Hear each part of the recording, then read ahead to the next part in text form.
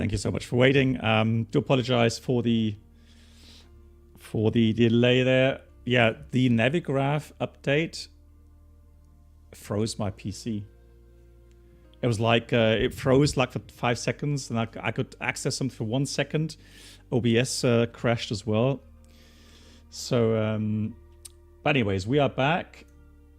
And I know YouTube is going to cause some commotion because there people have to then restart or reselect the correct stream window. Anyways, let's get right back. Pilots flies as Heathrow is full of A320s on that's fantastic. Okay, so I have updated Navigraph and I have updated GSX.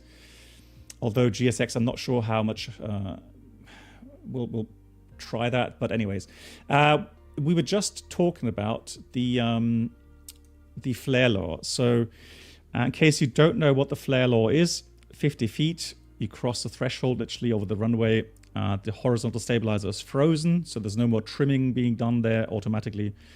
And then there's a direct to elevator stick elevator relationship, and there is some dampening regarding load factor and pitch rate command. Now, the system memorizes the aircraft attitude at 50 feet, and that's important because, as we've said, up to now in Block 1... Hey, Nicotive! Happy Block 2 day, lol, yeah. How are you? Yeah, Rabonis, yeah, we've set the... Or do you mean that there's different settings than the ones I've shown? Okay, well, we'll go with that initially. Right. Yeah, so I have updated those. Yeah, that's correct. So if those are, thank you, Mark. Thanks for the link.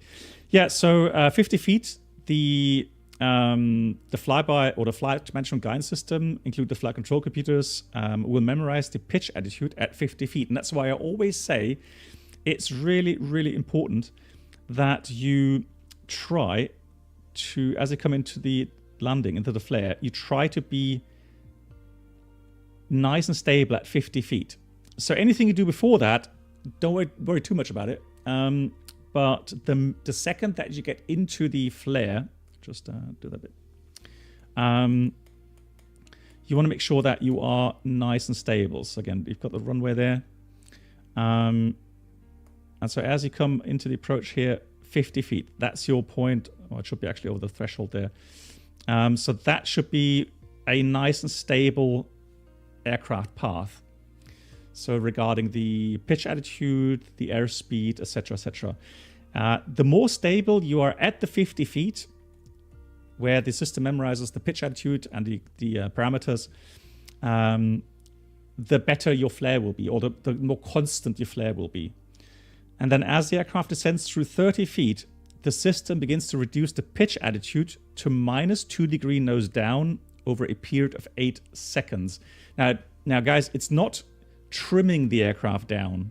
It's using the elevators to synthetically pitch down the aircraft by 2 degrees over an 8-second period. And that's supposed to simulate the flare effect as you go into the flare and reduce the engine power, for example, and the airspeed reduces. In conventional aircraft, you then have to add back pressure onto the flight control to prevent the nose from dropping. Nico, the land mode, that's an automatic landing mode, Nico. That's something different.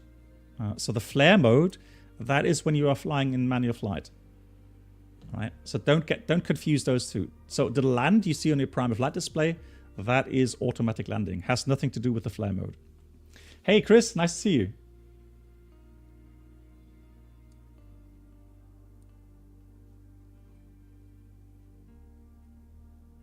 Oh, okay, interesting. Okay, so we'll have a look out for the EFB if it's causing any issues. Yeah, thanks for the heads up, Chris. I hope you're doing well.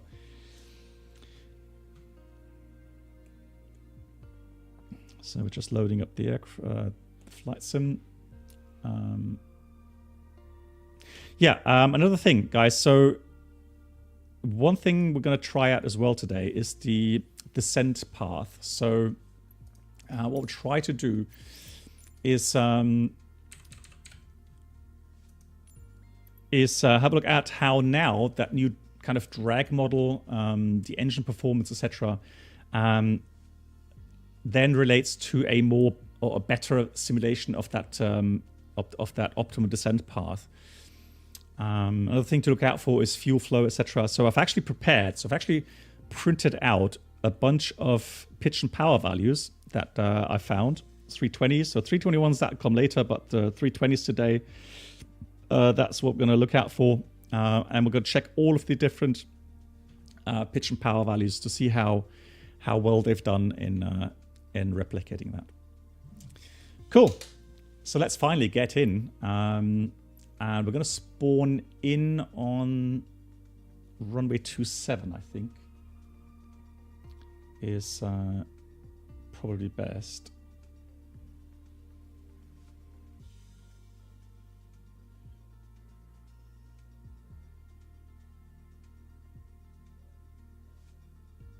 Hey, Amir, nice to see you. There he is.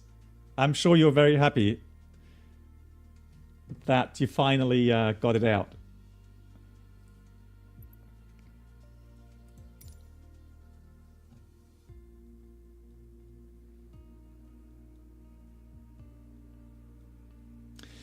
Okay, so Amir says be careful to check the wind data is correct. So the flight sim data for the profile is correct and adding up to the values it got in the FMC. Yeah, VNF will be fine. But just exhausted, I can imagine. So Amir, big round of applause for you and your development team. Thank you so much. Actually, I need to start that. And yeah, looking forward to the improvements. Especially also with regards to flare behavior and so on. But I've also pointed out at the beginning, this stream is not intended to poke the finger at anything and say, oh, this is bad, and that's not the intent of my stream.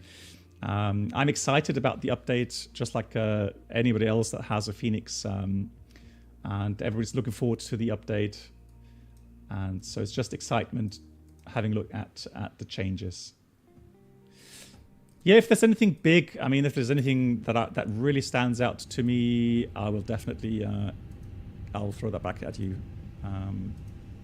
So we're going to go daytime here, obviously.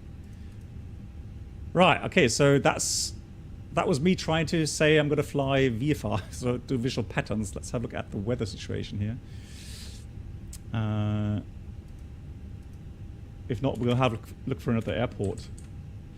Overcast 2000. No, it should be all right. Overcast 2000 should be just fine. 170 at 7, just a little bit crosswind.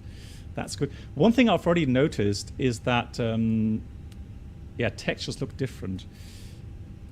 They already look a bit different. And there's the new EFB. Woohoo. Yeah, we're going to start on the runway, Bob, because I want to go straight into flying and do some visual patterns. I thought so. Hang on. Let me just log in. Yeah, Amir, I have changed it because on your blog. So somebody pointed me to your blog entry there regarding the curves, and I've entered those exactly that. Bob, I wish it was so easy. No, so unfortunately now the code is no longer valid because I've entered it. So, hang on. Hold on. Control inputs. What have I done wrong then? Hang on. Did I get the plus minus wrong? Hold on.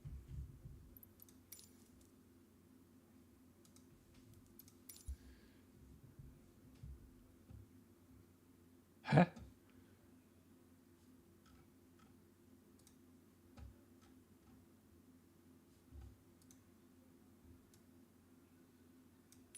Yeah, I did, didn't I? So minus 20. Okay, good catch, guys. Wow, that could have been embarrassing. Welcome aboard the Captain Black Box Duo Channel experience. Could new subscribers please make their way to the first class cabin, where complimentary drinks, snacks and premium flight infotainment now it's correct. will So be now, served. Thank you. Let me just check the rudder as well. Good we captain and chat. Hope everyone is well. Thank you so much, Flying Wolf. Thank you so much for 3 months. Good of you. And here on the... Yeah, there I've got it correct. -40. Oh, yeah, okay. So I've got that correct at least. Fantastic. And then on options here...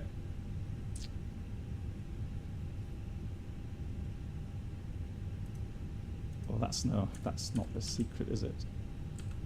I think I actually did that.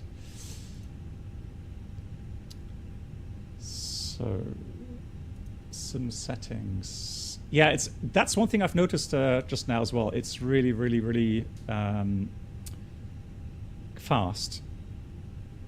More sensitive. Hey, Quert, how you doing? So controls. Now I've got more options. So we're going to do...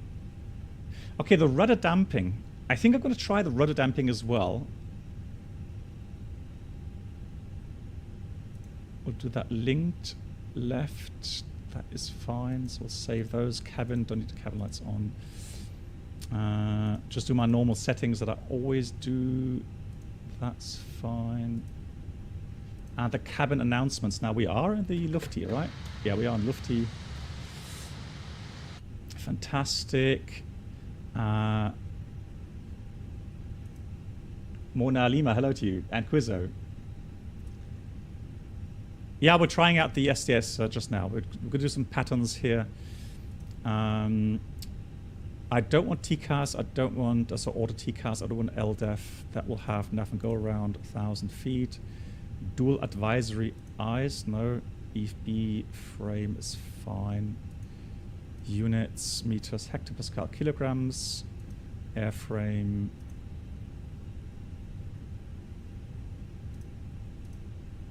That's good. Brake fans, European cabin ready. DDR, I don't need. Okay, the rest is fine. Cool. So I think we're good on that. Failures, we'll try something later on as well with the failures, just not now. So what I'm going to do is we're going to do left-hand patterns here in Bremen. Oh, I like that. Very nice. Yeah, this is, guys, this is already extremely nice to have this so responsive and just so quick. Yeah, I'm sure you all agree. So approach, we're going to go and set the just the frequency for the runway. But again, we are going to do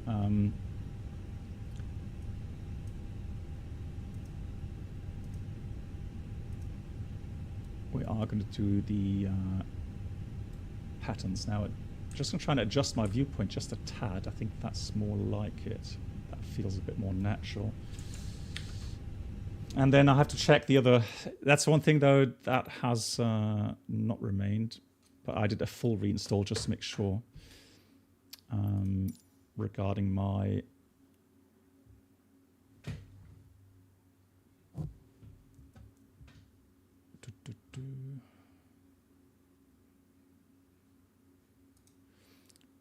camera, cockpit camera settings. So just need to have to reset those quickly.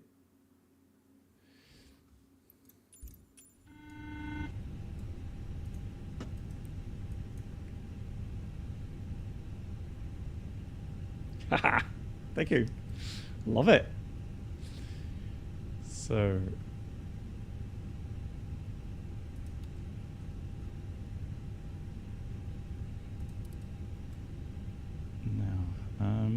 so I'm going to try to set these viewpoints real quickly, and then we're good to go.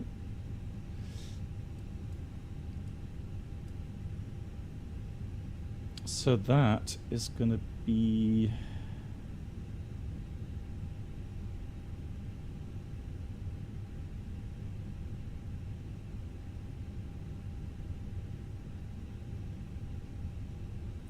That's going to be...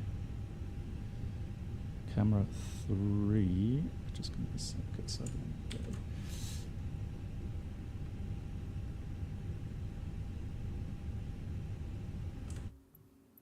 Hold on.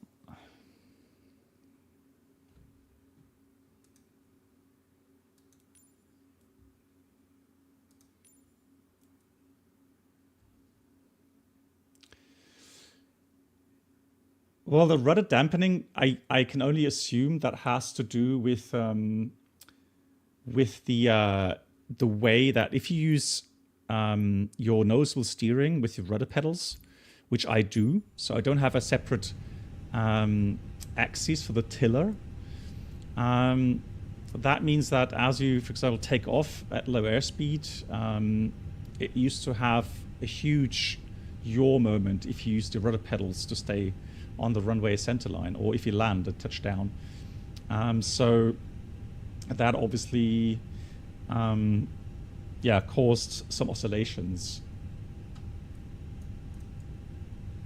So I'll put this as 1.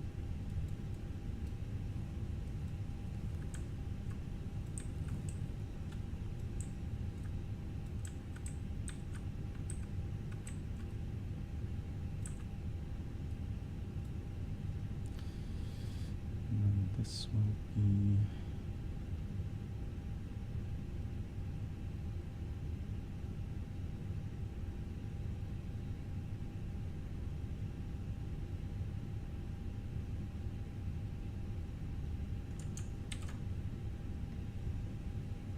so that's 1. Then that is button number 2, which will be 4.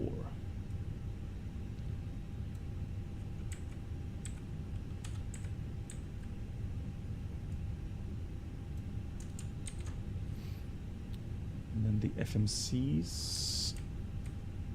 Unfortunately, that's something I have to do to get a quick access onto these pages here. That is going to be. Let me do this as. That's 3. 3 is. And mathematics, hello. And then this will be number, that's 4, 4 is 3. So let's try that. Perfect, that's already good. Then I want to have one left side, which we'll use as that. And then I want the right side, which is number 7. And that's camera 6. And then we are good to go. Fantastic, thank you. Is 28 circle land 10? Hey, Matter. With what regards? We're just going to do normal visual patterns. So that database is good. Config, we're going to go fuel. Let's just put 4,000 kilograms of fuel in here. And then 0 fuel weight. Just going to add a bit. So we've got 50.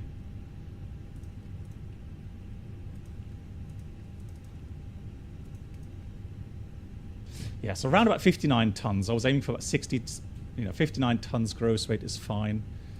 That is good. Yeah, the update is out, yeah. The keys to create shortcuts for me, I mean, for the shortcuts, I mean the viewpoints. So on my throttle quadrant, I have the top layer of buttons there, heading, nav, and so on. So those buttons I've mapped to the viewpoints here with the camera. And so to save camera viewpoints, it's control, so left control, left alt, and then the number for the hardware, the camera that you want to save. So this will be camera 1. So left control, left alt 1.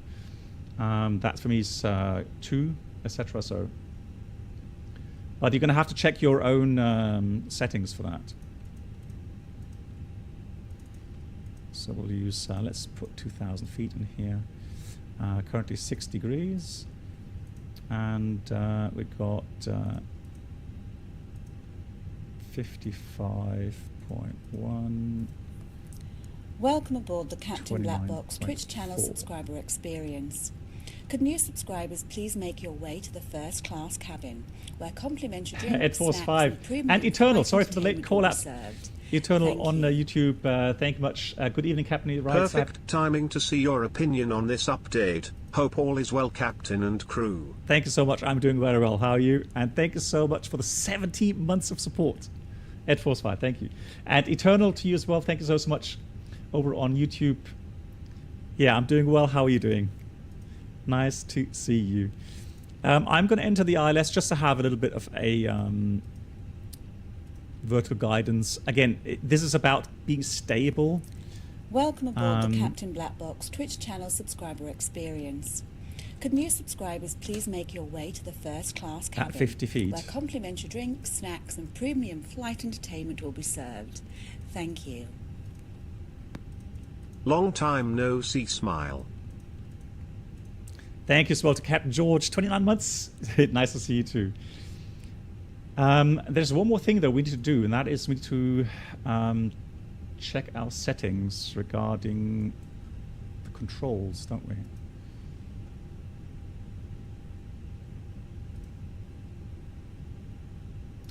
And controls.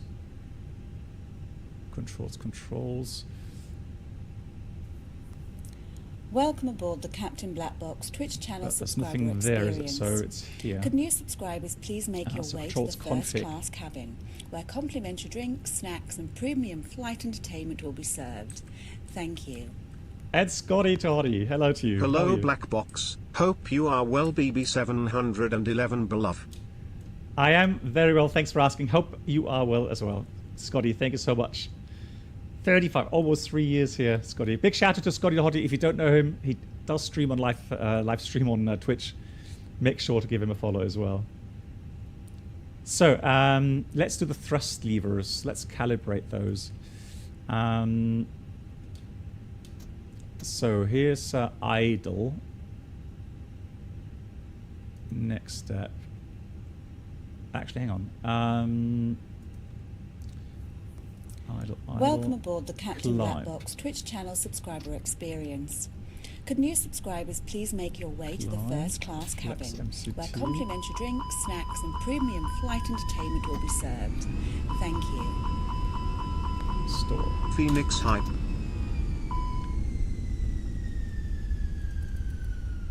And Pilsnerish, also hello to you. Thank you so much for the 36 3 years FENIX hype, indeed. So, there we go. Now let's have a look at the flap setting. So,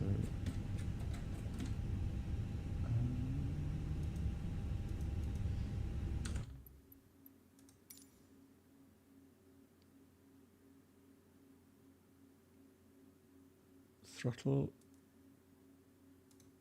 So let me just check that. Yeah, flaps axis. So that is gone as well. So side stick, that's fine. Hardware, flaps, calibrate. So this is up. Flaps 1, flaps 2, flaps 3, and flaps 4. Store. There we go. So here comes flaps 1. That is good, that is good, that is good. Get the flex, flight plan, and yeah, 1500 feet will do. I'm going to put this to the nav position, so we have 1.5 miles. Flight controls are working, fantastic. And then let me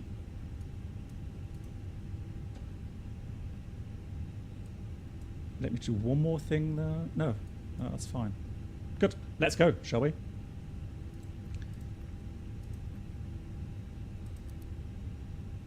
Signs.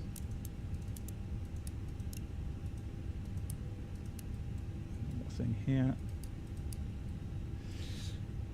So we are just doing patterns for now, guys. I want to try out the the flight controls, see if I can feel any big differences and so on.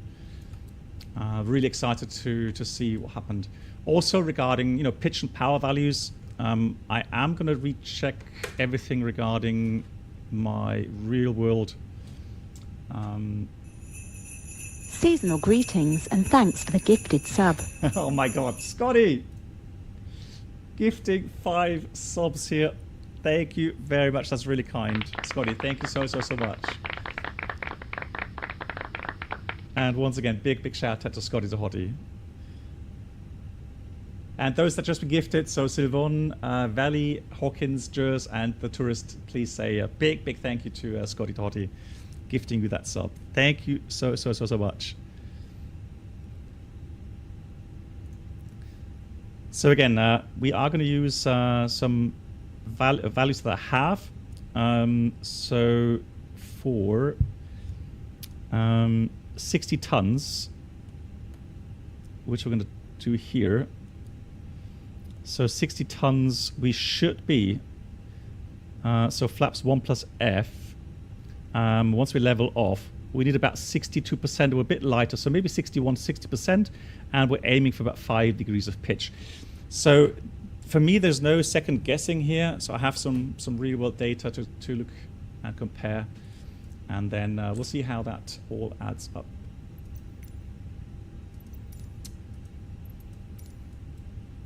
There we go. Let's go.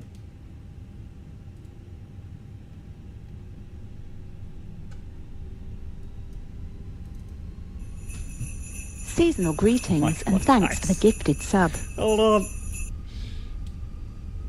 And Avenger also coming in with a 5 gifted sub bomb. Thank you so much, everyone.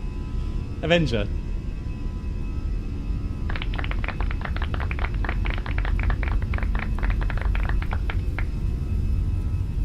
Oh, wow. Okay, so I've just done my normal rudder inputs.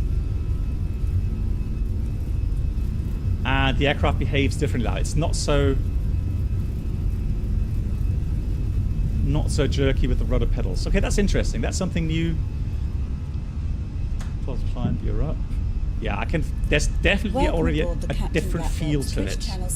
That I can definitely say. Could new subscribers please make your way to the first class cabin, where complimentary drinks, snacks, and premium flight entertainment will be served. Thank you.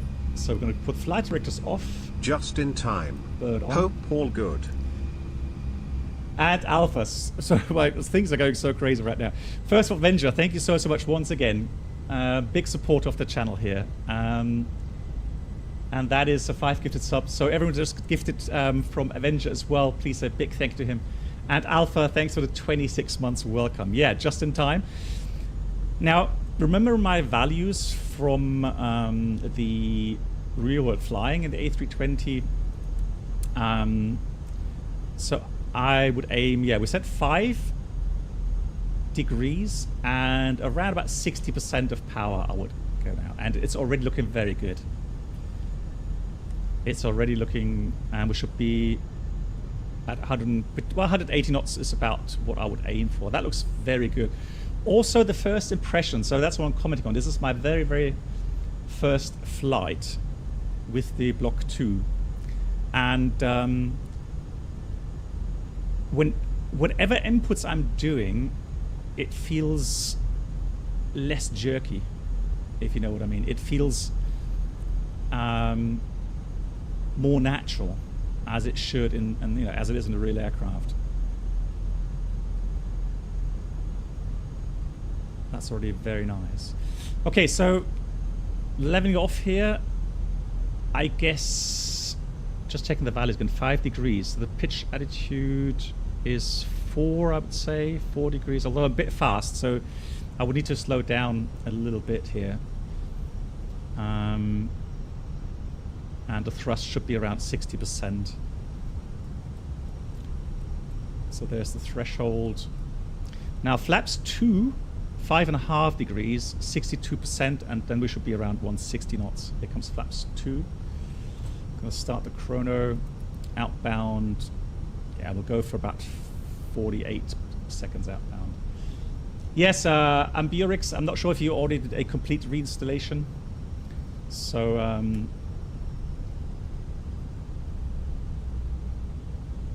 yeah, for me, I did lose my camera settings. Yeah.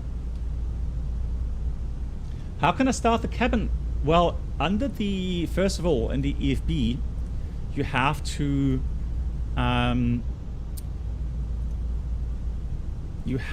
select here cabin announcements.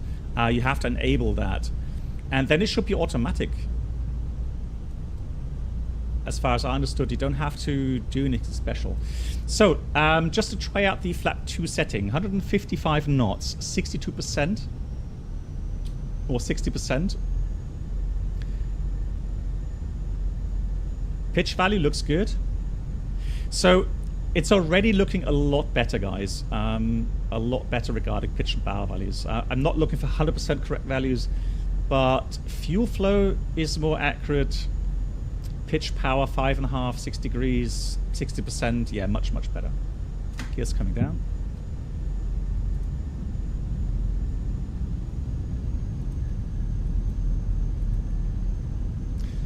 Did I just miss that thump?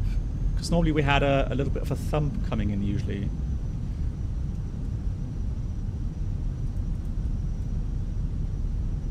Here goes flaps 3.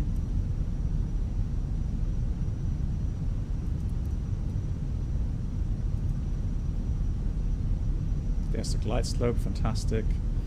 Let's go turn final, and we'll do a config full. I'm just going to do a visual approach, so not doing anything special there. 1, 0, 2, 0. Just overshooting a little bit here. And temperature was about 6, and the wind is 170. Speed. Correcting 170 at 7. Cool. So I'm going to try to set up everything now for the approach here. There's the runway. Trying to get normal values, and then we'll see how that goes.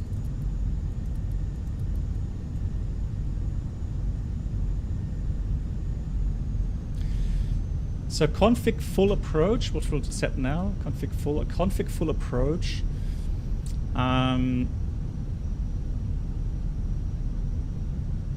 This weight would be, I would say, 52, 53%, although I have to recheck my normal values.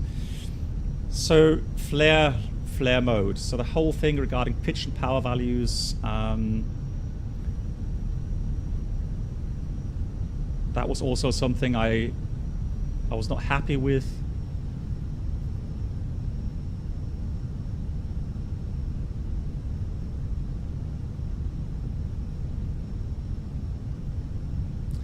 So let's try to get into the right profile here, and I'm looking for, at the approach, it should be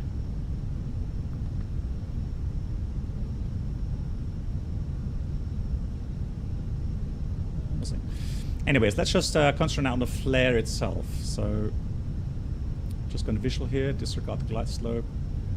Power seems a little bit low. 40, 30, 20, retard. 5. Wow, that well, that was definitely the butter, right? Let's just put flaps 2. Or flaps 2, yeah, flaps 2 it is. And let's go Mantoga. And we'll rotate. How's the rate gear up? I honestly, since I'm using DX12, I don't really expect a difference in FPS. I guess I would need to try out DX11 at some stage.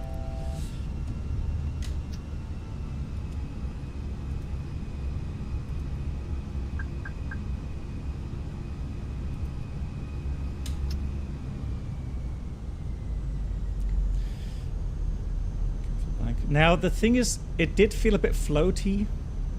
but I have to admit that we didn't really come in that stable. So I'm going to try give myself a bit more room, try to set up nice and stable. And I am looking for a config full approach. We're supposed to have a 2.5 degree pitch, and the thrust should be gross weight minus 3%.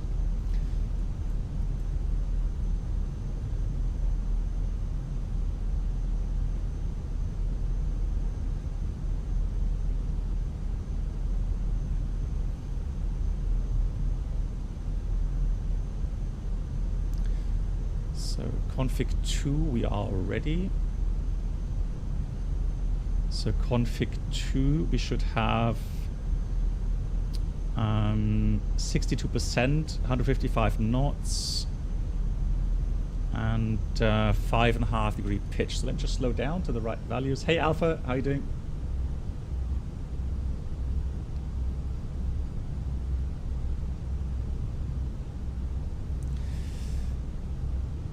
So it's about 2.5 degree offset. What are those?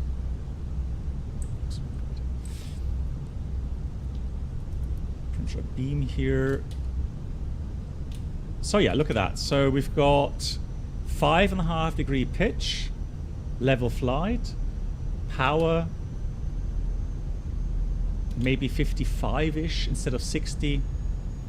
But again, those are just minor differences now. The big thing... Oh, sorry, Hayden, I'm sorry. Hang on, did I... Hayden, thank you so much for the 100 bits. I'm very sorry for missing that. Apologies. Thank you so much, Hayden, for your support. Oh, good question. I've not asked Amir when he was in, but he did say on that video regarding hardware compatibility that he tried to get that working, but I've not tried it yet. But to be honest, to be fair, Hazza, I would imagine, it was class 3, I would imagine that there will be updates needed regarding the drivers. So I don't think it makes much sense to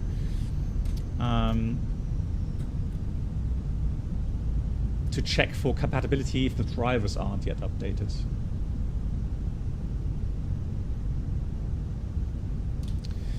So again, I'm just going to try to get onto the right path here a little bit quicker. Here's the glide slope, fantastic. Let's set the power.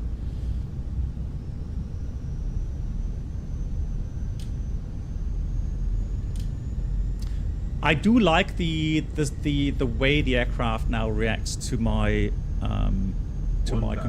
control inputs. Well, that was risky. That could have almost been a face reveal. Hang on. Let me just get the aircraft set up.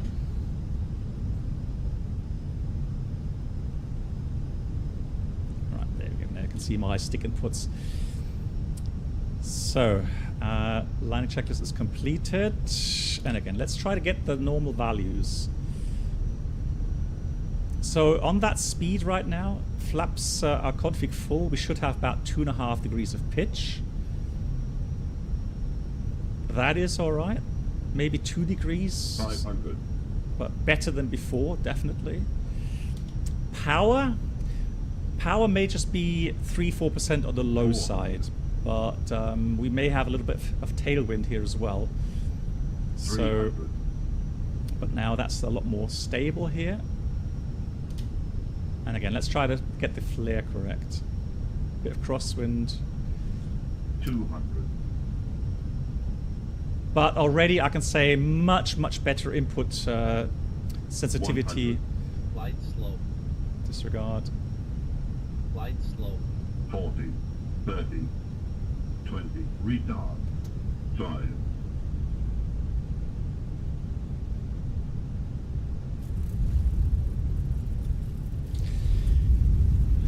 It may be me, it may be me, but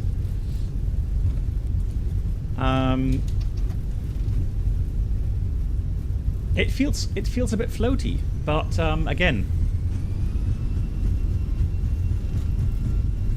maybe that is just me.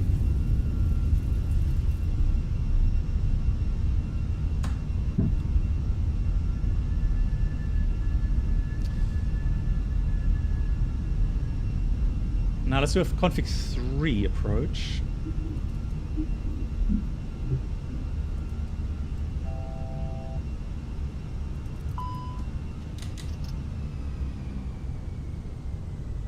Config 3.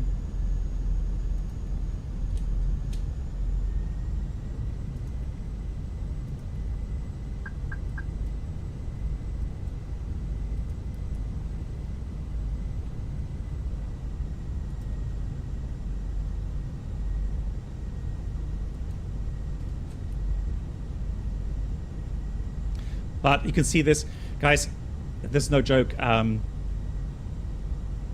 This feels so much more natural now with the control inputs and the way the aircraft handles. So it's a lot better and more reliable to control the pitch and power values. That's definitely improved. Absolutely. That is much better. I like it. Hands down. This is already much better. GG's. Hello, Black Box. Hey, Brenald, how you doing? I'm using the CFMs right now, but we will try the IAEs, of course, on the normal flight A to B.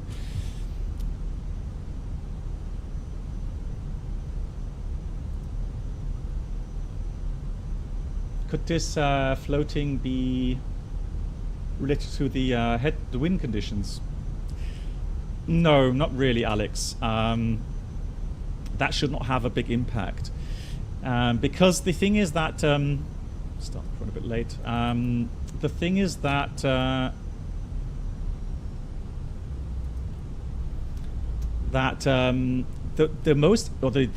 biggest influence on the pitch value then as you go into the flare is that flare mode from the aircraft itself. And the speed reduction, that should actually, if you don't do much of back input into the flight stick, it should lower the nose. So what I'm doing now, guys, I am going to go and flare and then let go of the stick. And I want to see if the aircraft pitches down. Could new subscribers please make your way to the first class cabin, where complimentary drinks, snacks and premium flight entertainment will be served. Thank you. Christian, hello to you. Thank you so much again. Hello BB and chat. Hope Hello. you are all doing well. I am. How do you rate the update so far? Well, I can't really say much because I've just done, this is the fourth pattern, I think. Third pattern. After updating everything, and what I can definitely already say is 1000. Check the sensitivity of the flight stick. So using the recommended settings from FENIX, and the dampening that they've implemented feels very natural. It actually feels much more realistic to the previous version. So that is definitely much better.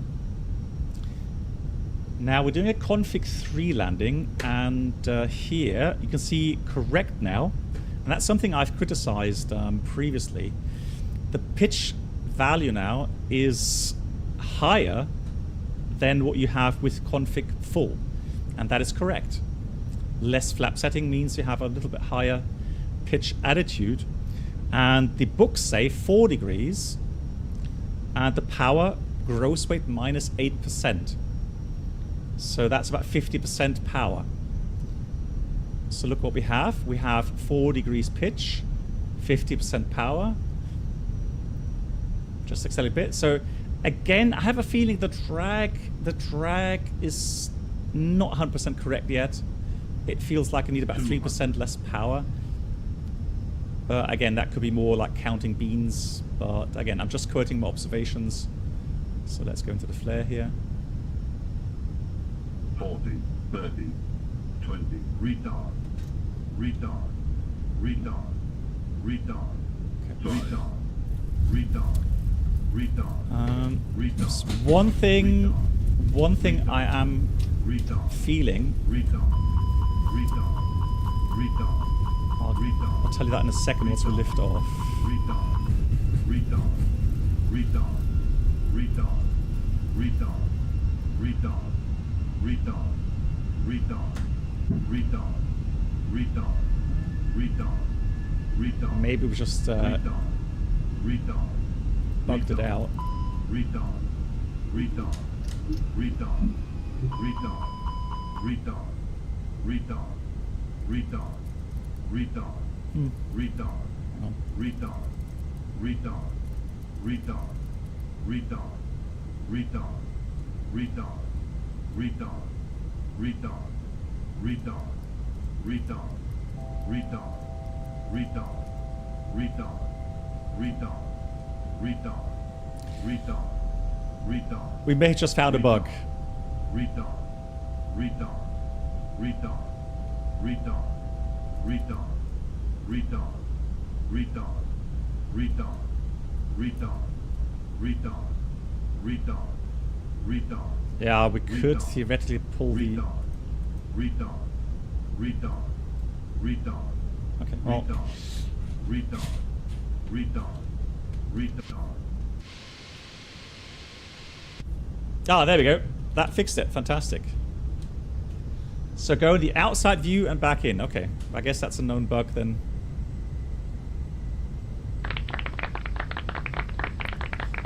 Good, we fixed that. Let's go back again to flaps 1. So, just to let you know about my feeling regarding the flare.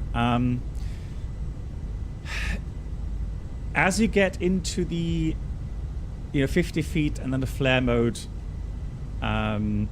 activation, initially when you pull back for the flare, the aircraft, so the real aircraft, is actually still fairly responsive. So you don't really have to pull back very much. And I have a feeling at the moment, at least, that I still have to pull quite hard to get the aircraft pitch up. But a Samos audio engine, okay. But let me just try one more time here. Trying to get everything nicely settled. So here comes flaps 2.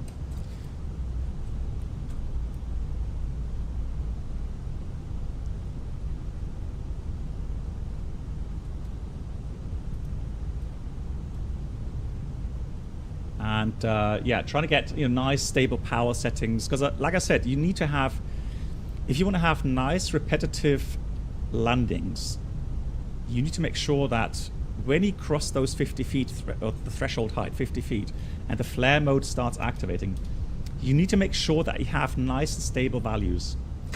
It doesn't make sense if your descent rate is too high, your pitch values are wrong, because that reference that the flight management guidance system takes for the flare law is wrong as well. So nice and stable values.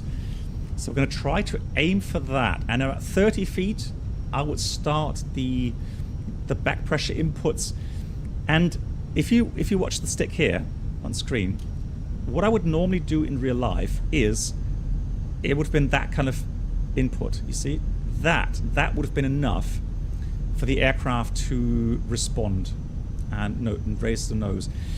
Because what you're doing with that is you're implying a G-force that the aircraft will try to then copy or actually implement. And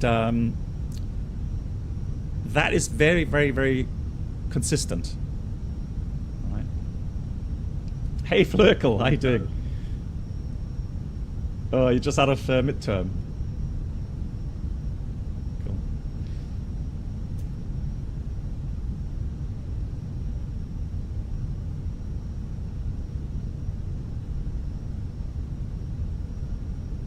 Yeah, but again, here in flight, so the roll responsiveness, pitch responsiveness, that is all fine. there's no complaints from me on that side. Landing checklist completed. That's nothing I would have or want to see changed, so that's fine. Again, 4 degrees of pitch, and we should be around about 50%. So yeah, I would the tendency would be about 4% below the book values.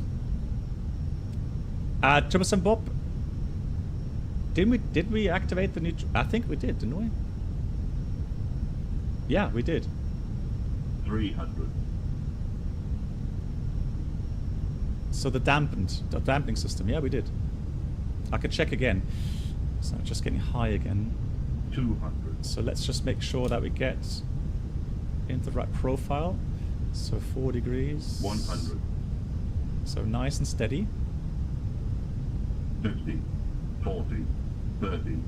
20. Yeah. Retard. It still needs way too much stick input, unfortunately.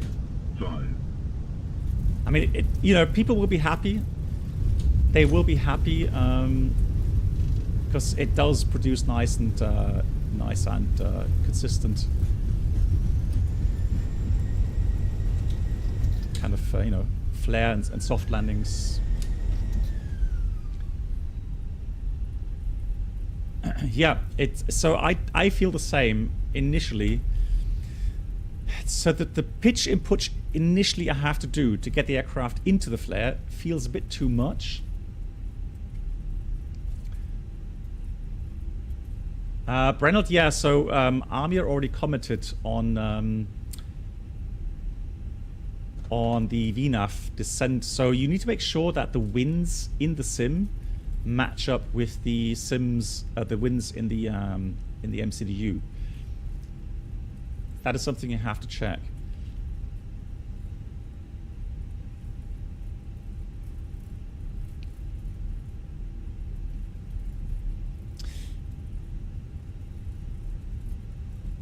Well, actually, you know what? That's actually a good point. So let me just check something here. So let's go controls.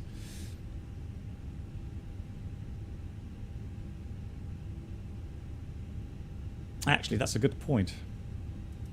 Do I need to restart the aircraft or something? Or is that okay if I just deactivate that? Yeah, I think that, guys, yeah, people are requesting to try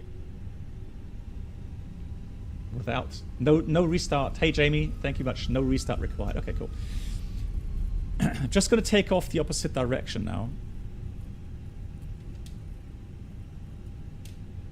because the wind is from 170, so that's fine. That's the dampening, the new system dampening for the joystick.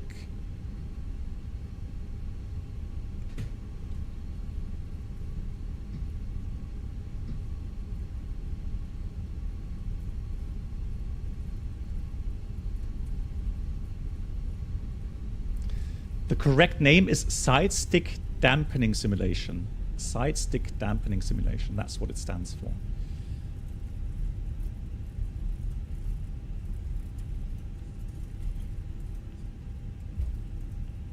Okay, so I've switched it off now. Let me see. Bruno or Ami, what about the rest of the settings? Kolimato, hello, and Dendarian, hello to you. Is there anything else? So the settings on the blog, is that also working with the SDS off? Or is that or is that counterproductive?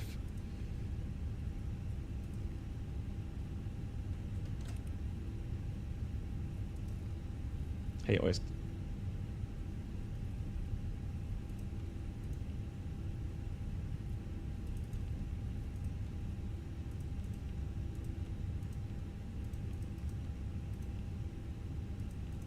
Good question, right?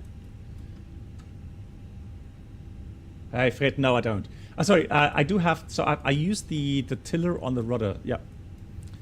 That I am using. But they have an option now regarding rudder dampening, so that's good. Good. Guys, so one more time then. Let's try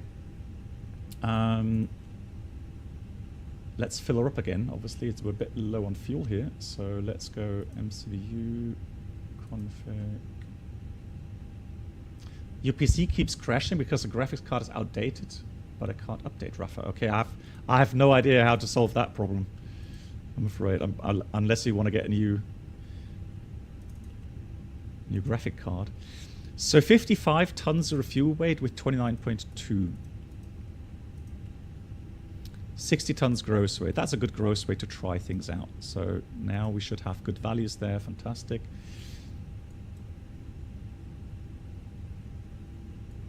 Okay.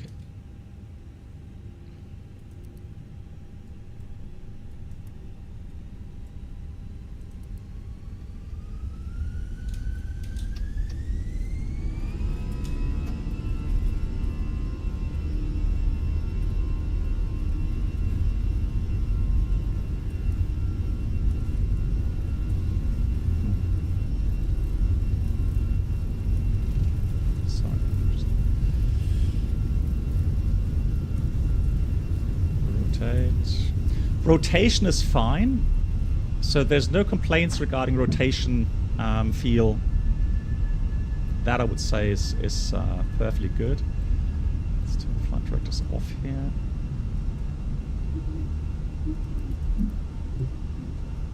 Is it me, Bruno, or are the sounds a little bit quieter now?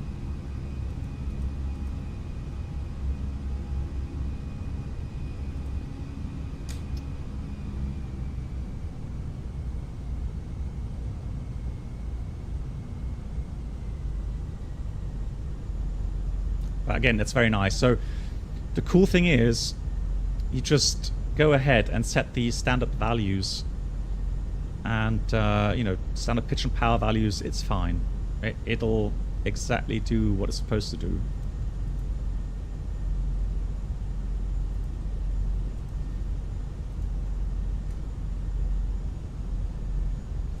Okay, so sound wise, okay, well, I'm going to do one more config full landing now, and the SDS, so the side stick dampening, is switched off.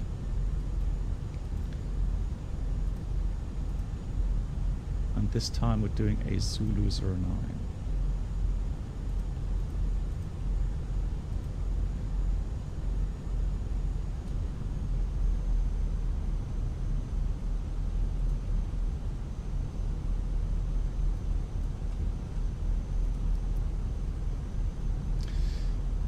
Do we use frame generation? So yes, so I'm using frame generation, but the anti-aliasing is on TAA still. But yeah, DX12, frame generation, AFAM.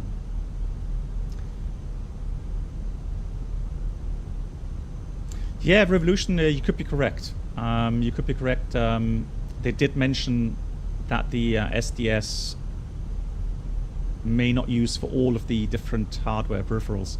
So I'm using the Warthog base, so it's a Warthog Thrustmaster base, which is per se a little bit stiffer, and so maybe with that it will help. Although, I mean, it will be interesting to see if there's any. Oops, it's faster speed, so. It will be interesting to see if there's any different feel now regarding the flare.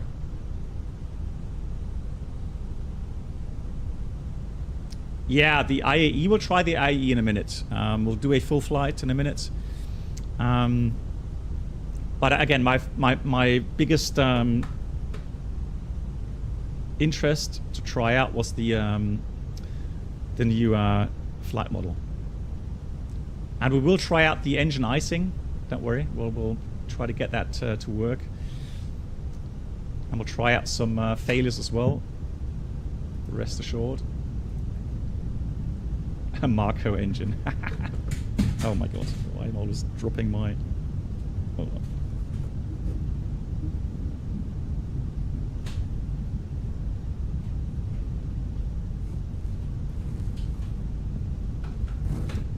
$1,000. So let's try to get that.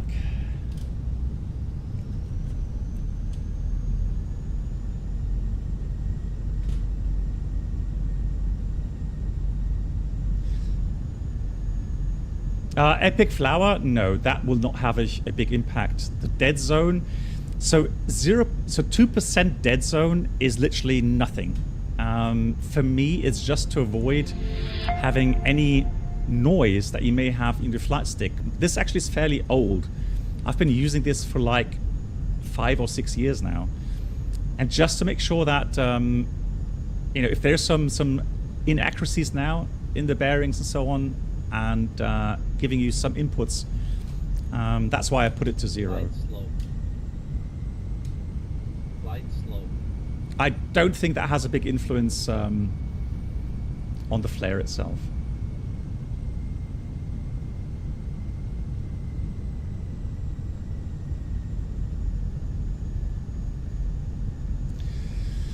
So let's try again this way around. So config full.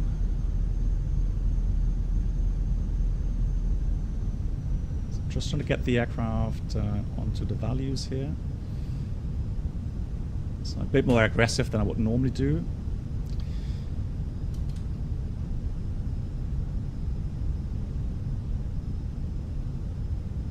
Landing checklist completed. Trying to get on path here.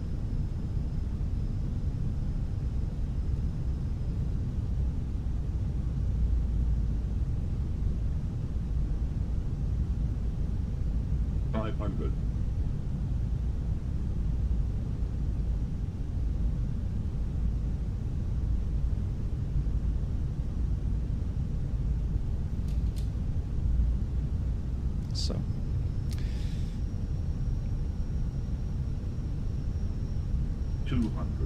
pitch looks good now. Just gonna go visual now, disregard the glide slope. 2 red, 2 white. Aim for the touchdown zone. 40, 30, 20, retard. 5.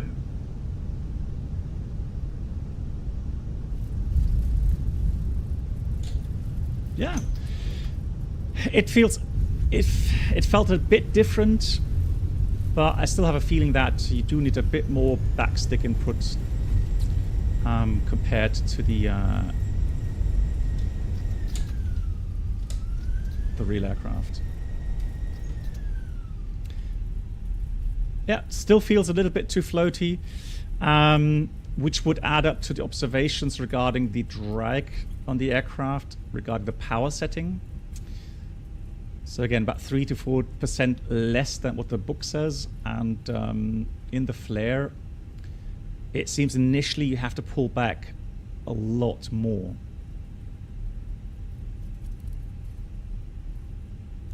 Yeah, the EFB is fantastic responsive now. Huge improvement there. Absolutely. That is really good. You see how quick you can actually change the pages now? That is very, very nice. Yeah, that is really cool. Yeah.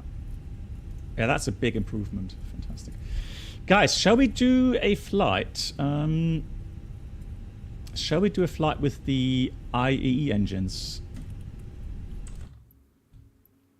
Performance.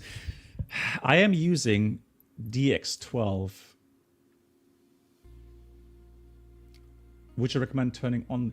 I don't know. So fly for life. The problem is regarding SDS, so the side stick dampening. I don't know what peripherals you use, because it seems to heavily depend on you know your joystick and if it makes sense to use SDS or not. Welcome aboard the Captain Black Box Duo Channel experience. Could new subscribers please make their way to the first class cabin where Jason, thank complimentary you very much drinks, for gifting snacks us up. and premium flight infotainment will be served. Thank you. Thank you so much, Lewis. Jason, thank you much for gifting a sub to Zemes. Jason, big round of applause for that. Thank you very much. So these are my settings. So I am using frame generation with DX12 and Welcome aboard the TAA. Captain Black Box Twitch channel And subscriber the rest experience. is mostly ultra Could and new high subscribers settings. Please make your way to the first class cabin where Performance-wise- complimentary drinks, snacks and premium flight entertainment will be served. Thank you. Thank you so much to Lewis Daniel as well, coming with 17 months. Lewis, thank you so much. Yeah, because we went out with the aircraft moving, so that's why it does that here in the screen as well. Have you seen that yet, Bob? Hang on. Welcome aboard the Captain Black Box Duo Channel experience. Could new subscribers please make their way to the first class cabin, where complimentary drinks, snacks and premium flight infotainment will be served. Thank you. And Jason as well. Jason not only gifting us up, but also subscribing. Thank you so much for joining the community. I want to go to Athens, and we'll do a quick hop to Samos. Just want to check that we have Samos active content.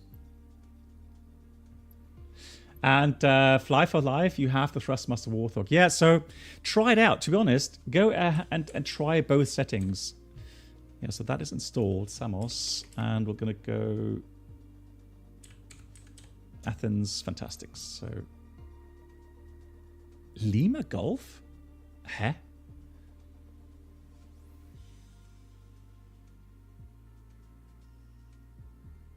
I thought we had Fly Tampa, Athens, but hey, who knows? It doesn't matter.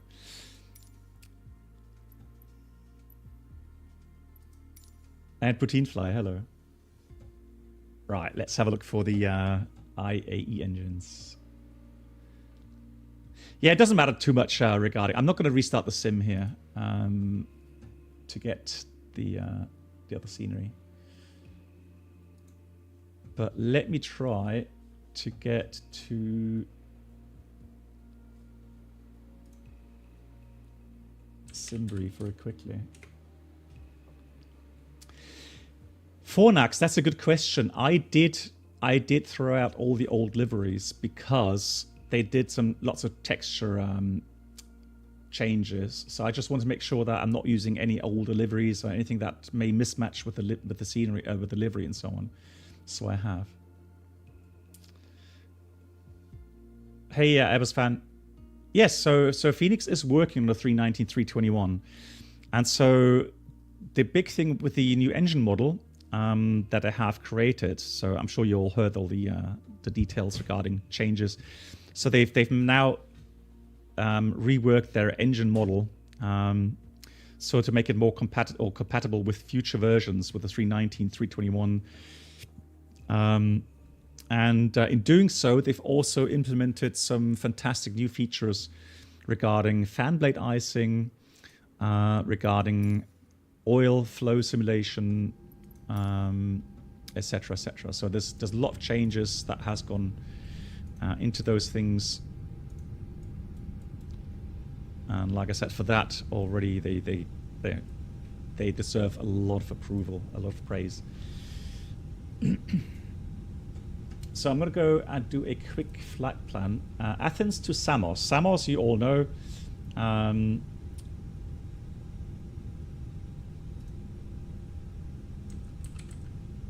Lovely, lovely airport. Very challenging. So do that. What settings used in the FENIX and flight deck displays? So I can show you the settings. Any settings you want to see here in particular? Anything?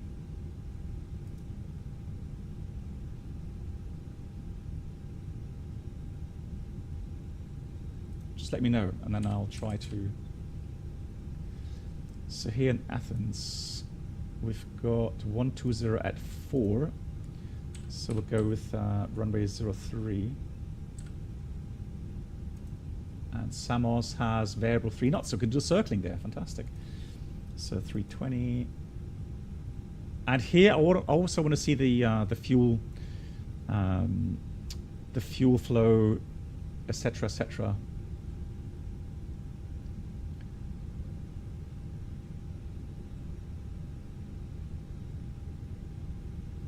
So let's put a zero fuel weight of 56 tons. And the fuel value We'll take 1,000 kilograms for a go around if needed.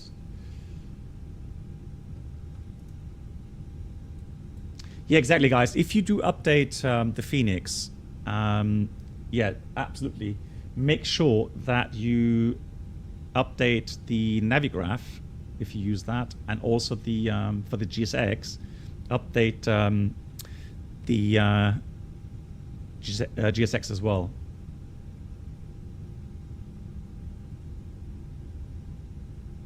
Be careful after install the update. All your Microsoft settings are gone. I've noticed that the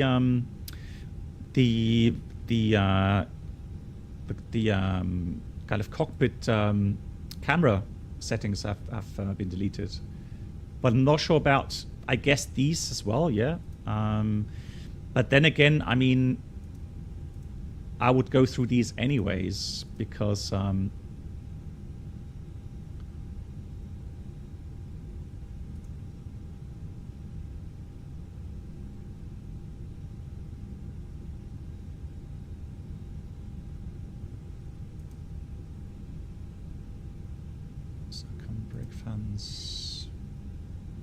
so that seems to be saved across the version. That's nice.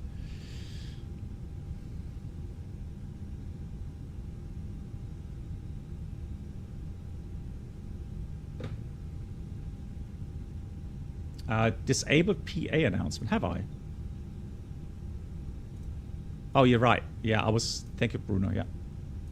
Yeah, I wanted to deactivate the cabin lights. What? Hello?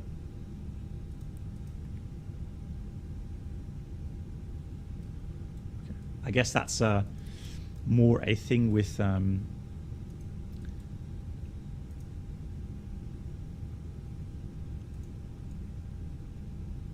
so 11:04. Let's do 12 o'clock then. Do a quick setup here. Okay, they've changed that as well. That's interesting. That's nice. Okay, they've updated that. 16 minutes, cool. And then, well, that's correct. Okay, Fornax, yeah, no worries. So that's nice. Quite like that as well. Very responsive again in here. Excellent. And then ground services. Let's get GPU, chocks, toggle jetway. And then we'll do... Oh, you've got to... Okay, so the IAE, they have a different camera set.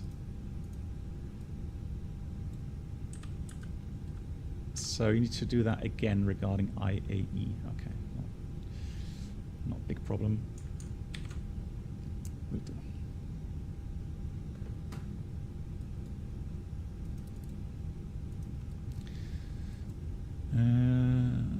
Let's have a look. So panel states, turnaround. Yeah, we'll do that. Thank you.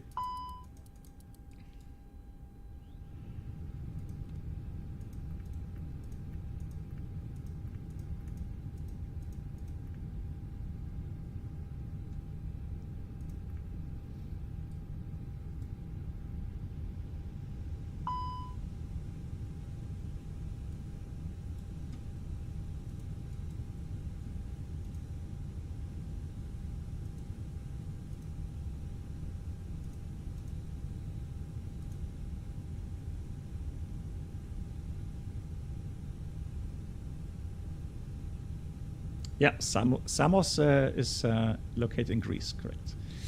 I hope that that is not an issue.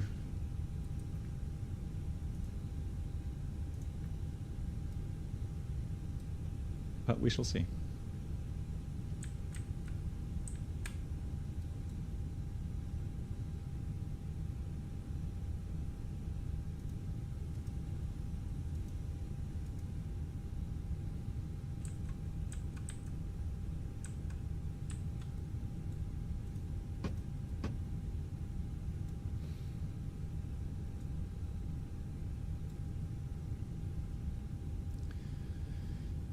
So let's check quickly the setup here regarding cameras again.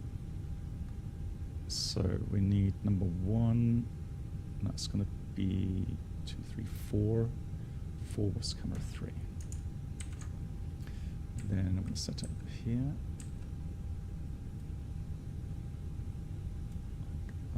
That is going to be 2, 3, 3 is camera 7.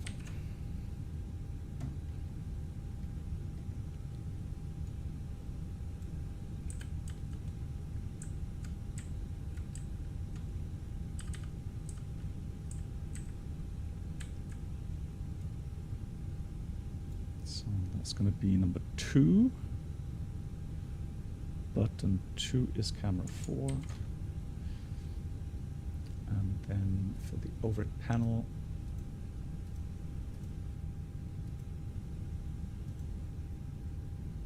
is that it? Yeah, fantastic. Cool. So there we've got the overhead panel, and that's number 1. Number 1 is 5. Cool. Excellent. Right, here we go.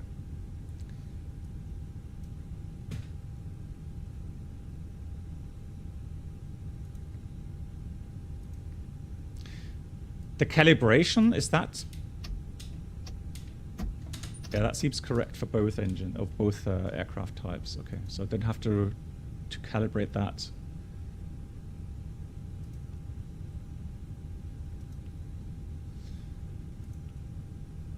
So flight init, here comes the init here. Okay, so thank you, Bruno. So calibration is shared between the 2 versions. That's good. Let's do the init request here.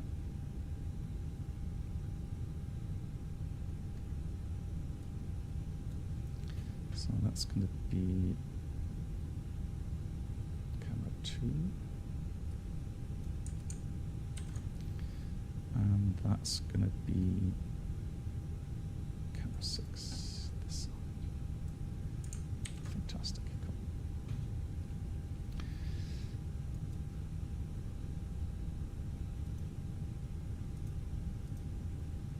It should not be a long flight. Flight time 43 minutes. We'll depart 03 right. Kia to Juliet. And then we'll do the 09 circling, obviously.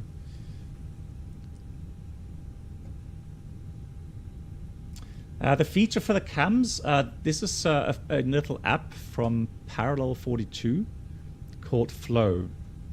And I'm using the Flow Pro version. There's different options regarding the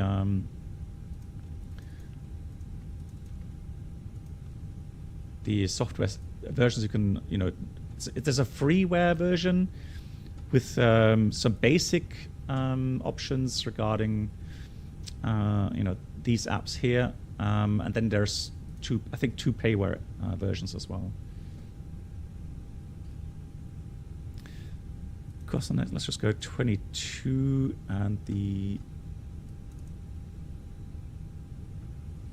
flight level is 230. Although, let me go a little bit higher. Let me go 310. Again, just to try out the VNAV or the managed descent, etc., etc. So the integration with GSX, let me have a look. So if we go mass and balance,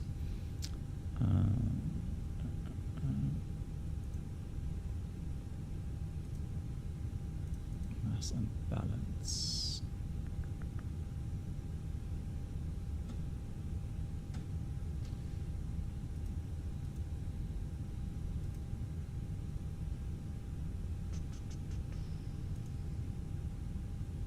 Yeah, I'm having a look at my, but that's the right name. So the settings. Some settings.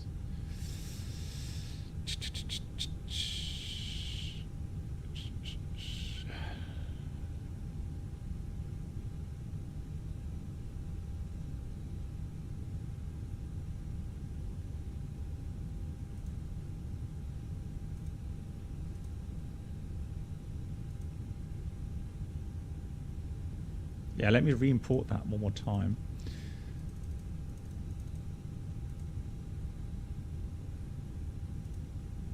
Yeah, there we go. That was a problem. So load aircraft and confirm load aircraft GSX.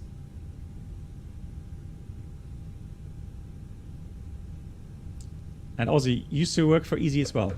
Nice. Good. So I guess it will activate everything regarding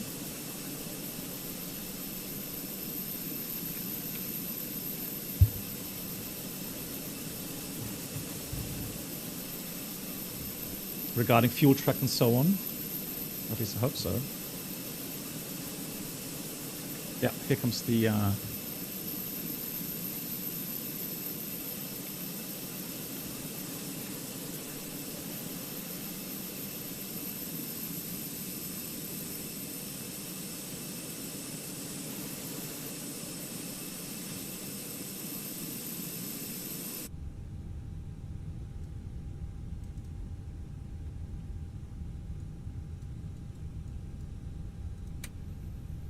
nice. Yeah, let's have a look at the new textures real quickly.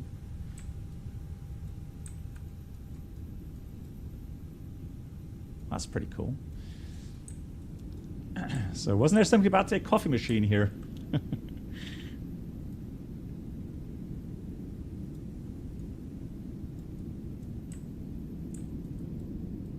Does opening the cargo door now pressures the yellow system? Can a plug? We'll try.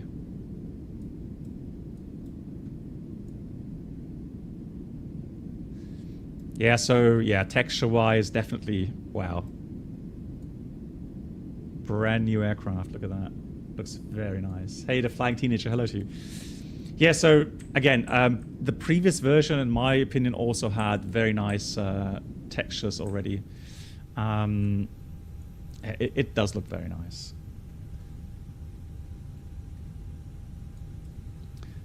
Okay, so I'll tell you what we'll do then. So the yellow system is off, okay? And we're going to go and have a look about chocks. Chocks are in place. So let's release the parking brake, and I'm going to pump the pedals here to deplete the acupressure. So every time you press that, it will deplete the acupressure. So about 5-6 cycles, that depletes completely, and then yeah, then you don't have even enough pressure to. That's nice. You see how that gets less and less. That's correct. Yeah, yellow acupressure low, and so now, since the acupressure is also depleted, you can't even set the parking brakes anymore, unless you repower the accumulator. And so, either by operating the cargo doors. So if someone on the outside operates cargo doors, that will activate the yellow electric pump for the hydraulic system. And so that will then replenish the accumulator pressure. But you can also switch it on manually. So I'm going to switch on the yellow ELIC pump here. And there we go. So now it's slowly, that's correct, it takes its time to build up. And now you can see that the accumulator pressure has recharged. So cannon plug, I think that's what you wanted to see.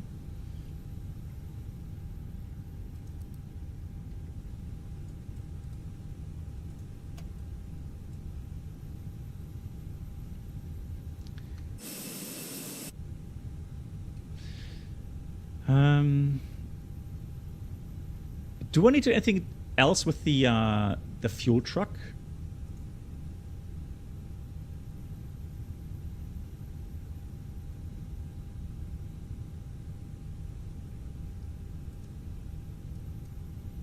I shouldn't. Is that too short as a turnaround time?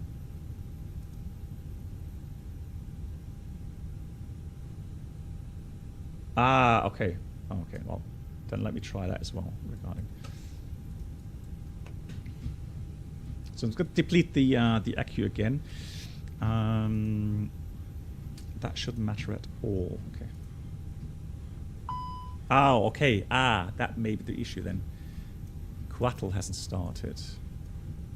That's why.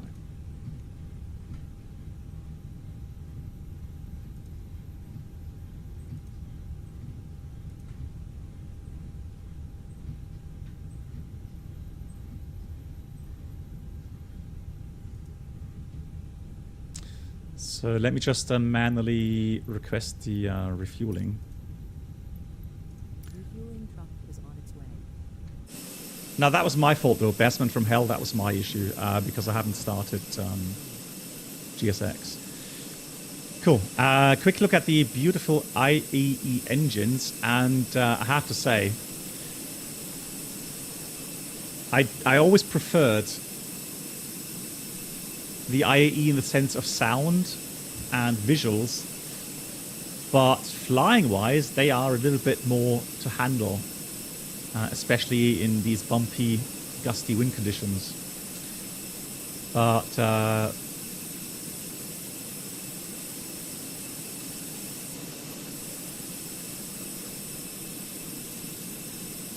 apart from that, yeah, especially the sounds, they're very nice. Love it. Here comes the fuel truck. Fantastic. Cool. So let's check again the acupressure. So that's 0. Okay, so let me now open and close a door real quickly. Please don't load aircraft until the fuel truck arrives and ask to do it. So let's have a look here. Ground services. So there we go. So now, again, yellow electric pump goes on because they're moving a cargo door, and here it replenishes the acupressure. So that's fine.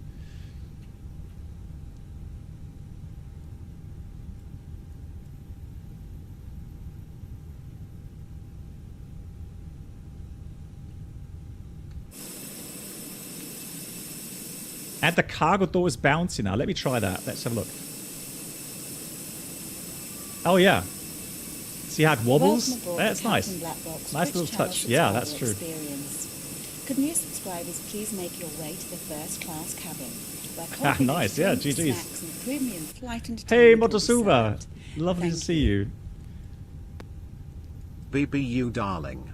Sorry for not being about too much. We need a catch soon. Less than 3. Thank you so much, Motosuba. Lovely to see you. And yeah, I know that you're busy, and nevertheless, if you want to, catch up again, maybe on a shared flight sometime, let me know. Thank you so much. Big shout out to Motosuba. Thank you so much.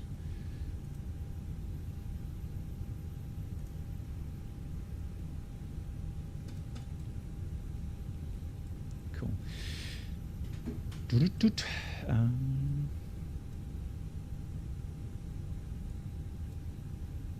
Yeah, so it's refueling. That's nice.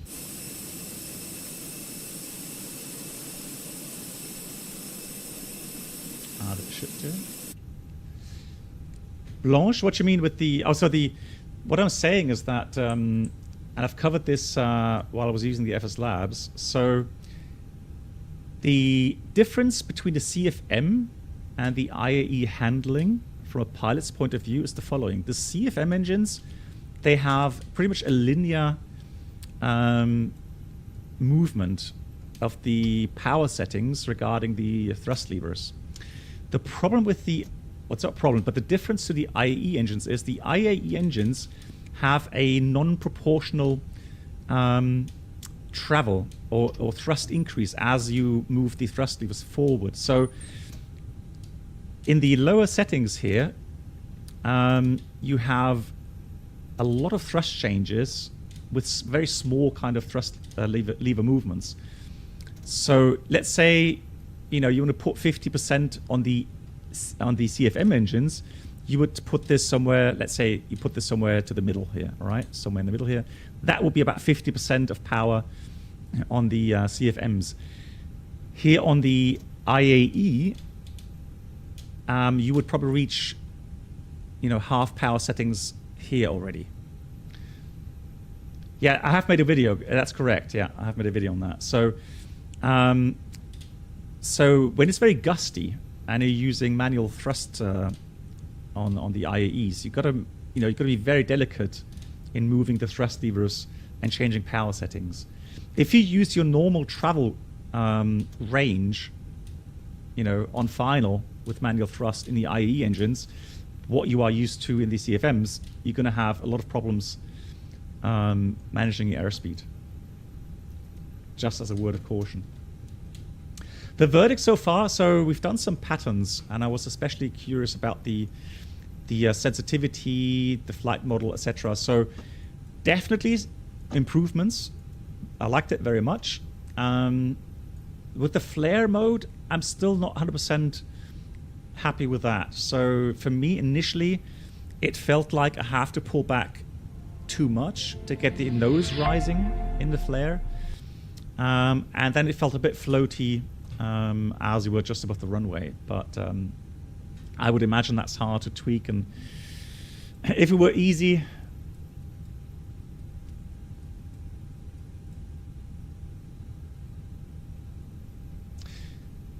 Yeah, right now, Motosuva, we're trying a full flight. So particularly what we'll try to do then is have a look at the managed descent function. And the big important thing is that you need to have the correct wind values. So the wind values here in the MCDU need to be close to the real world values, or the values that you used here in the flight sim. If they don't match up, then of course the managed descent function, the VNAV path function, will not be correct. I mean, that's obvious. But we'll check it out.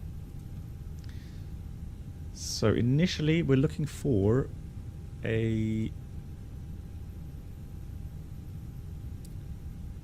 zero fuel weight value according to the flight plan. Let's go to the flight plan here. 56 tons, we said. So going to put 56 tons in here. And the block fuel is supposed to be, yeah, 6.2. And that is already in. So 6.2. And they're cleaning up. So they're finished. Fantastic. Good. Departure. We said we're going to go with the 03 right. That means we'll go with 2 Juliet, Kia 2 Juliet. Then we've got the flight planned route. Samos will do the visual, so we'll do the VOR Alpha 09. And that will be the 2 Alpha arrival then. And approach via Larky, I think it was. Let me have a look.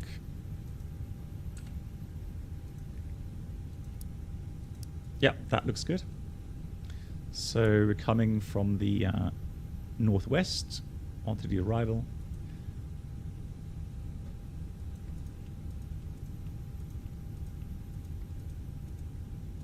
That looks all fine. Very happy. Cool. So this will be actually quite nice to try out that managed descent, see how that that works out. Before I try something else, let me just have a look if the current drivers... Oh, so I'm not sure if Amir is still listening. Amir, regarding hardware, there was a question whether or not compatibility is already implemented.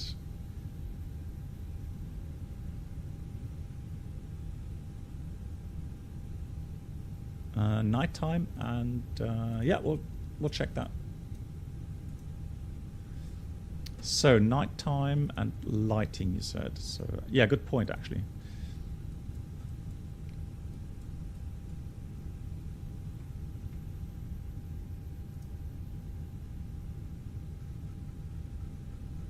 So that's off. That's the lighting. Here we got flood lighting. Yeah, love how the LCDs bleed, so the light bleeding there. That looks nice. Flood lighting.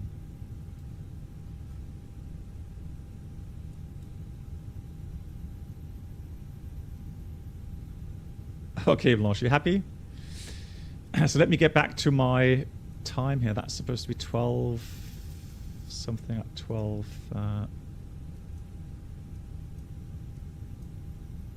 That's the 12 o'clock here.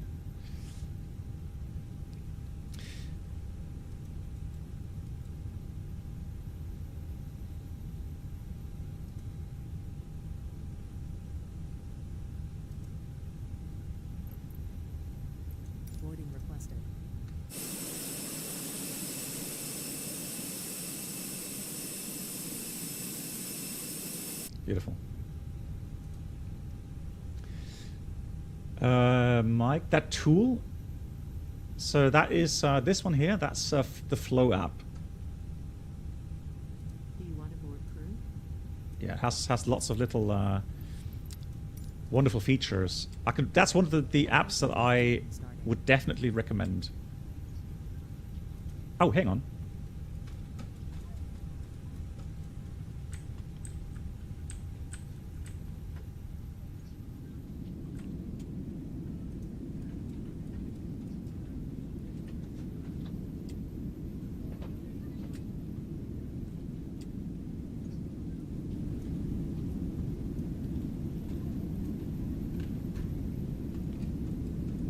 You can't hear anything? What do you mean?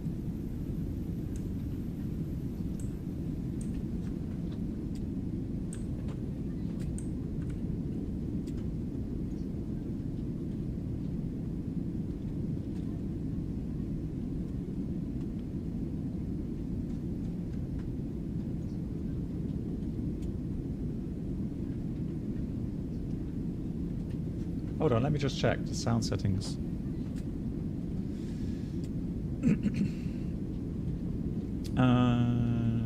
Sounds. So volume mixer.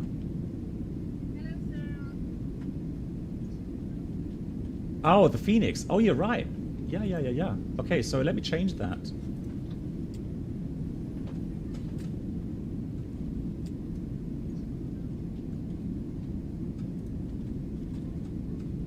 That's a new one, right?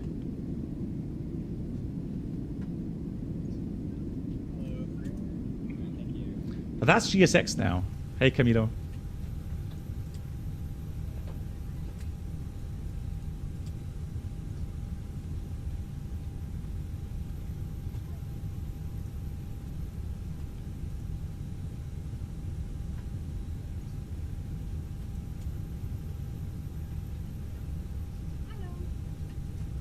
Yeah, I do hear it. So the thing is, I hear the announcements. I do hear them.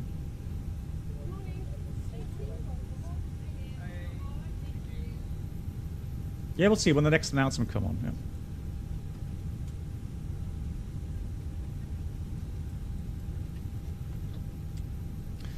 Yeah. The backlighting. Oh, no. So when you have them on full brightness, they just have a little bit. They have quite a glare to them. But as you dial them down, yeah, there's no announcements right now. So the initial announcement regarding baggage and so on, that's already stopped.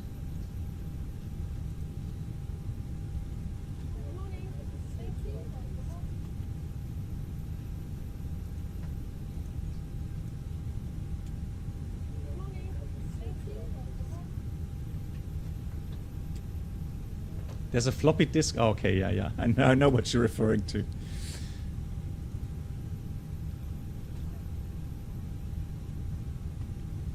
I know what you're referring to.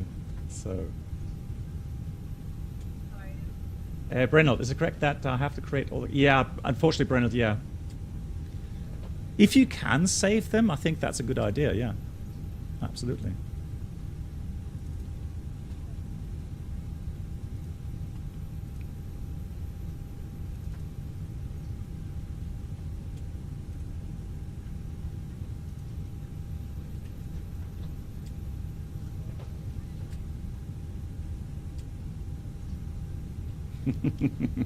Hey, Voyager, moin. Right. So, that's boarding, that's fine. What else do we need to do? Welcome aboard the Captain Black Box Duo Channel And Florian, experience. hello to you. Thank you so much. Could new subscribers please make their way to the first class cabin, where complimentary drinks, snacks and premium flight infotainment will be served. Thank you. That's nice. Florian, thank you so much. Changing from a prime to a level 1. Thank you so much, Florian. That's really, really kind. Oh yeah, Bob, was that from Miami? Miami, Miami, Munich. Twitch channel subscriber experience. Yeah. Could new subscribers please make your way to the first class cabin, where complimentary I don't know what to snacks think of and that, premium to be flight honest. entertainment will be served. Thank you. I don't know what to make of it.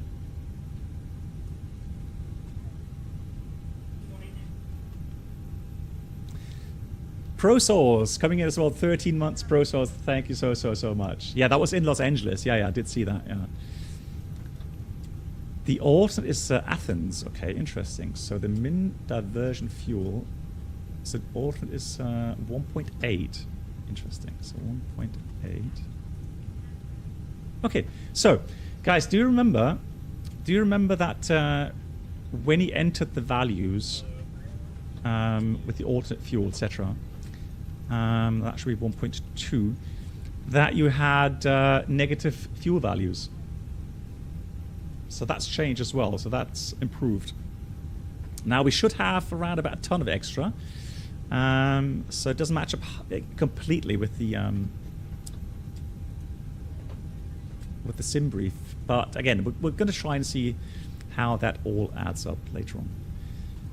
So RatNav for departure, we'll put Kia in here. That's fine. Secondary copy active. Just get the values here for the engine out. So if anything goes wrong, we'll return to Athens and we'll do a approach onto runway 03 left. We'll do a Zulu 3 left, no star. No via.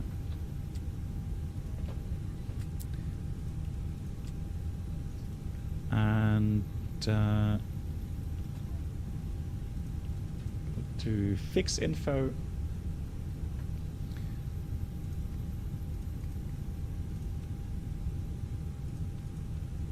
Three right. The engine out is 8 miles. So radial will be 033 and then 8 miles Sierra Alpha Tango. 8 miles radius, and then we go right 340 to Kia and so on. All right, cool. Nice.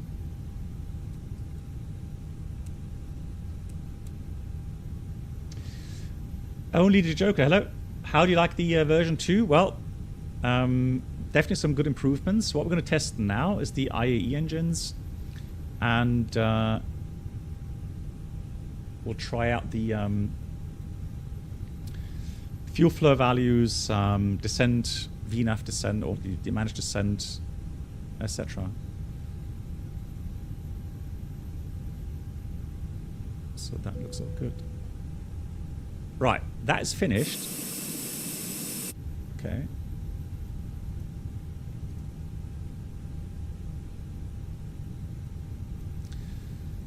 So we'll do cockpit preparation checklist. So cabins covers removed, fuel quantity 6,120 kilograms balanced. Seat belts can go on now. And ADIR's nav. Now, I guess there are certain triggers regarding announcements. So doors are closed. Yeah, performance coming. ADIR's nav and Baro ref is 1020 set. Fantastic. So.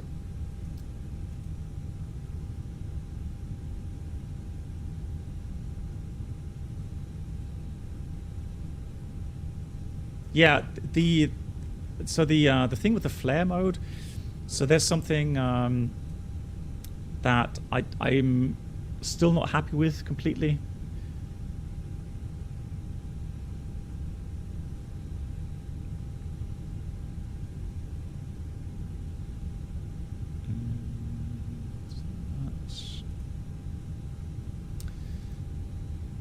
Departure, Kia to Juliet.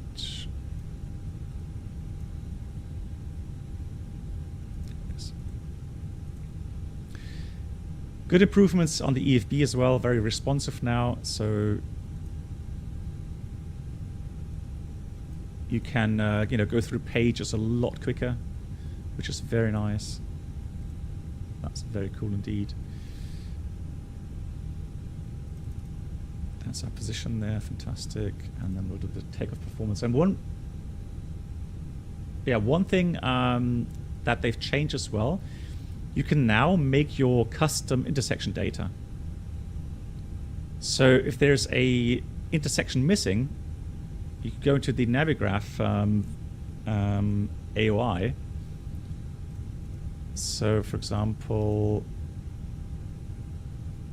the ground charts, then go to airport info, you'll find the takeoff run available, and then you can work out the shift from that intersection. And that way you could add that manually if you like. For us today, we're going to take, that's not allowed, so we'll take Delta 2. So Delta 2 it is.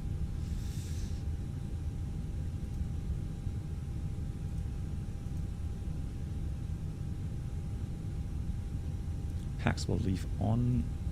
Sync weather. Hold on. Intersection.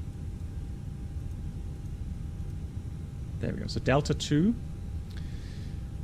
And this is one thing I've missed so much because I am a little lazy. I don't want to go, you know, change viewpoints all the time. So what I'm going to do is I'm just going to send that data to the MCDU, and it popularizes that in here. That's fantastic. Seasonal greetings and thanks for the gifted sub. That's really, really kind, guys. Thank you so much as well to HJ or John Timira. Thank you much, John, for the 5 gifted. Big round of applause for that. And so Freda, Dark Chaz, Zunek, Captain Manok, and Paparazzi, or Paparazzi. Thank you so much. Say a big thank you. Omar, yes, I do have what are called... oh, hang on. Lol.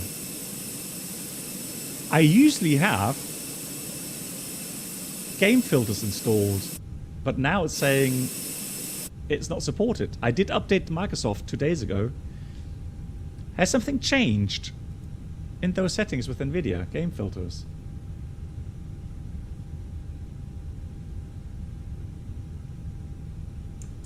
No, it says supported, not supported. A supported game is required to use this feature.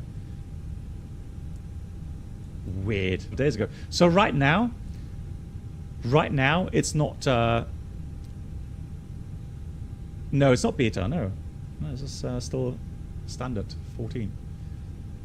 Yeah, the problem is the new drivers. TV. I had an issue with the new drivers. They caused a lot of stutterers. So I used the hotfix. But that hotfix worked fine with the game filters. But that answers the question right now. It's all vanilla. So right now, no game filters, nothing, no shaders, completely vanilla.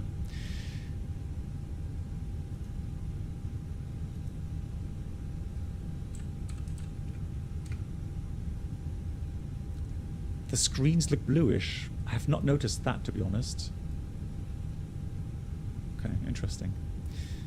We've got NEDP 1. Welcome aboard the Captain Black Box Duo Channel experience. Thank you Could so new much. subscribers please make their way to the first class cabin, where complimentary drinks, snacks, and premium flight infotainment will be served. Thank you. And live cockpits as well. Thanks for 8 months.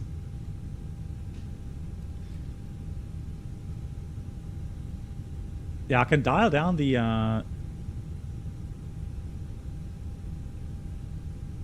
brightness setting just a tad if you think that's too much.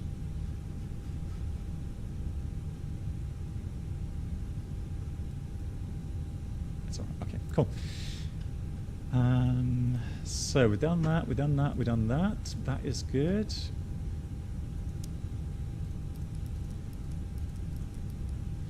Regarding announcements, Bruno, do you know when they trigger?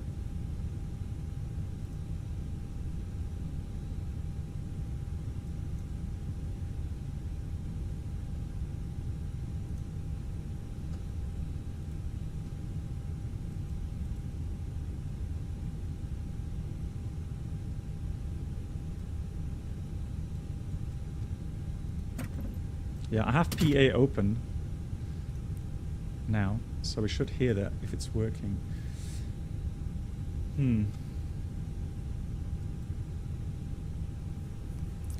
Welcome aboard the Captain Black Box Twitch channel subscriber experience. Could new subscribers please make your way to the first class cabin, where complimentary drinks, snacks and premium flight entertainment will be served. Thank you.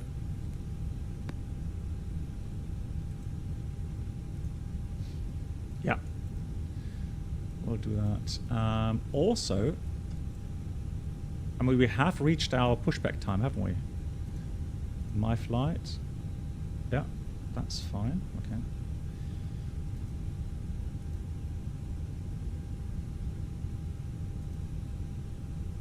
And Brain Compiler, thanks for the 24 months on both. That's 37 on Twitch.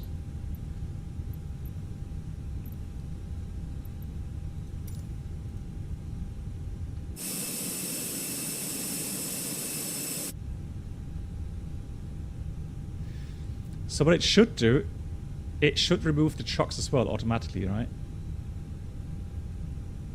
Oh my god, guys. Seasonal greetings and thanks for the gifted sub. Oh, that's just...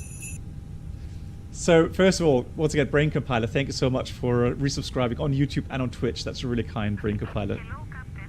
We are ready for pushback. And another gifted... 7 gifted subs. Good God. 7 gifted from Florian. Florian 11011. Thank you so much, Florian, for you as well. And everyone that's just been gifted, please say a big thank you to him. Thank you so much. Departure checks completed. Bypass pin inserted. Can I buy and use normally a FENIX A320 in a I'm sorry, so Cran, we're not we're not supporting and not really announcing anything regarding non-legal copies and so on. Be aware the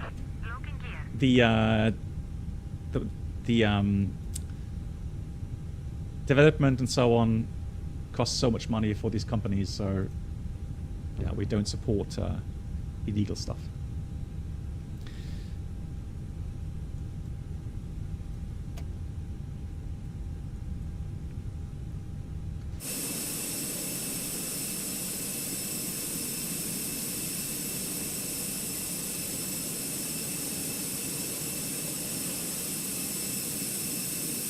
So let's do nose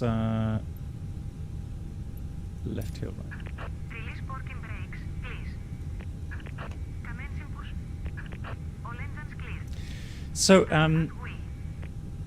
I may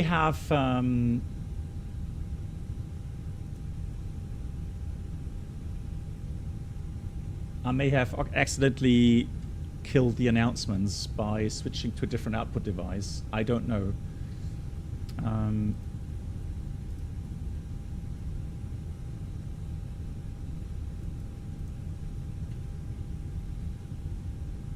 But I don't know how I can get them back now.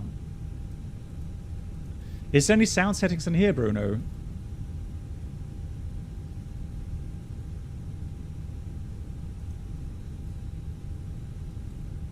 Oh, no, there aren't now.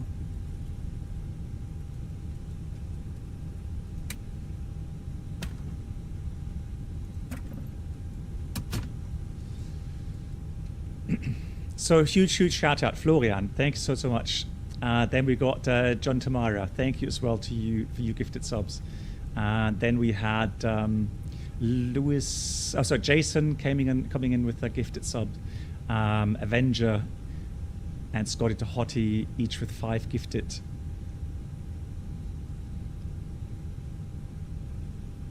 Thank you very much for that. Please set parking brakes. Waiting your confirmation for a good engine start. So let me dial up the sounds for the engines IAE, and then read the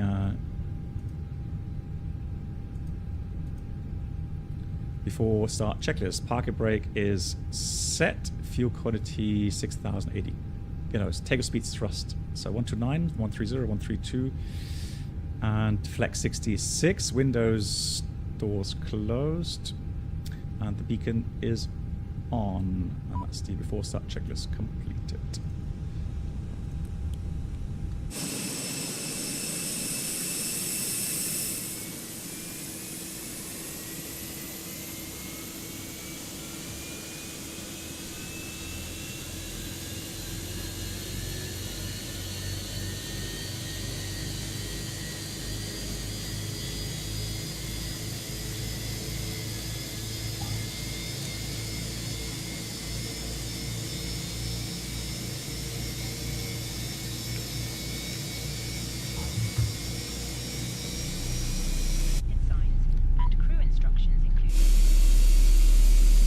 Ooh, nice base. Oh yeah. A lovely animation of the engine here. Really nice. Oh, the base is nice.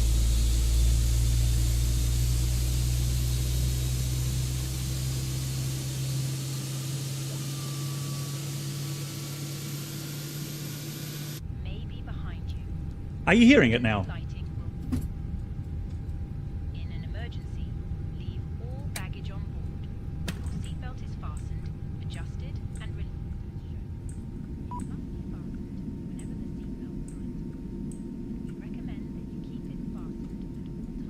It's a bit quieter here, isn't it? Pull a mask towards you to start the oxygen. Put the mask over your nose and mouth and breathe normally. Hold the mask in place with the strap. Pull on each side to adjust.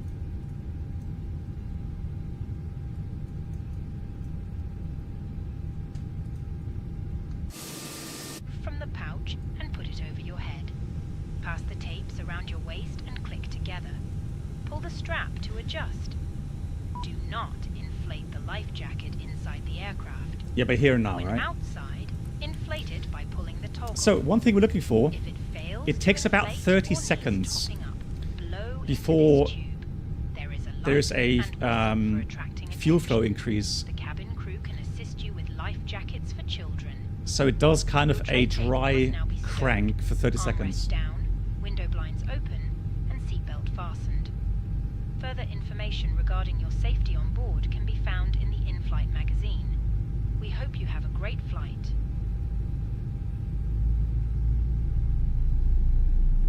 Oh, nice base. Oh, that's really nice.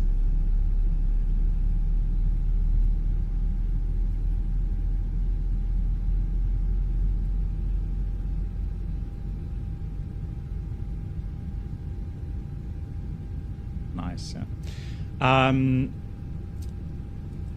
The announcements, so the announcements through the door is very quiet. Very quiet. So, but if you switch on the PA, obviously, yeah, then you have, you know, full access regarding how loud you want to hear that. So flaps 2.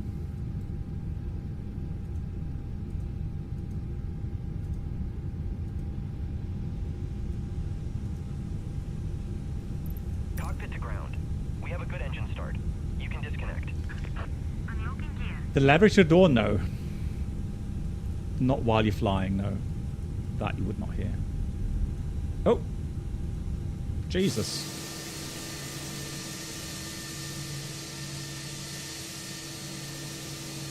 Well, I guess GSX just reset. Okay. That's weird. Hero plays. Do you know how to fix the following camera bug? When I click to a custom view by hotkey, I get the wrong view, which is anywhere in the cockpit. I've clicked the hotkey again. Yeah, I know. So you have to go twice, right? Sometimes. Yeah, I have the same. That's just bugged in Microsoft. First altitude. Yeah, let's go 9,000.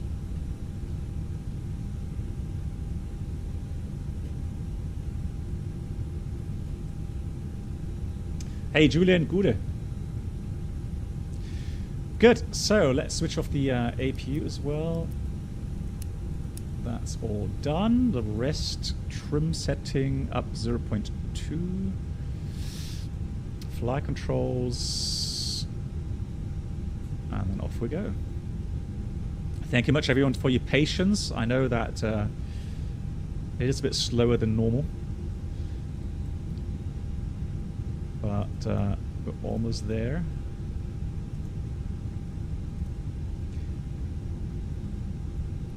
So the after start checklist anti-ice is off, not required. ECAM status is checked down here.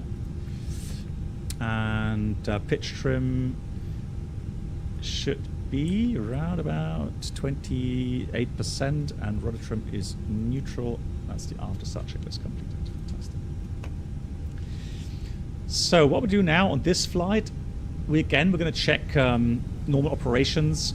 So I'm interested in seeing how the aircraft handles now with the fuel flow. So predictions, fuel predictions, actual fuel usage, and then also power settings, pitch settings, and for the descent, brake check, brakes are working. And then for the descent, I want to make sure that the VNAV now works more accurately, or the managed descent here. Julian, hello. So you're doing your MCC training and you're surprised on how different it is compared to flying alone. Yes. Yes. So, so especially if we start out, so let's say you start out what we call from ab initio, and then you get taught right from the beginning. So for us, for example, in the Bonanza, we actually already practiced MCC, so multi-crew concept. And so for us, it was natural right from the start. But of course, if you've gathered, I don't know, 500 hours, 1,000 hours flying single pilot, then going into multi-crew definitely is a big change.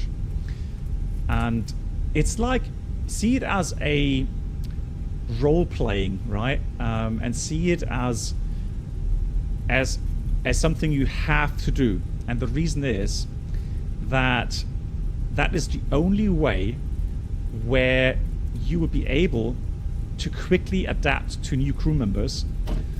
So every crew that's being newly formed, they use the same SOPs and the same wordings and the same procedures, and that way, even on the first flight, you know that you can operate the aircraft safely in that multi-crew environment. So it is a change, but yeah, it's very, very important. Yeah. So cabin is ready, and I'm wondering, we should get a call, shouldn't we? Cabin ready?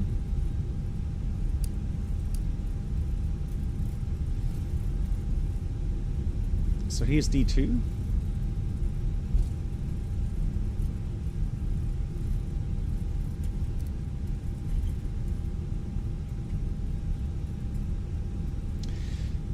Marcus, I was able to use the Skalaki because even before Block 2, because I had a driver for it. But I know what you're getting at. So Amir on that video, or in that video, he announced that they are opening up the FENIX for other hardware support. So, but he also said he wasn't sure if that's coming with the update or with an update, so with Block 2 or an update after that. Right now, what I'm doing, I'm using the Mini FCU, but I am using that FENIX Quartz driver. So, yeah, I use D-Flight, exactly. Cabin is ready. I'm just wondering if I should wait for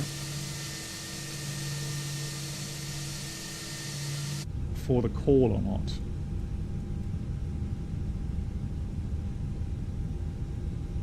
Let's go. Taxi checklist. Flight controls checked. Flap setting. Config 2. Radar wind shear system on and auto. Engine mode selected normal. And ECAM mode takeoff no blue. Yeah, again, it may be my fault because I hadn't started Quattle script right at the beginning. So that way I had to start manually. Oh yeah, one thing I noticed immediately, the IAE sounds, the very typical IAE engine sounds, very nice. Like it, that's cool. Cryread, so you uploaded a SPAT profile, nice. Yeah, I'll check it out. Yeah.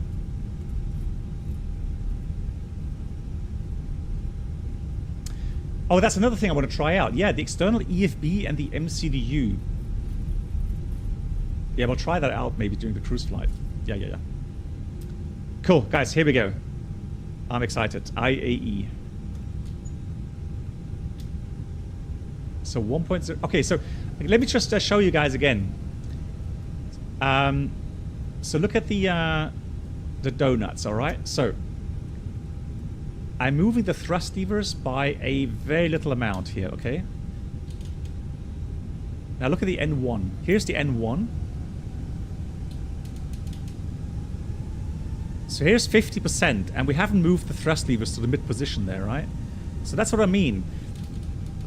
Here with a smaller angle, thrust lever angle, you control more of the N1 compared to the CFMs.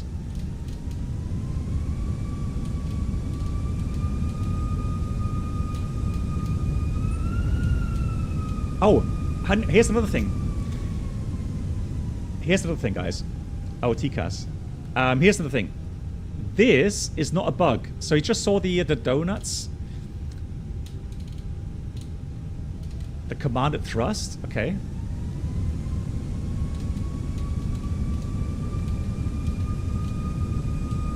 You see this? That is not a bug.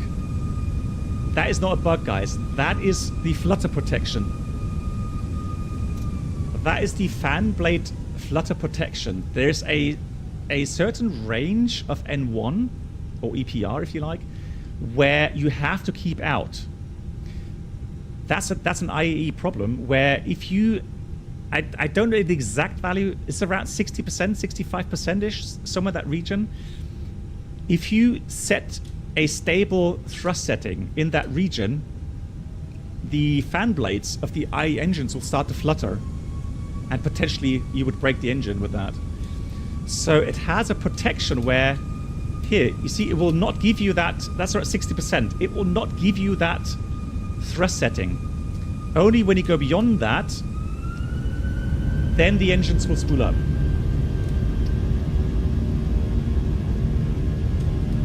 Nice. Manflag 66 SAS runway auto thrust pull.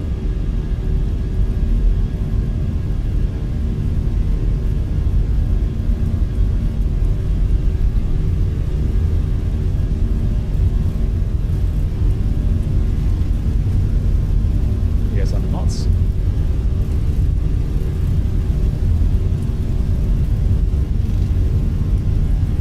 E1, rotate.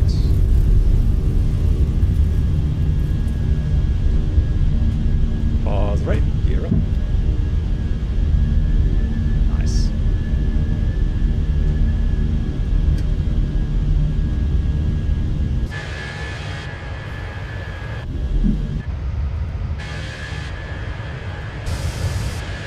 Is there no more?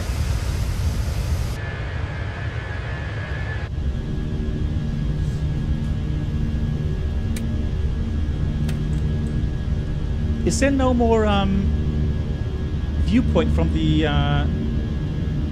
camera viewpoint for the wings?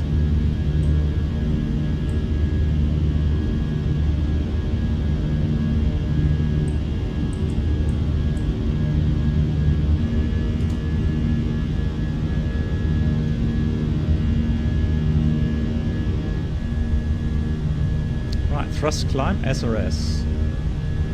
You have to set up yourself. Ah, okay.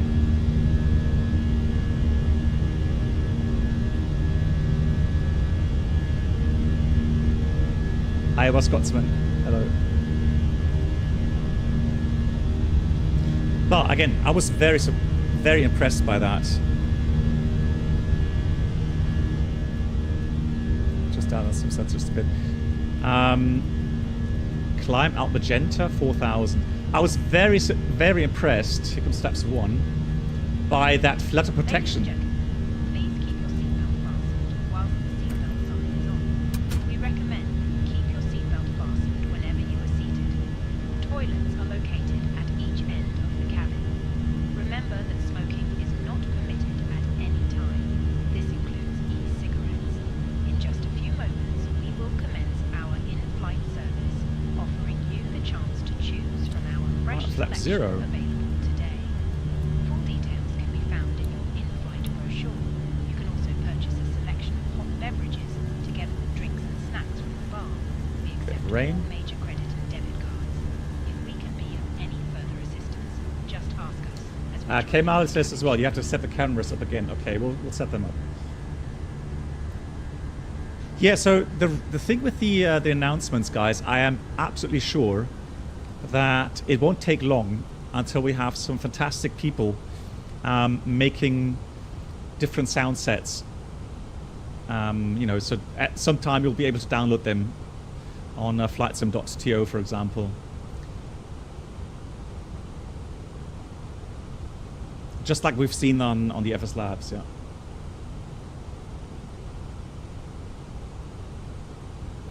Yeah, regarding the flutter protection, I can try to find a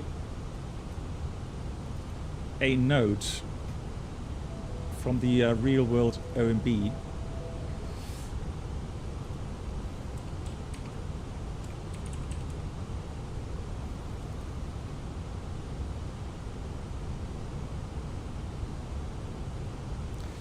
So I'll read it out, okay, from the OMB. So that's for the IAE engines. Protection against fan flutter.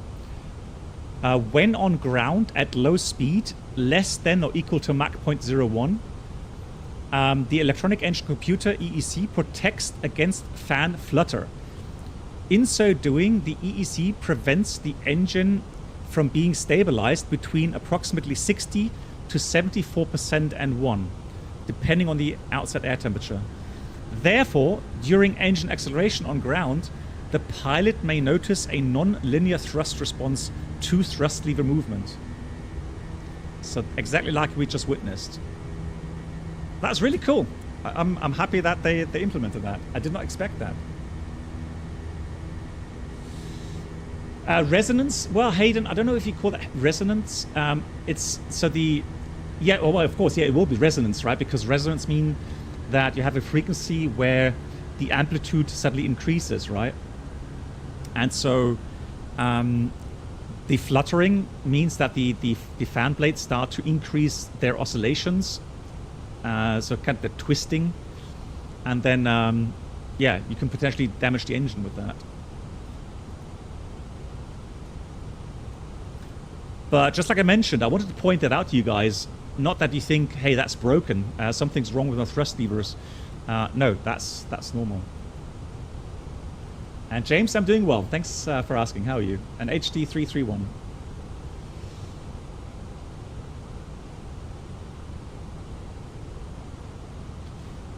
Are they different in takeoff performance? Well, now this is something we would have to ask the developers. In the real aircraft, it depends on the power settings, so the thrust settings. So let me go to MCDU. There we go. Just had it. So here we go. So you would have to look up and look at the thrust setting, how many pounds of thrust this engine produces compared to the CFM version. Now, normally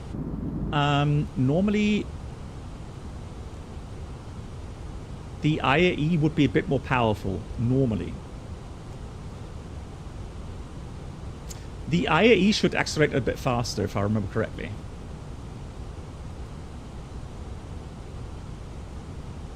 Beautiful. All right, let's cancel that constraint here. So let's go clear that out. Clear that out. And so now we've got thrust climb, out blue 9000. Beautiful.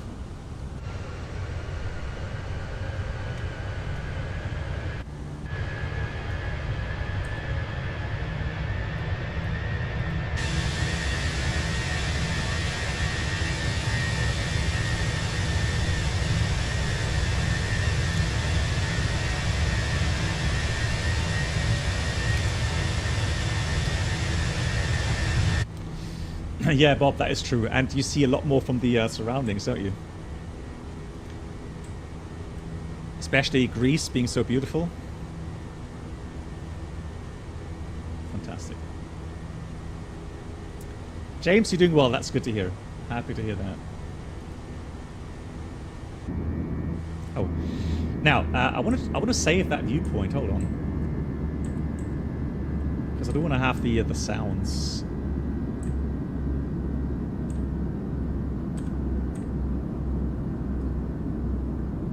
Right, so that. Sorry for just going here in the controls. I just want to have a look,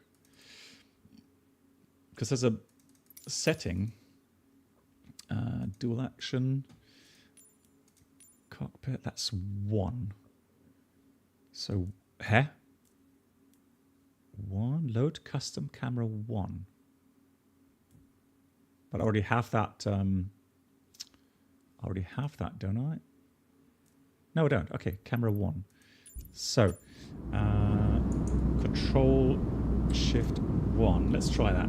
So front. Perfect. Nice. Okay, cool. That works. Out star. Next weekend booked full of flights, FENIX flights. Yeah, probably. So let's quickly have a look. So we're doing level flight, and the fuel flow. Now the 321.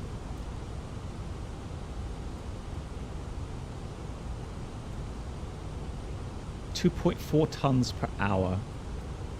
Well, we're still on 320, right? So that is better. Okay, let me try that 310 here. So thrust climb, out blue 310, and oh, the sounds are nice. I like the sounds. Really cool.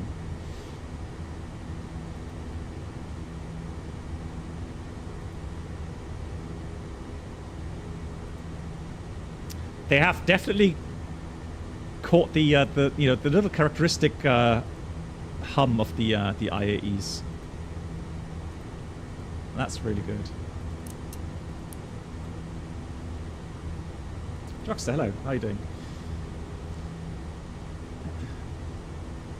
Yeah, exactly. I'm using the settings from the blog of the FENIX Simulations website. The thing is, I may change the settings a little bit, because at least the pitch axes, because like I mentioned, although I mean in flight I thought the pitch sensitivity is fine. It's just the flare that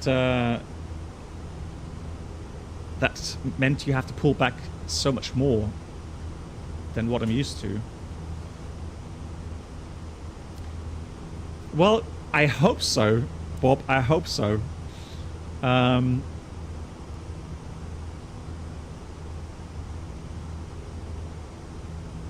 it should be all right, Bob. So I think we're going to reach. Yeah, we should reach 310, and then we descend soon after that. So kind of a parabolic flight profile. So we should be all right. From an operator standpoint, what advantages would you see using the IAE? That's a tough question.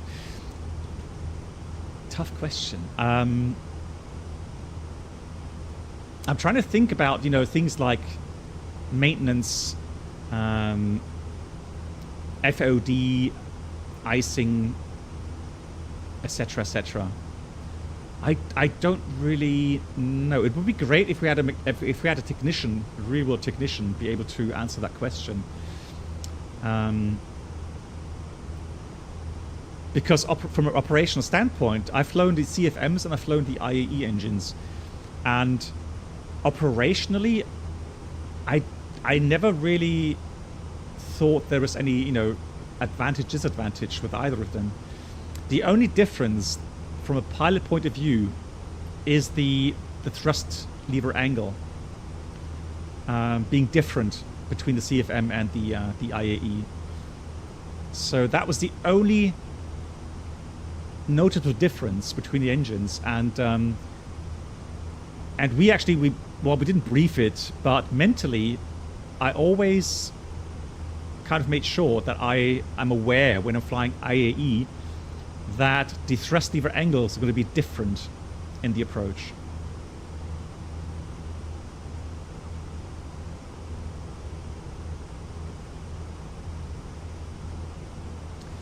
If the flare thrust to idle schedule becomes different between Oleg, you mean the acceleration speeds between CFM and IAE?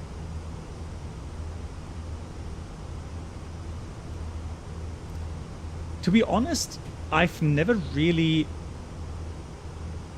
referenced myself in any form to that, because I've not, it's not that I pulled the power to idle earlier in the IAE compared to CFMs, no.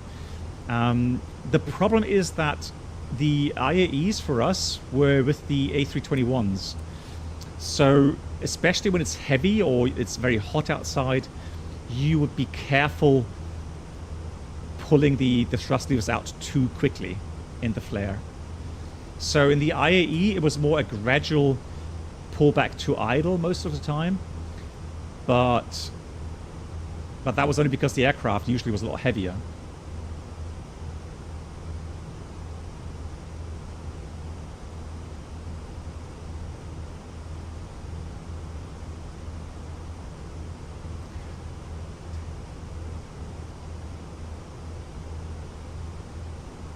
Okay, so Magenta Dagger is referring to something that's also a bit typical for the IAE engines.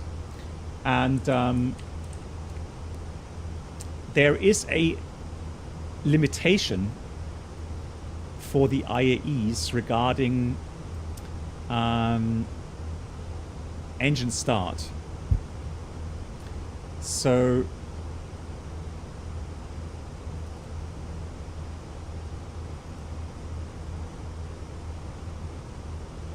we had a supplementary procedure. Let me just find that in my OMB.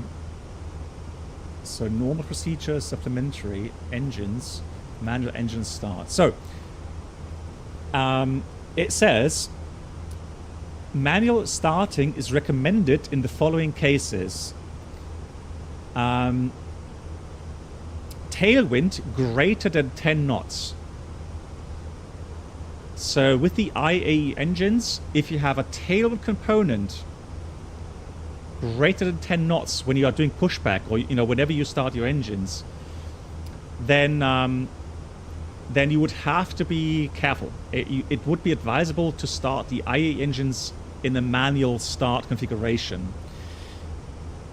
That way, you can then determine at what point you introduce the fuel to the engine. So it's literally starting like a 737. So you open the start valve, the engine N1 and 2 starts going up, and then you would wait to make sure that you have a positive N1 indication or positive EPR indication before you introduce the fuel. That is correct. That is an IAE thing, yeah. Where do you switch on the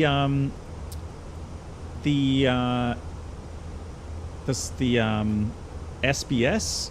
So the side stick, or so SDS, side stick dampening function. You go to controls. So customize aircraft controls, and here it is. Do I prefer it on or off from my patterns I've done at the beginning of the stream, I would say I do prefer it off at the moment. And I'm using, again, I'm using the Warthog, sort of the Thrustmaster Warthog base with the FS Projects stick on top. But, again, I would say you would have to try it out for yourself. Whether or not you prefer that on or off. Do some patterns. Go and, you know, try some different flares. And then,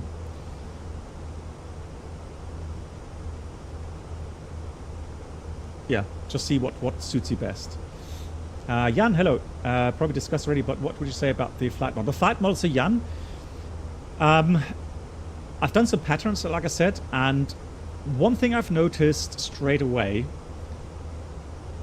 there is an improvement. So the way that you do your stick inputs and the way the aircraft behaves with these stick inputs definitely has improved. It feels, I can only say it feels more natural. So it feels like it has less lag. It's more responsive, just like the real aircraft. The camera views, what you mean with the camera views? A bit laggy here. But these are custom views that I've saved. So I'm not sure exactly. Okay, so Mark, I'm not sure if Mark's still in, or because Mark also has the links. I made a YouTube video regarding the difference between N1 and EPR. EPR stands for engine pressure ratio. It's the pressure difference between the inlet pressure and the turbine outlet pressure. So you can think of the pressure difference between the intake and the exhaust, very simply speaking. And so the advantage of EPR is that that is a power setting that gives you an exact thrust value. Meaning, if the engines get older and the engine degrade in their efficiency, if you set 1.425 EPR, then the fuel flow may be higher with an older engine, but it will produce exactly the thrust that it's rated with. On the CFM engines with N1, you simply set a RPM on the N1 value. The problem is, when the engine degrades, a certain RPM will not mean you still have the same thrust output as with a pristine engine.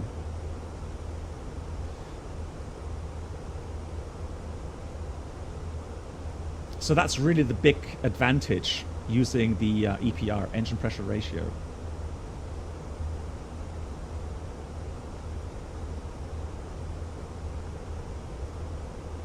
Yeah, so yeah, they already answered the question regarding.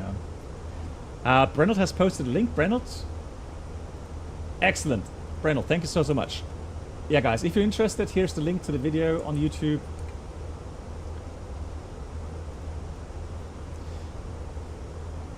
Did you try the new flare before? Yeah, on the beginning of the stream, we did some patterns, and there I tried the flare. And again, I'm not very happy, or not completely happy with it. I can only comment from a viewpoint of how I remember doing the flare in the real aircraft. So to give you an idea, when you go, let's say 30 feet, I would do this kind of input. So this is full. Oh, that's full. So, right, and that, I wonder if I have a video where you could see that. Let me just see if I can find a quick video.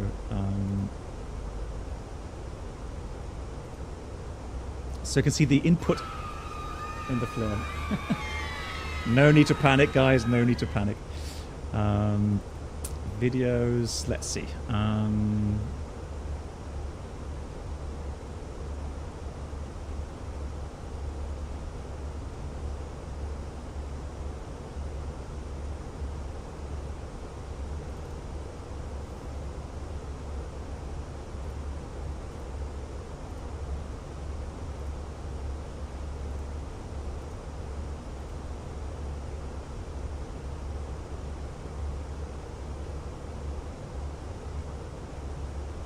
Yeah, I've got one video here, guys. So I'll show you the video, and it's in Oslo. And yeah, just have a quick look at the inputs that I'm making there, and I'll prepare for the approach here while you're watching that video. Video. Hold on, that's not it. That's something else. Let's just change the file. So I'm going to.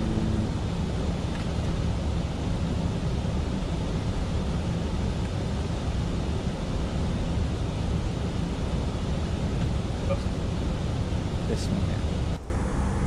There we go.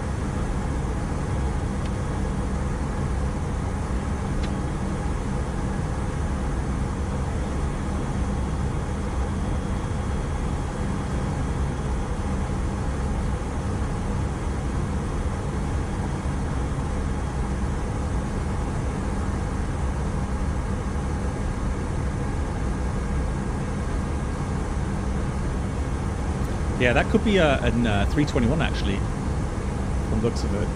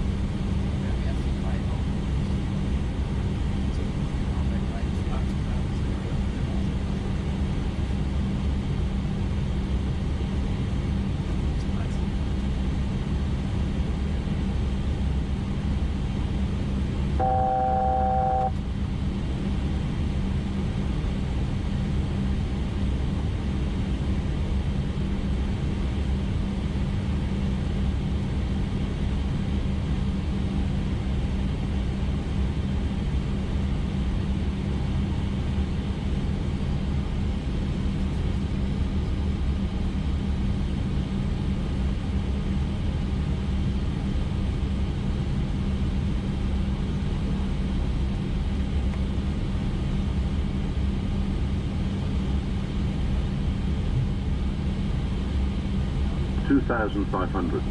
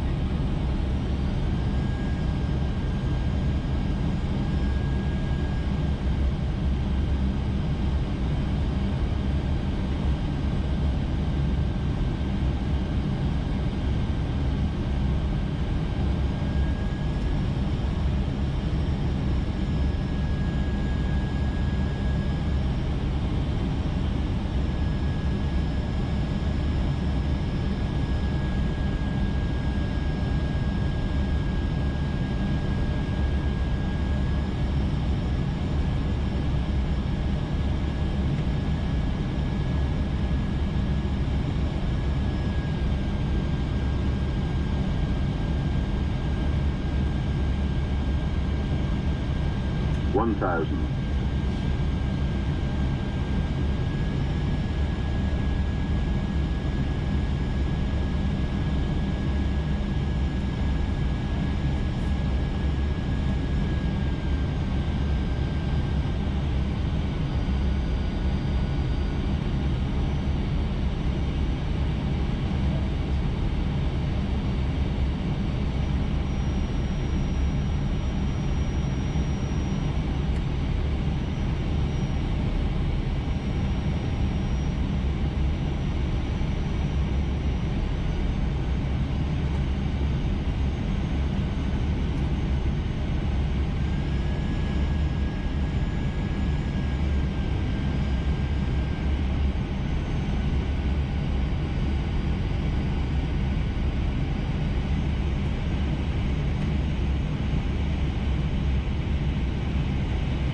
$400.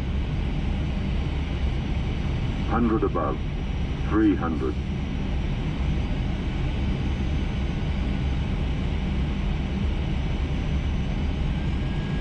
Minimum 200.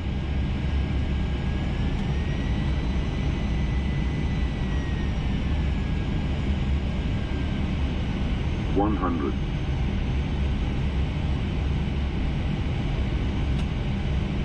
50, 40, 30, 20, retard, retard, retard, 5.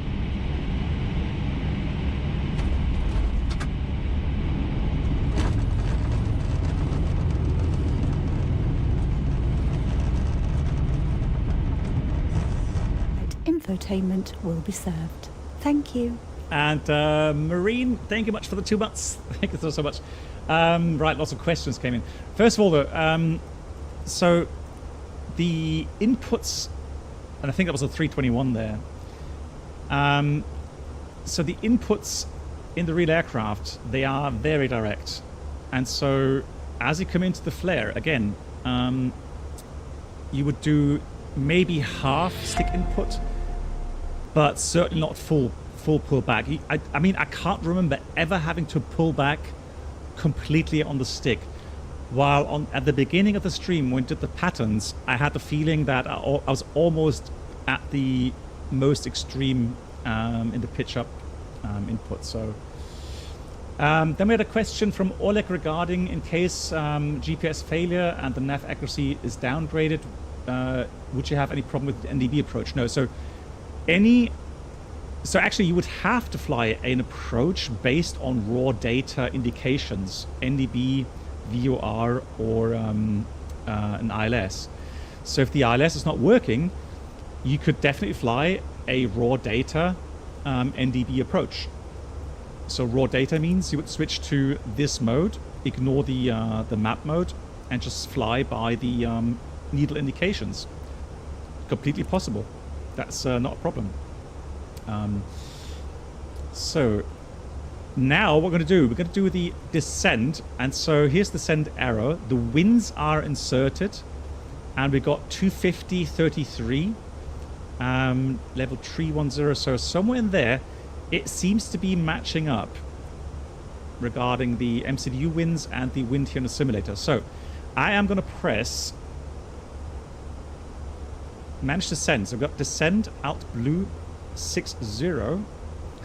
And so now we're just going to not touch anything. We're just going to let the aircraft do its descent. And then we're going to have a look at the arrival. And I think we're flying the... It says Osmos 1 Charlie. Let me just have a look. Here it's got 2 Alpha. What's 2 Alpha? 2 Alpha, 2 Alpha?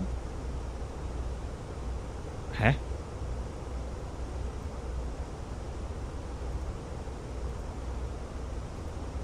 Oh, hang on. No, that's the wrong one. It should be 1 Charlie, right? Hang on. I thought we had the right one. It looked alright, didn't it? And then via... let's do Deluxe in this case. Deluxe. Insert. Okay, anyways. We got 90 miles. And on path now. So let's go to plan mode. So it's flying that arc. And want to reach 3,000 feet there. So I'm going to dial in 3,000 feet. Altimeter is 1021.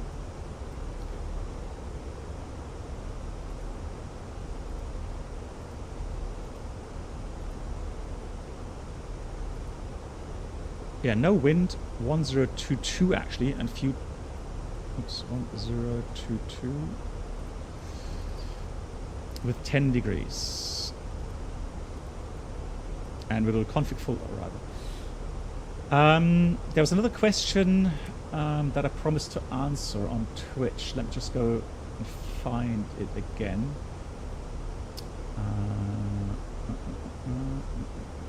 Where was it?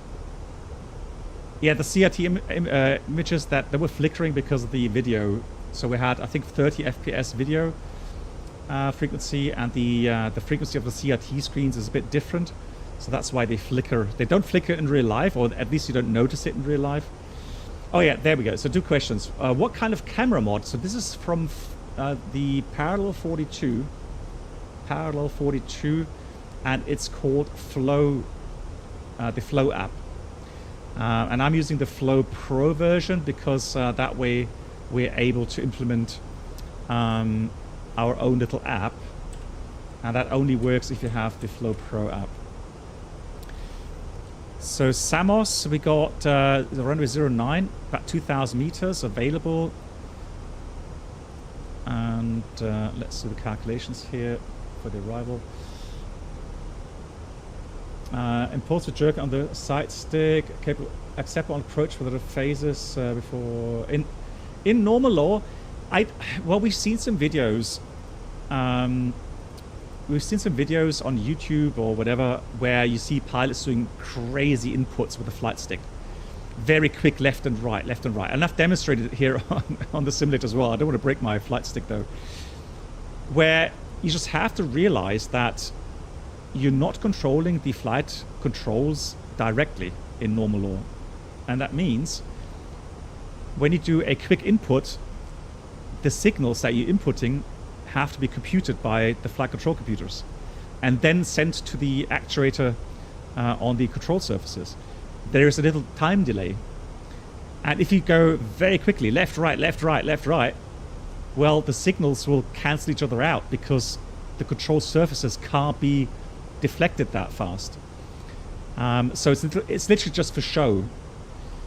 So if you want to do a clear big input, you would do a large input and hold it for half a second or maybe a second and let the aircraft react.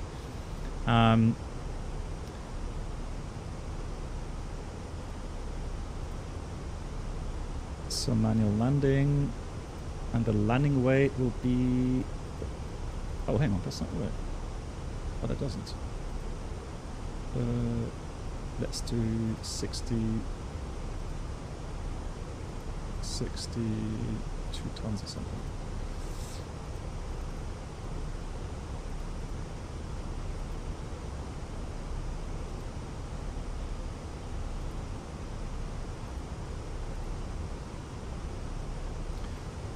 Yeah, it's even less than that. Let's do 60 tons. So order brake medium, 60 tons will get you a required factor of 1600 meters, so that's fine. So we'll use order brake medium here. Let's get everybody strapped in. Get the lights on already. So how are we doing on the descent profile? So we've got idle power. On descent here, not accelerating much. Trek mileage is 54 miles. So I would expect it to be more like 16,000, 17,000 feet. Although ground speed 400, 2,200 feet per minute. So ground speed times 5, so 400 times 5 will give you the required 3-degree profile descent rate. Ladies and gentlemen, we will shortly be landing. Please ensure your cabin bag is safely stowed with your laptop inside. Your tray table must be stowed, armrests down and window blinds open. You now need to be seated with your seatbelt fastened, ready for landing. Please help us by Dustin, handing guten in Abend. any rubbish, Can the flap access you can't get the flaps magazines, access to work on the Bravo Thrustmaster airballs. Okay, I don't have that. I don't know how you would set that. Isn't there a video on YouTube somewhere that would explain that? Because I know that there are issues somehow with some of the hardware controllers, yeah. Have changed access and sim after. Well, yeah, so Oleg, I would advise anyone who wants to try out that new dampening function of the sight stick, and also in general with the new flight model, go and have a look at the blog on the FENIX Simulations website, because there they have a proposed sensitivity setting that you should try. And hey, Tavas, GG's, yeah. Nice. That is yours, isn't it? That is your livery. Thank you so much, Tavros. Guilty. Haha. Nice. Beautiful.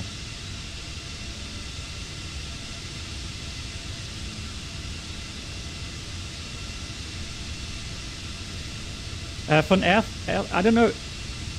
I don't know if it's advantageous for an airline to have IAE or CFMs.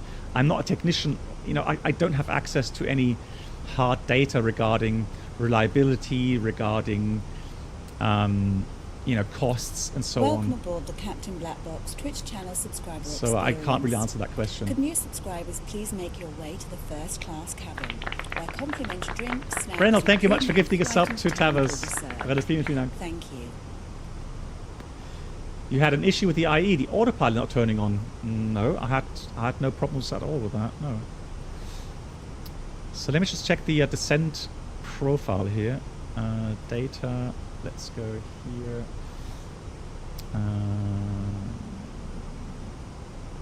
Wind data. So descent wind. So we're at level 100, 177 at 9. Yeah. So the wind data pretty much, I know the direction isn't 100% correct, but strength is all right. So 33 miles. Now I would expect to be more in the region of 10,000 feet right now, because we've got to slow down. So my gut feeling would be that we're a bit high at the moment in the approach. But I mean, then again, we've got more descent rate than required. So I'm just gonna, again, I'm gonna leave that with managed descent. We're in the normal range. So in that speed bracket for the managed descent. So that's all fine, nothing to complain. Yeah, the fuel usage, we'll have a look in a minute. So the flight plan said, I mean, the fuel flow per se is better, absolutely. And the trip fuel was supposed to be about 1,900 kilograms. And we started on takeoff at 6 tons. So we already took, oh, actually disregard it. I can't judge it right now. The reason being, we did a 360 to reset for the descent to make sure we are going to be a normal managed descent without needing the speed brakes. So now we got deceleration to 250 knots. And again, we're just going to leave everything as is.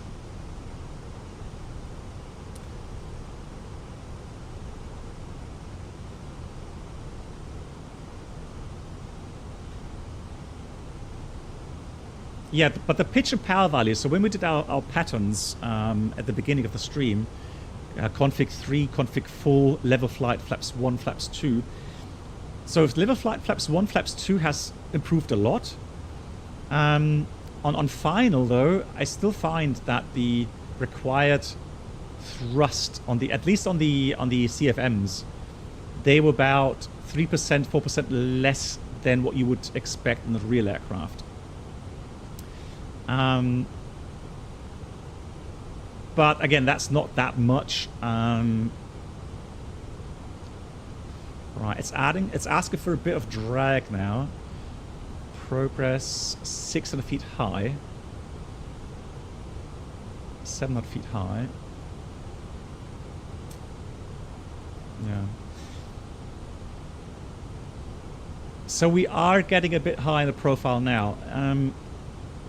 So tendency for me, the winds matched up, so the winds were not the issue. I had a feeling that the managed descent profile here in the MCD was a bit too high. But we're going to do some more flights in order to try and find out. Hey QB. QB right now, I'm overall very happy with the update. There are still some inaccuracies, but they've gotten smaller, and yeah, but of course big improvements, you know, sounds, textures, IAE engines now. So now the approach mode is activated.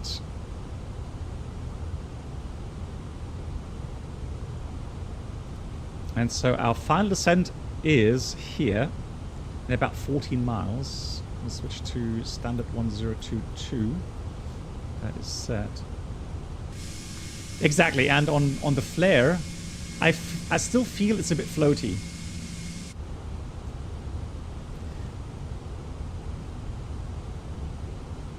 So we're coming into the profile. I still need a bit of... Cabin crew must now be seated for landing. Thank you.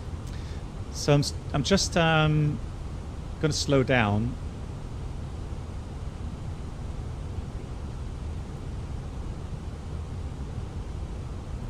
Descent point, let me just check here. So we're flying the VR approach. Descent point is out of 9 miles. 9 miles, flaps 1.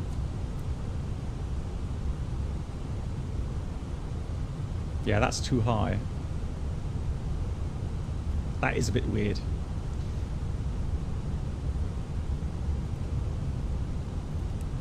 Yeah, I've got to do a 360 here because that path definitely was too high. Flaps 2.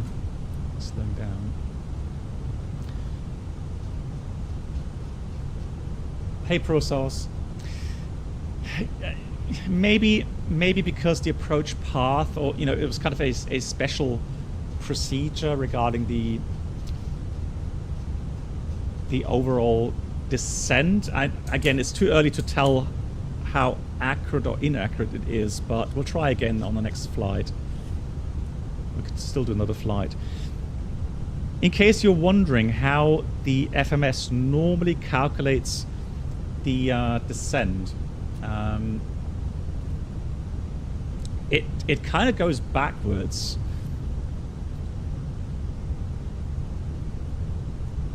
Hold on. There we go. So what it does, so the FMGS calculates the top of descent, so the TOD, backwards from a position 1,000 feet on the final approach, so 1,000 feet AGL on the final approach at the approach speed. Then it goes and calculates the path from there, including speed and altitude trains, and it assumes that managed descent is used. So that's how the FMGC calculates that. Now, of course, there may be inaccuracies, especially when the actual wind data doesn't match up with the real-world data. Then you might have an issue.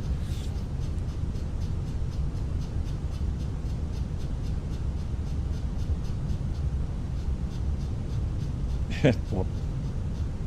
Wi-Fi, depends on automatic form. Is an updated Simbury profile. I have not checked that. I can't really tell. No. Anyways, let's fly that raw data. So we're going to have 358 inbound. So RatNav, the VUR is set 358 course. And 9 miles at 3,000. So that should work then. Okay, let's go Rose mode here. So if I go fly inbound now, intercept the radial, we should be good.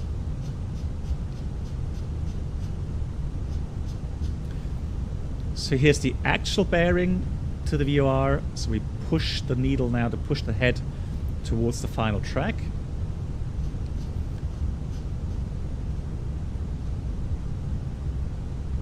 Vertical speed, speed.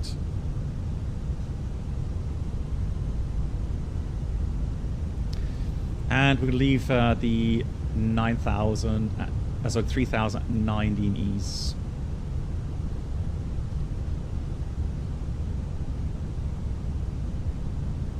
Oh, sorry. Yeah, there we go.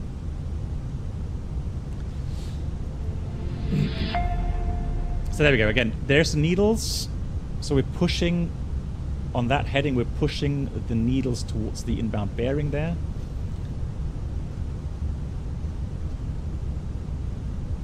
Oh, we're going to have a good tailwind on that approach. Outstar. Good thing that we're already at 3,000. So here we go at 15 degrees.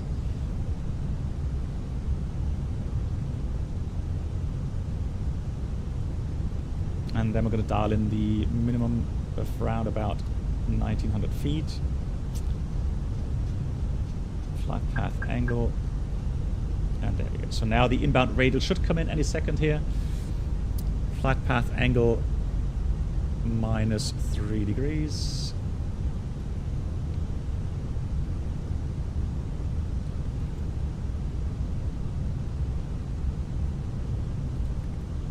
Flight director coming off. And there we go. Now the radial starts moving. So what we'll do, guys, we're going to go and circle to land 09. So we'll come in here. 2,500. It's checked. So we're going to cross the coastline here. And there's a white greenhouse that we'll have to fly over at 500 feet roundabout. We've done the approach several times. Main of flight, gears coming down. And we'll put missed approach 3,000 again. Main of thrust. Speed managed. And we'll cross the coastline, flaps 3, at about 1,000 feet. 100 above. There's the airport. Minimum. Continue.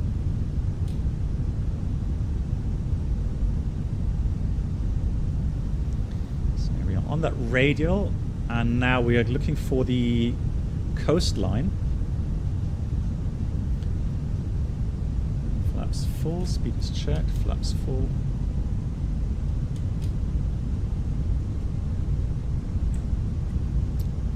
Now, normally there would be a little bit of a town there. I'm not sure why it's not really shown that well here, but we're going to cross that. There's that greenhouse. Careful speed here.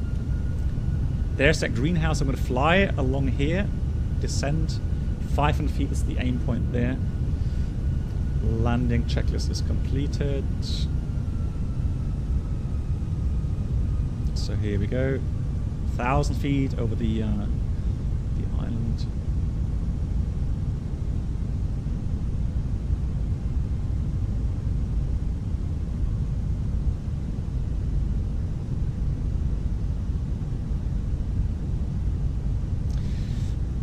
So it's going to be a continuous turn. Wow, that's coming in really late, that. Am I using auto FPS or something? That's a bit weird. So there we go. 1,000 feet, that looks good. Now we're aiming for this little village there. 1,000. 1,000 is checked. So continuous descent, try to be on a 3-degree profile. And again, 500 feet above that little building there.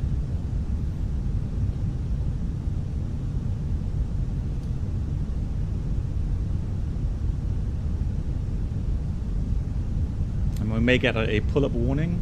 Disregard that.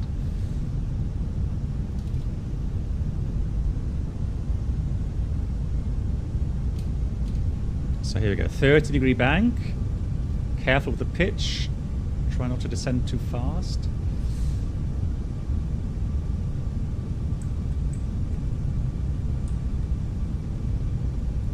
There are these white buildings.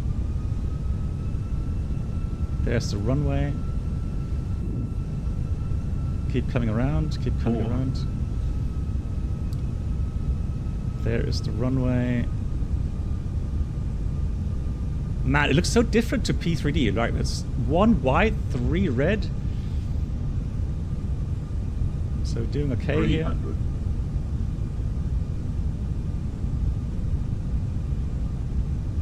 On path.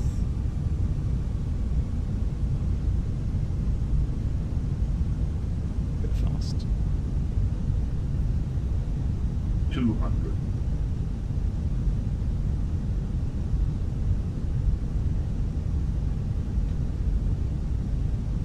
100.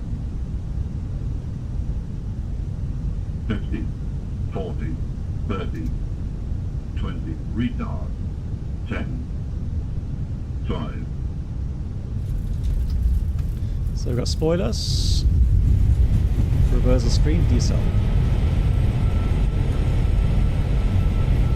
Now that's how pros do it.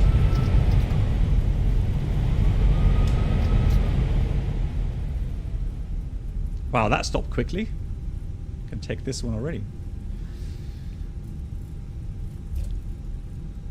So all in all, it's this is a yeah. I mean, it's just my opinion. That's all it is, guys. I mean, and I'm nitpicking here on little things, but so the dampening for me, the dampening off gives me a better feel regarding the flare. Yeah. So. This time I had a feeling I didn't have to put that much input, for one, and for two, it still felt a bit flary. Ladies and gentlemen, the cabin crew will shortly be leaving their seats to perform safety-related duties. However, we ask that you remain seated until the fasten seatbelt sign has been switched off. Portable electronic devices for messaging, calls, or internet access may now be used. Please make sure you take all your personal... Where's my parking spot? Isn't that Sierra 2?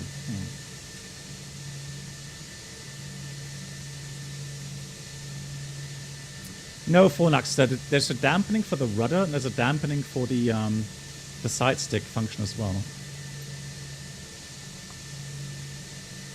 After you today, our ground crew will help you complete your journey. Is that my parking spot all the way there? Nah. Yeah. Now we'll park here. It could be that my GSX update doesn't work as expected. But I was a bit in a hurry to start the stream. Oops. That, and that.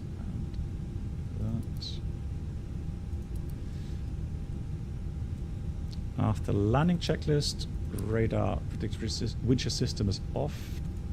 TCAS off as well. GSX never crashes. James, Dankeschön. Yeah, so I think people will be happy in general because, again, the floatiness will provide you, you know, some nice soft landings. I'm just saying that compared to the real aircraft, if you put the stick to neutral, so for example, I go into the flare, right? So I go, you know, do some little inputs, maybe a larger input depending on descent rate, but then I put the stick back to neutral, see what the aircraft does, and then the flare mode is engaged, lowering the nose by 2 degrees over 8 seconds. So then I have to look at what the aircraft is doing, and if the nose, Cabin crew disarm doors. if the aircraft is going, if the nose lowers too quickly, then I would obviously pull back on the stick a bit more, and yeah, just, you know, little inputs to fine tune that flare. But usually there would definitely be a nose down input that you have to counteract, and yeah, here in the FENIX it just seems a bit too floaty overall. But that's just a little thing. I think most people will not really notice it, to be fair. And it's nothing, you know, to really be concerned about. So, how about GSX? No, let me restart Quattl then. I want to do a failure now, guys. Okay, so let's not mess about with. Let's do something else. Let's go somewhere. So, I want to try an engine failure. Why? Well, in the Block 1, or the first version that we had, at high gross weights, you couldn't do the engine failure procedure because the aircraft just wouldn't climb. What about attempting to start the IE engine above limits regarding wind? Okay, oh yeah, Bruno, thanks for the tip. Yeah, we'll do that as well. So we're going to take the IAE engine, okay. Let's go back to Athens. Or actually, let's try Thessaloniki. Let me have a look if I have that. Profile. Let's see if I have that active or not. Yeah, I do have that active. Fantastic. So we're going to go to Thessaloniki. And then we're going to put ourselves onto the apron. LGTS Thessaloniki. There it is. So let's do that. And then we're going to do the wind in such a manner that we're going to push back. And let's say we're going to put 20 knots tailwind. All right. 20 knots tailwind. And we'll see if the engine starts up correctly or not. What's your favorite Greek island? Good question. Good question. My favorite Greek island? I mean, there are lots of beautiful islands. Corfu is a beautiful island. So the Greek island of Corfu. And then there's a little island south of that, which has beautiful, beautiful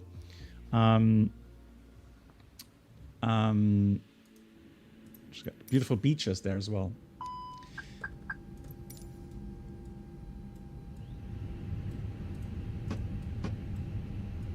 So let me go back. Let me go back and go here, panel states with APU activate. Is it called Paxos? Yeah, I think it's called Paxos. Yeah, you're right. Do you use rudder dampening? Let me have a look. So let me have a look here in settings, sim settings. So I am using rudder damping, yes, and I'm not using SDS though. Corfu is your home, away from home. Nice. Oh, I admire you. So I'm not sure why it gives me engine failure messages when I'm shutting down,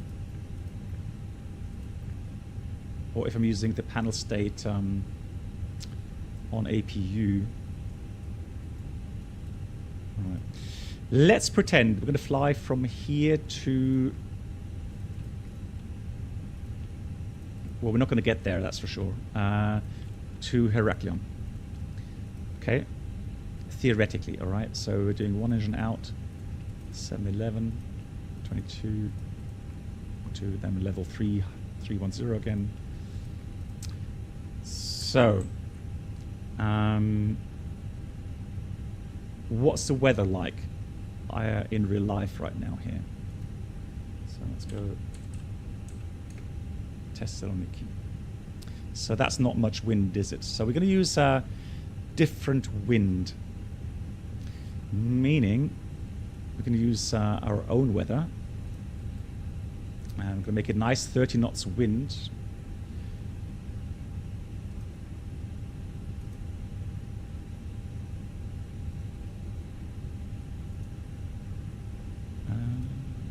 How can I reset? There we go. Reset. Lima Golf Tankers. Yeah.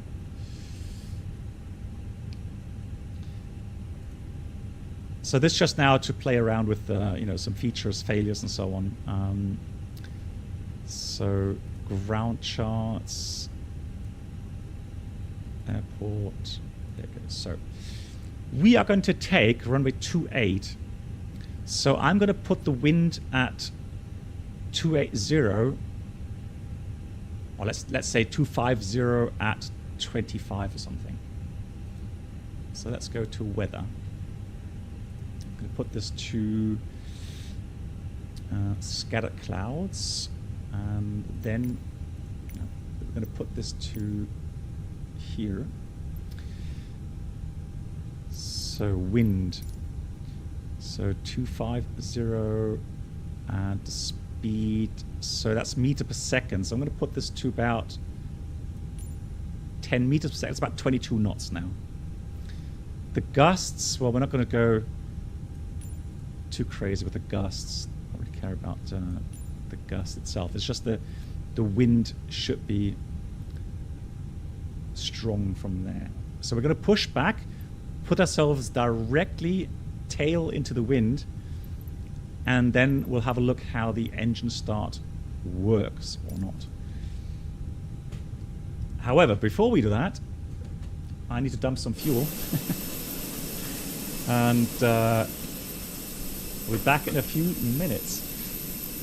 Let me see if I can give you another little video. In the meantime, just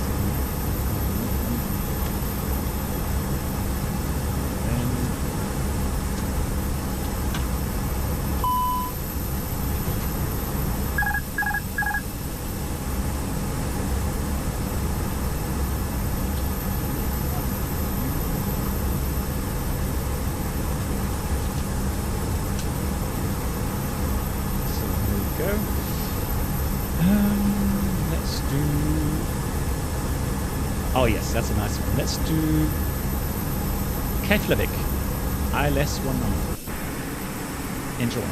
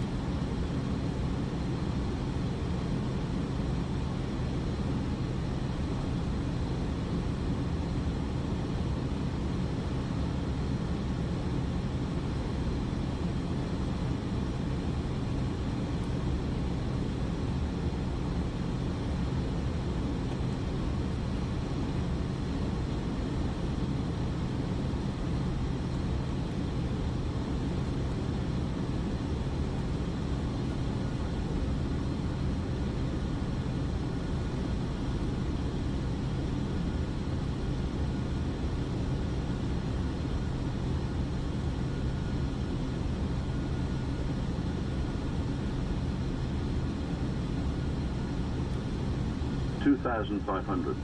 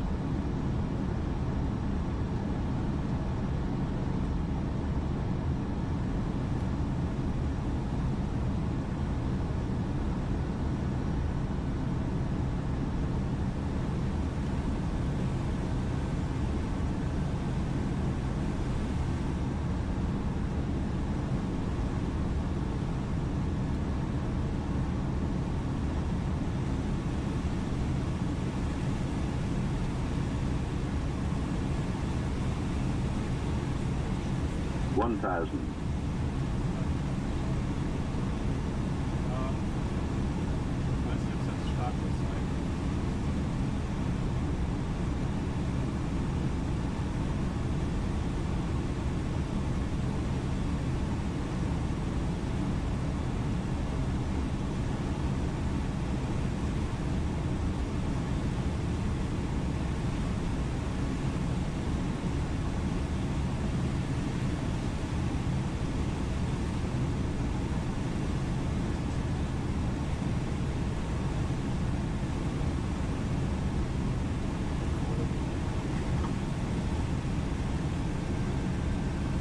$400. 100 above. 300. Minimum. 200.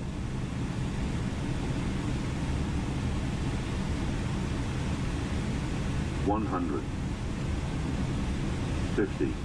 40. 30. 20. Retard. Retard. 5.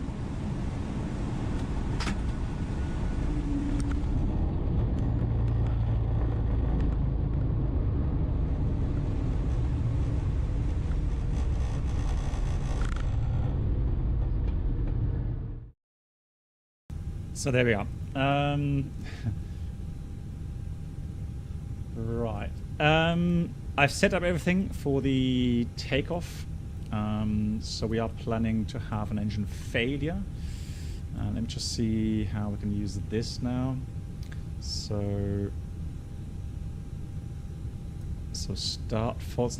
Now the start fault, we're not going to enter anything because with that tailwind, I've increased the wind now to about 35 knots or something. Yeah, 36 knots. So let me just get the pushback going.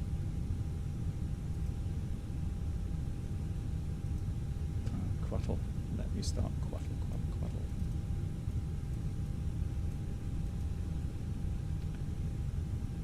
Nice day in Iceland, yeah. So loading.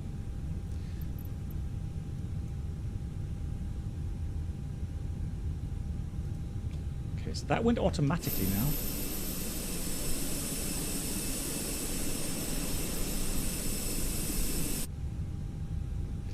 But let me just go.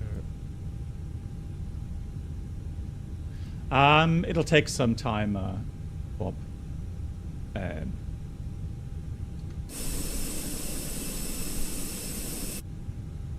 Why am I not getting GSX? Oh, hang on. Do I...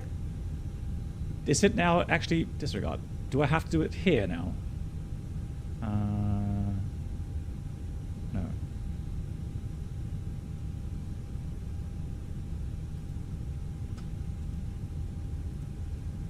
So let me find Quattro. Let me try to close that manually and then restart again.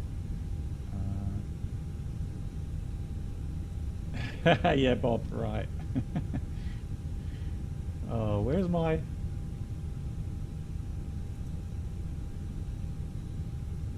Quattro. Quattro. Why can't I see it? Quattro. Where is it? It's called...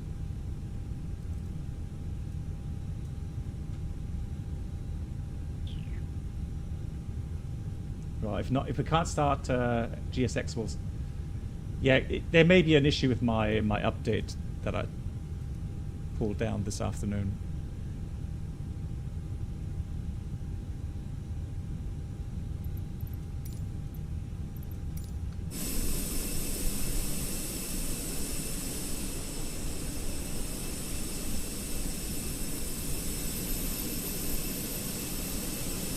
Yeah, forget about it.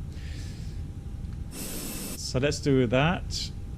So we're going to position ourselves, into the wind. Obviously, we need to sit.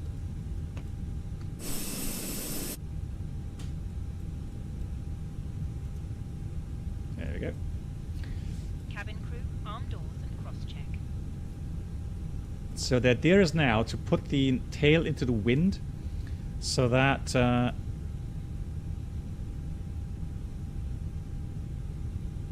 we have a lot of tailwind. And let's see if we can force an engine start problem this way. So that should now be pretty much into the wind. Let's just stop here. Set the parking brake. So let's have a look. Do we have a windsock somewhere? I can hear the wind blowing. That's good. That's a good sign. Cool. All right. Anyways. So let's do a normal engine start first of all, and let's see how that would work. So let's start engine 2. So start valve is open. N2 rotation.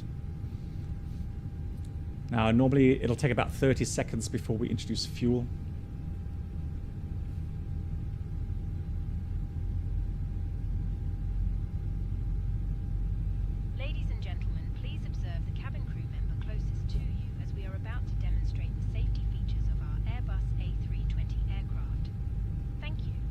Here's fuel.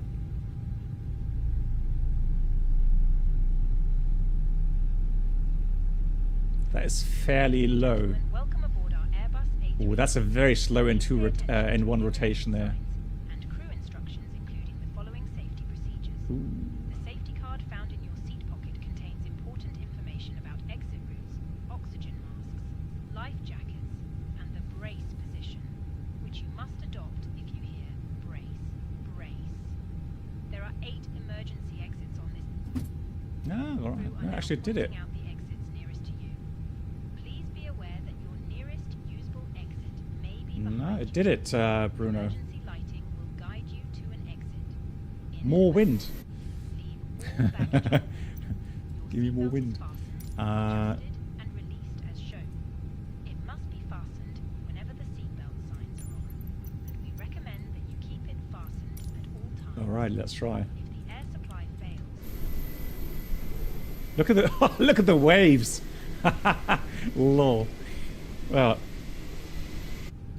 Hold the mask in place with the strap. Pull on each side. Oh, that looks funny. Put on your own mask before helping others. If we land on water, take a life jacket from under your seat. Remove from the pouch and put it over your head. Pass the tapes around your waist and click together. Pull the strap to adjust. Do not inflate the life jacket inside the aircraft. When out, Oldman, it's coming right from the rear. I put the wind at 250, so 250 degrees, so we should have right tailwind. there is a light and whistle for attracting attention. The cabin crew can assist you with life jackets for children. Your tray table must now be stowed, armrests down, window blinds open, and seatbelt fastened. Further information regarding your safety on board can be found in the in-flight magazine. Ah, looks okay. Hope you have a great flight.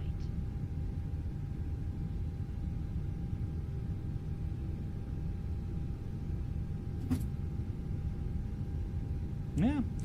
So I couldn't force an issue with the engine start. Let me go back to some normal wind here for departure. And so let's do the after start flows. So flaps 2, actually hang on, flaps 1 was it? Flaps 1, that's right. So flaps 1 it is. And then, yeah, so this will be an engine failure demonstration. And we'll fail the engine at V1, or just after V1. So let's do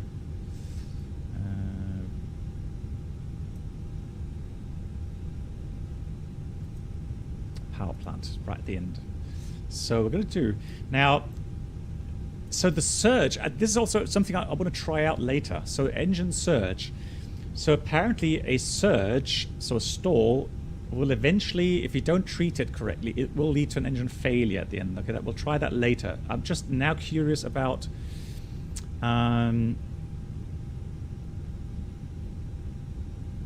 let's just do an engine failure without damage so that we can restart it, shall we? So we'll do engine 1 failure above. Let's do 152 knots apply. So I think, yeah, so just above, actually, hang on. Let's do that at 145. There we go. So just after V1. It's a nice UI. I like that. So for those that want to play around. Yeah, Bruno, I'm interested to find out. We'll try that. So what we're going to do, guys, we'll pretend we take off, okay? We have an engine failure. We decide that we have no damage, and we restart the engine. And then once we restart it, we'll get ourselves a engine surge, okay? And then we don't treat it and see what the engine does. That sounds like an interesting plan.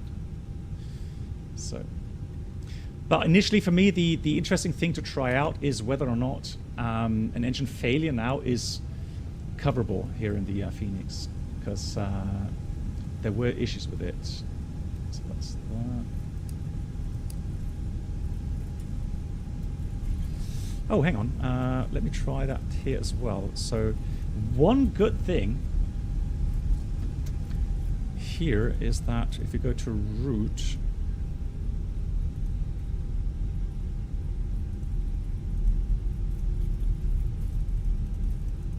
let's zoom in so that we get the aircraft position.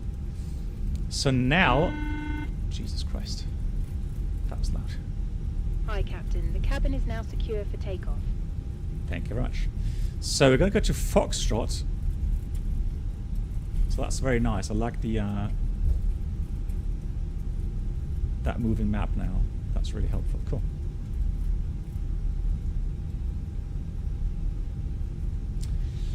Yeah, now it worked fine. Yeah, I think Bruno. I think at the beginning it was just because everything was messed up with the GSX and so on.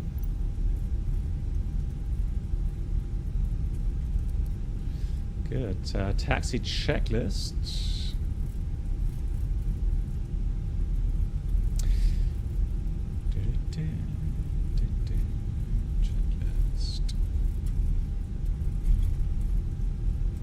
Taxi checklist. Flight controls checked. Let's just check them again, make sure they're all working still.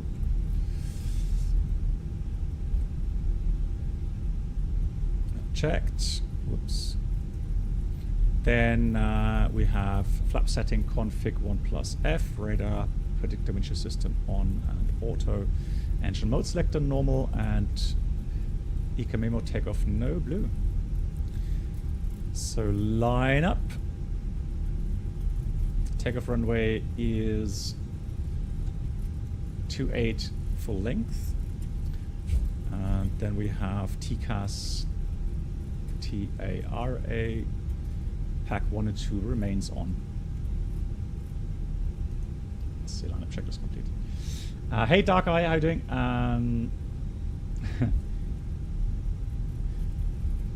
Would you say the bluish tint on the... Yeah, overall, so here's my impression. So when I first loaded into the aircraft today, and I looked at the textures, lighting and so on, it looked very good. Like nothing is perfect in a flight simulator.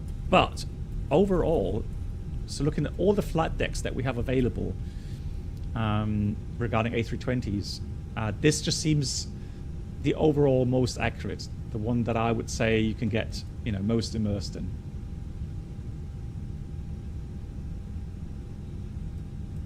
So you're referring to the fact that this isn't 100% black, correct? That's what you're saying. And so you can dial that down a bit regarding, you know, the brightness. So that's a bluish tint you're referring to, correct? I guess maybe it's still a bit overdone compared to the real aircraft, but I mean, this is one of those things in flight simmings. I don't personally look at that. Honestly, that's something that's not really, you know, concerning to me. But I get it. If people, you know, want to have that, yeah, you know, why not? Good. Okay, engine failure. Remember that we have to put the gear up. You guys have to remind me.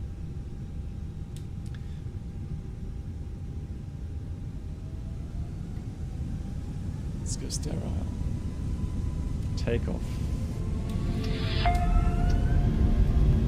Manflex 66 SRS, Ultras Blue.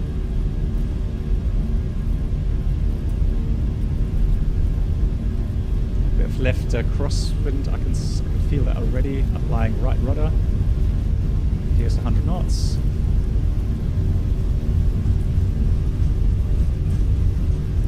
And I have to apply rudder here compared to the 787 where I don't have to use rudder on once airborne.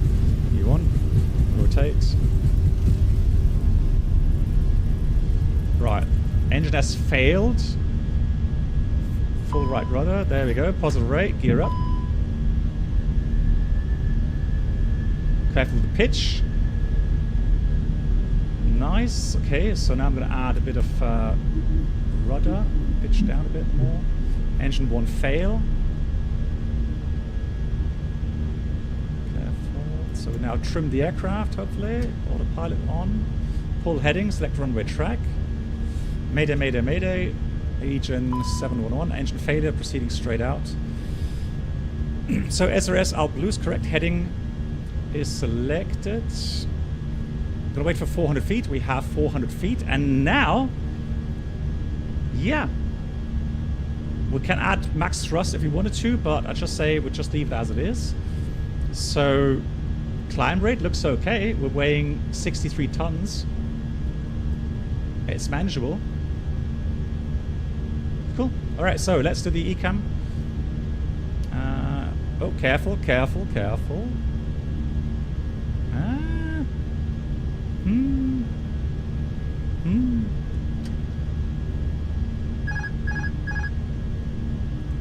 It should maintain V2.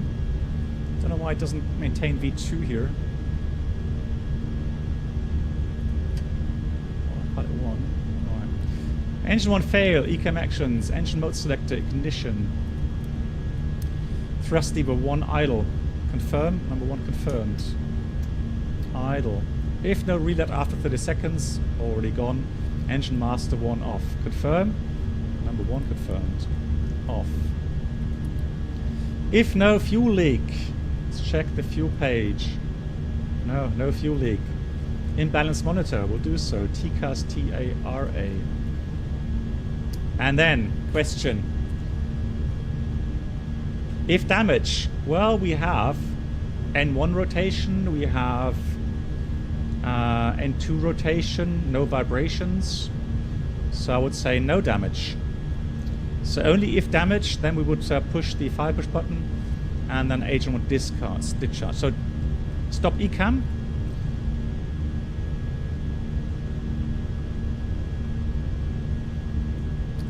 We'll level off 1600 feet. Yeah, the MCT, hang on, Greek Captain. The MCT comes after we finish the procedure. So right now, we're still in toga power. Well, at least we should be in toga power.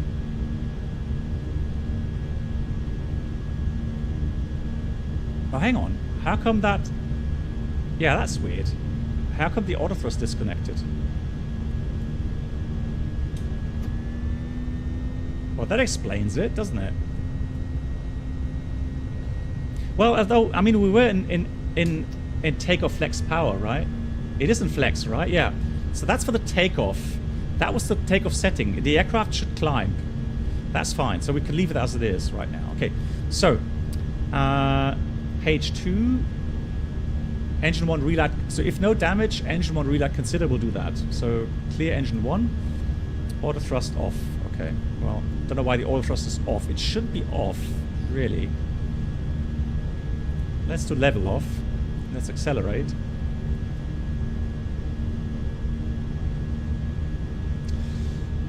How do you find the derotation of the landing? Well, I mean, I find the landing a bit too flary. And the derotation, I've not noticed anything really bad about derotation. Yeah. Yeah, it's also a good question, Bruno.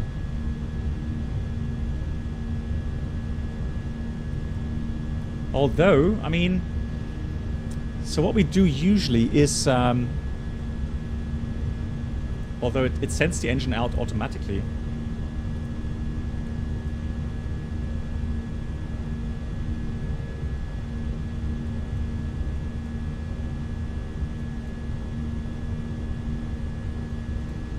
In climb? No.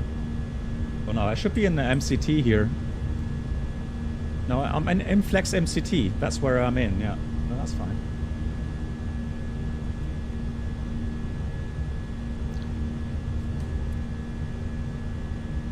Oh, and the FMS, so...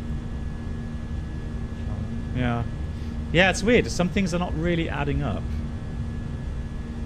So green dot, now we pull that. Speed buck should go to green dot as well, normally. And then we have thrust MCT. Open climb.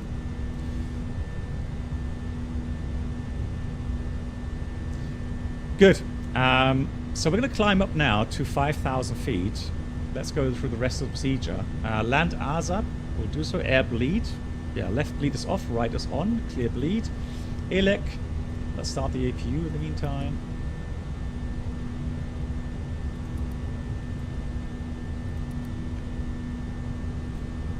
And welcome aboard the Captain Black Box Duo Channel experience. Could new subscribers please make their way to the first class cabin, where complimentary drinks, snacks and premium flight infotainment will be served. Thank you. So APU starting, clear ELEC and status. Now stop ECAM. Why? Because we are going to attempt a engine restart. Now we can't do windmilling because the indicated airspeed is too low for that. But we can try out an assisted engine start with APU bleed air. So let's have a look here. 320 normal. Okay, so we don't have the lists in here yet.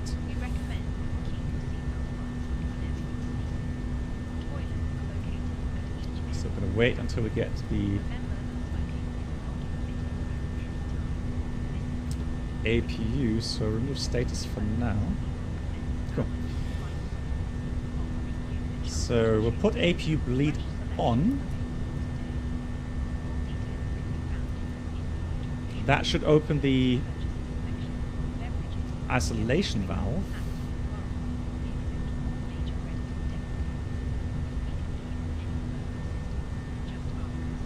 There we go. It's a bit delayed, but it should open that automatically. So now we have start pressure available. Put that to normal. Back to engine start. Let's start engine 1.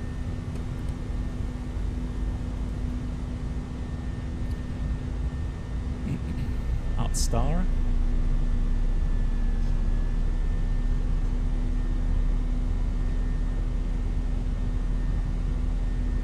Yeah, no galley, no coffee. Yeah, tell me about it. Bad mood incoming.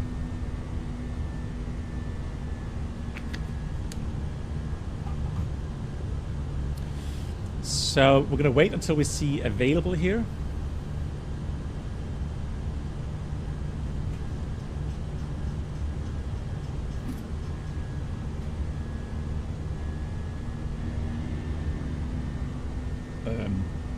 Okay, lol. Right, it shouldn't have spooled up because the thrust lever was at idle power. But it's available, values look okay, so let's try carefully.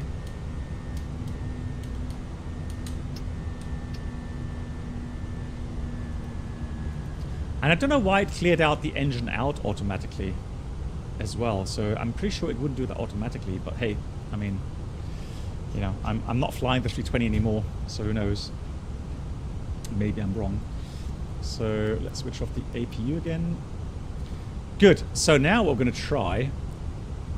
Let's do the next failure then. So let's now try a surge. So let's say we climb up further. So that apply. Then we do left surge. Arm condition above. Let's do 6,500 feet. So let's pretend now we get a clearance. We say, oh, we want to continue. So thrust climb, open climb. The yaw. Well, I mean, at least the rudder was able. So the rudder input was able to cover the initial yaw moment better than it was before. Although, I mean, 9 to 10 units of input should have pretty much, yeah, equalized the yaw moment, which it didn't. I had a feeling that once I let go of the rudder. Right, so just wait now for the engine to surge.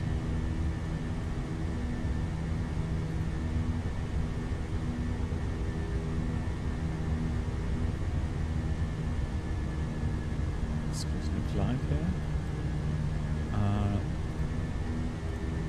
Oh, there we go.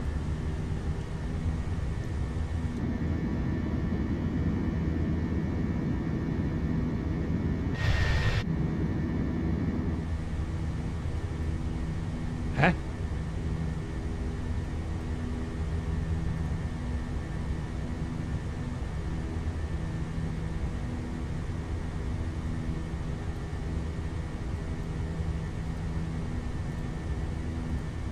Oh, there we go. Jesus Christ.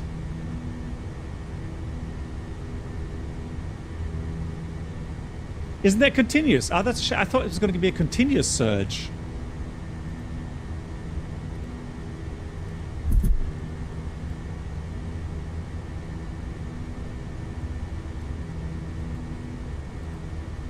Well, but that's a good simulation. I like that. Hang on.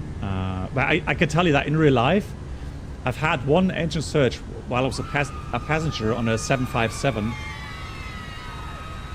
And boy, it really... that.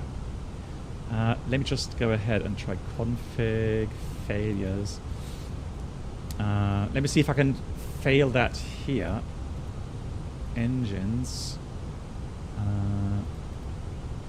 Left engine surge.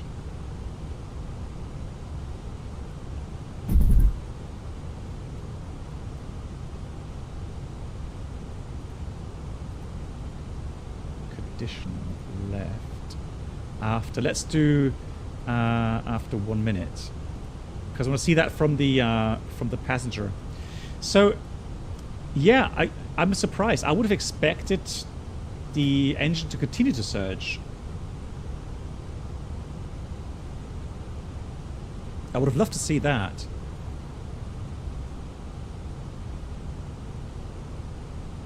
Do I have to do something else? Like, do I have to put in, like, failure with damage or something?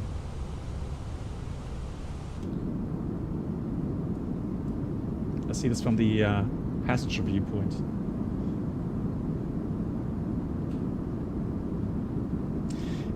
Because Army, I'm pretty sure Army has said something, or posted something, or hang on.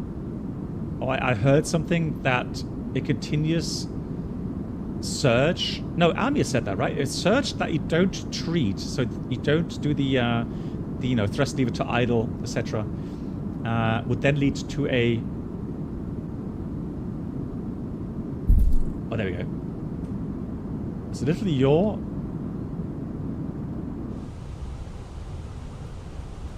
Yeah, I think I would say some people say surge and some say compressor stall. I would say it's pretty much the same thing, really. So displays seem to be darker on the top compared to the bottom. Maybe it's just a viewpoint issue. Have a look now.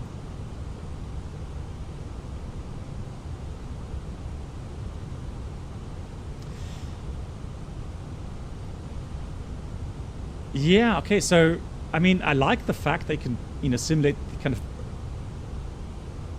Oh, let's do a... Hang on. Arm in 30 seconds. Let's try that. Let's see what happens now.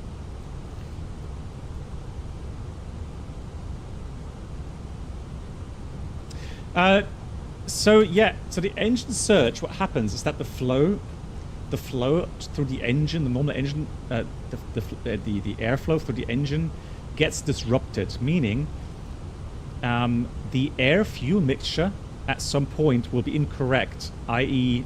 Not igniting in the burner, but actually being carried out into the turbine section and then ignited there, and that's why you usually see a lot of flames coming out of the engine when it stalls, and then it just completely disrupts the whole normal airflow of the engine.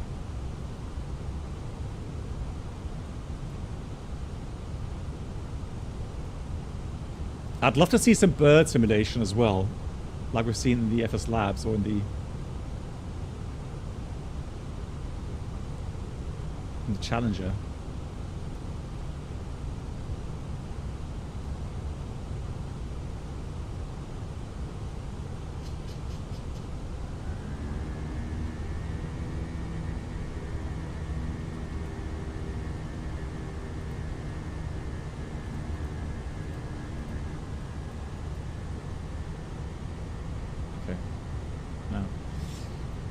So a bird strike, a bird strike leads to a engine failure straight away. So we're gonna level off here. Max power, and then we'll descend back to 10,000 feet.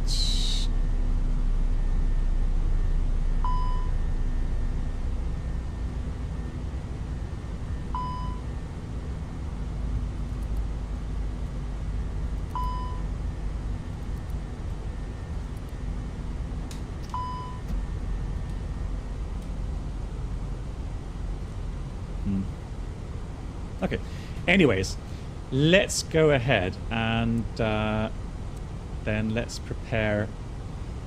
Well, let's set the engine again. So thrust lever 1, so ECAM actions, engine 1 fail, thrust lever idle. If no relight, well, there won't be a relight, will there? Engine master 1 off, confirm, and 1 confirmed is off. Fuel balance monitor. If damaged, yes, it is damaged. Engine 1, fire push button. Push. Confirm. Number 1 confirmed. Push. Now we secure the engine, meaning we will discharge the agent now. Number 1. Discharge. So now the engine is secured. Let's switch back the auto thrust here.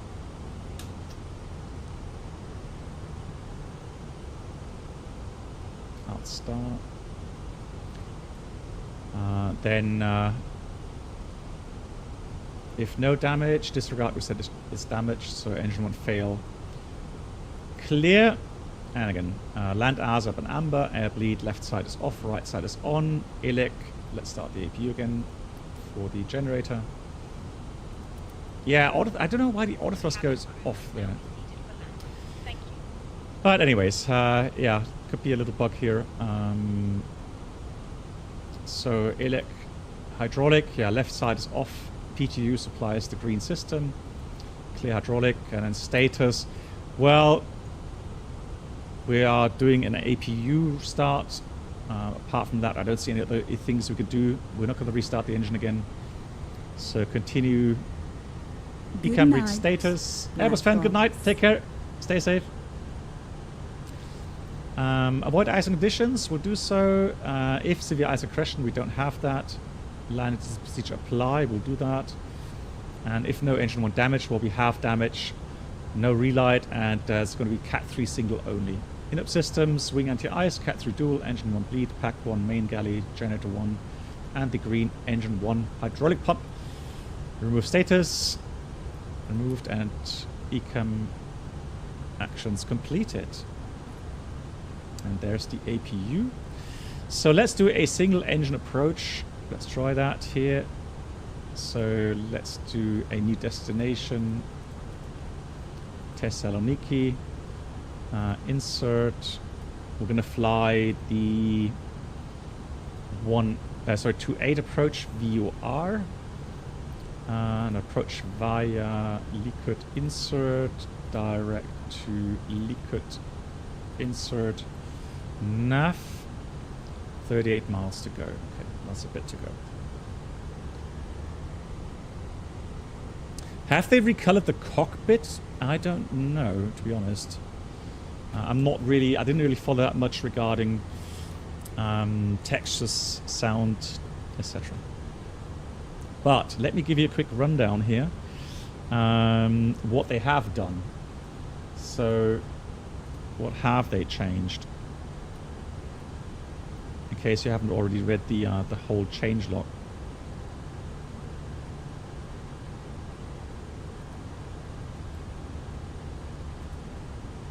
So,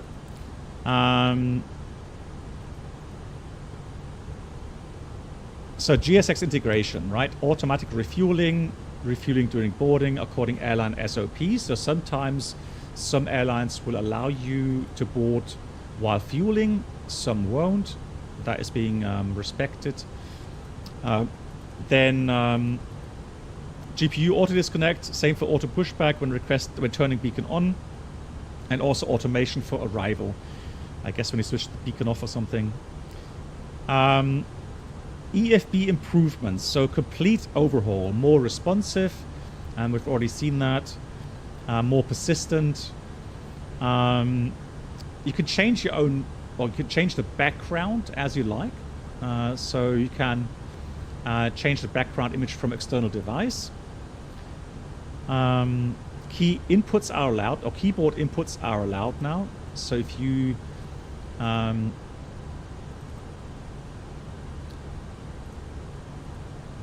go there, you can actually use your keyboard to implement these things. Actually, let's just change that. Oh, hang on. No, let's go live weather, shall we? There we go. So live weather. Live weather. It is fantastic. Cool. What else? EFB data now uses Navigraph data, so especially on the ground, it has a more or correct taxiway layout now. It's updated as Navigraph is updated. yeah, performance tool, you can now use your own intersection takeoff stuff, which is good. And then we saw that you can send your calculations directly to the MCDU, which is great.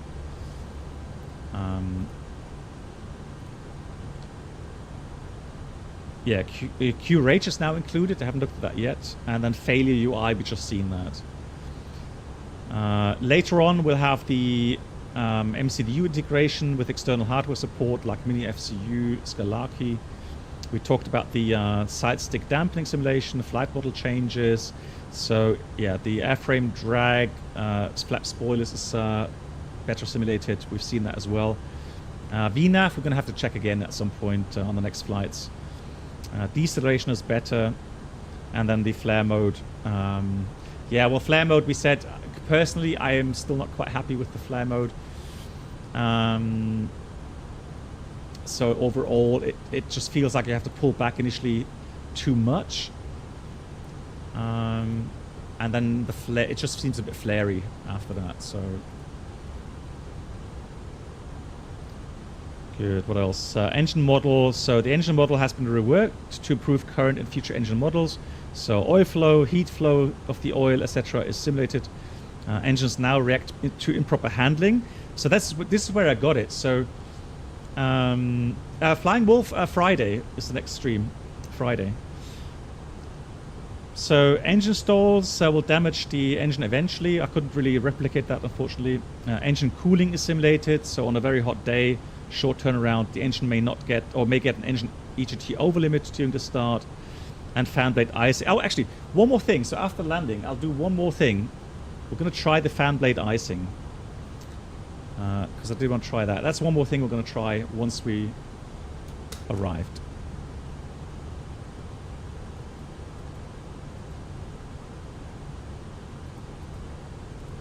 Temperature. Yeah, but overall, again, happy to see this update. Yeah, it's free. There was no charge on that. So approach, we'll do 2.8. Where's, hang on, just got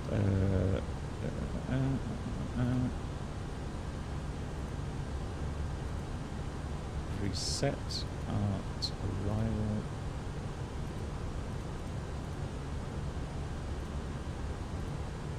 Approach 2.8, and that's going to be a VOR approach. There it is. Cool. And that's a minimum of 550. Descend, we'll start descent. We'll go 6,000 initially. Manage descend out blue.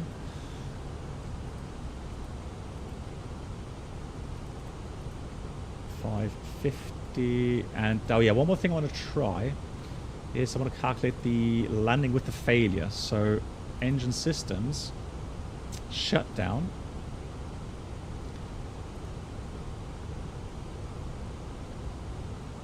And we have condition dry,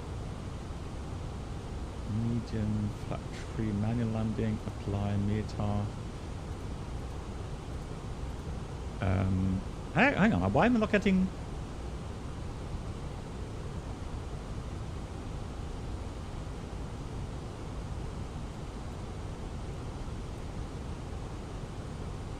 Swiss Tony, no. We just had a bit of crosswind, 7 knots, not really. Oh, weight, you're right. Yeah, weight is missing. I thought I had into that. 62 tons. Thank you much. 62. I missed that.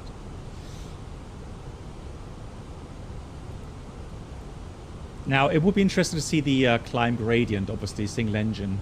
But we are going to do a flat 3 landing, because that's what you would normally do with an engine failure to improve the climb up performance.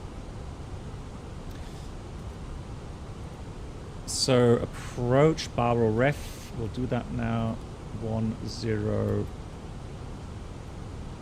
Okay.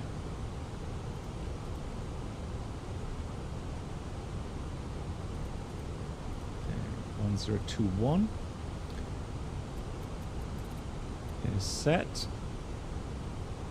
Let's go down to... No, speed first of all, and then let's descend down to 4,100.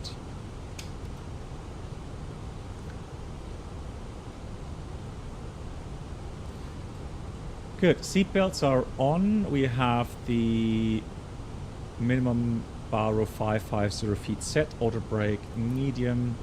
Engine mode selector. Well, it is on ignition because of the engine failure. Let's put some speed brakes out here.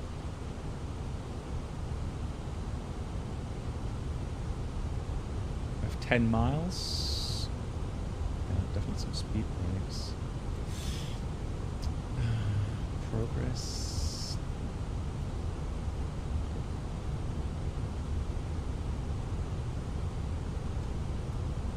Well, I mean, Alex, if you anticipate that flare behavior, then here comes flaps 1, speed check, flaps 1, status, that's correct, nothing new, remove status. Now I'm going to fly this with final approach mode.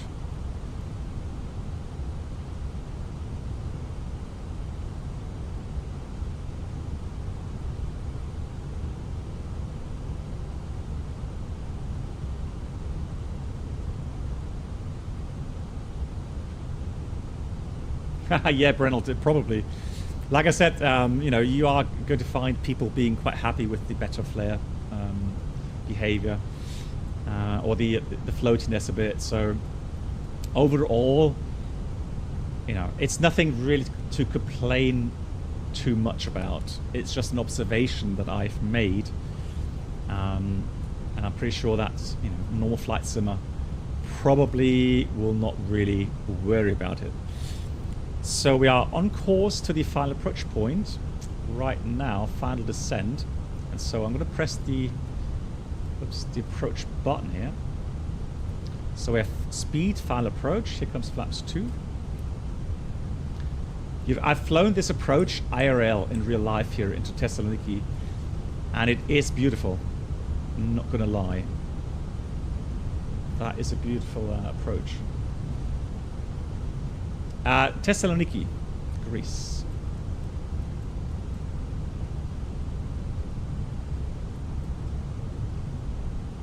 Put up some lights here.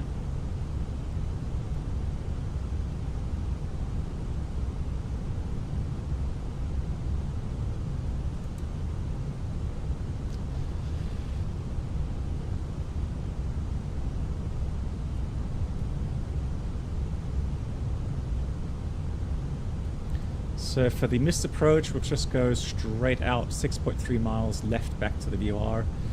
Mike Kilo Romeo. Now we are doing the VOR approach, so strictly speaking, we should have that tuned in here. The course 279.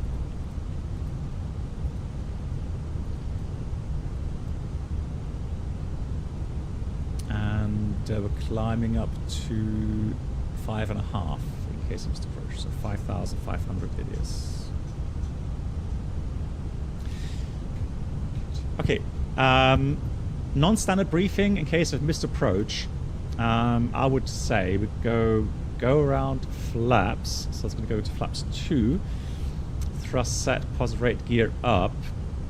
Call up the modes. Now this is something. Oh, that's why we have tailwind like crazy. I was wondering why I'm not decelerating.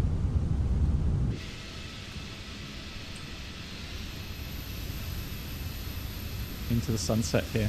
Beautiful. That explains a lot.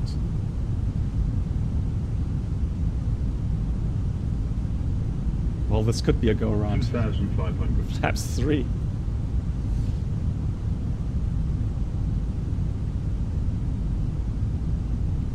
Let's see if we get stable. So Max, oh yeah, the ground was calm, wasn't it? That's why I had no concerns, you know, accepting that that runway.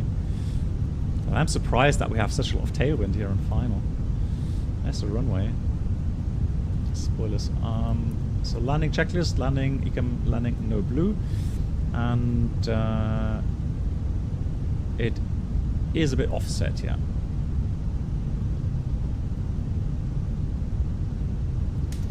So let me go manual thrust.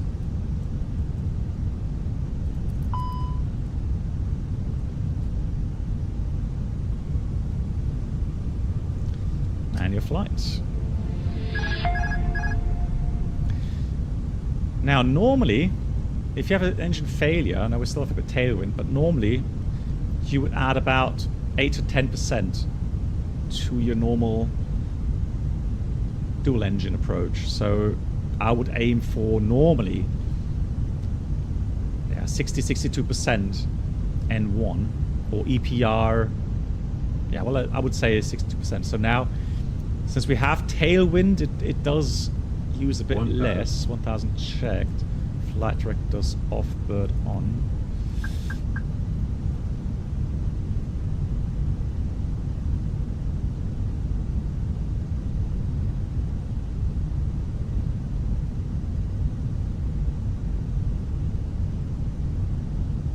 Trying to scent the triangle there. So we're on path. Yeah. Now it's idle or variable 1 knot here. Careful descent rate. 500. Minimum. Continue. 400.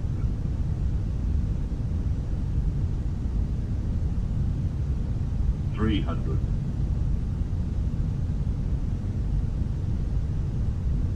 200.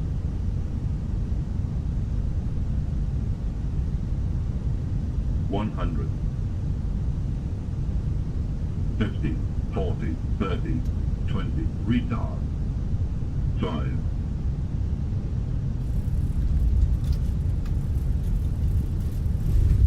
Lol, that actually felt a lot better this time.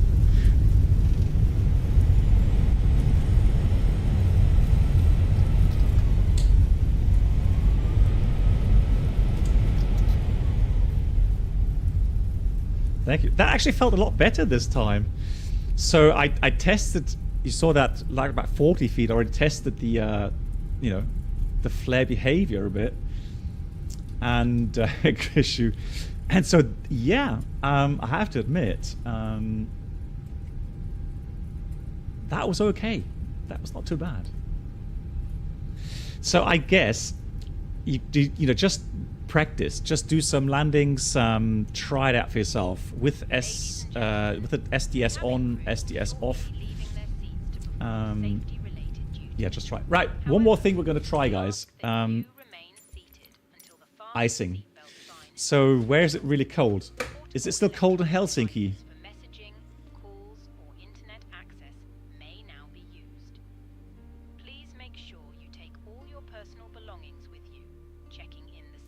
Iron Lodge. It's the stick, so the stick dampener system. So side stick dampening simulation it is. So that's special for the FENIX they've implemented. But I've tried it, and for me, I don't know. I just had a feeling in the flare. It just didn't look right. Helsinki right now, actually, you know what? Helsinki has around freezing, light snow. That's actually good conditions for possible engine icing. Because if it's too cold, Brennelt, if it's too cold, then you will not get the fan blade icing. But around freezing with some precipitation, that should actually cause fan blade icing.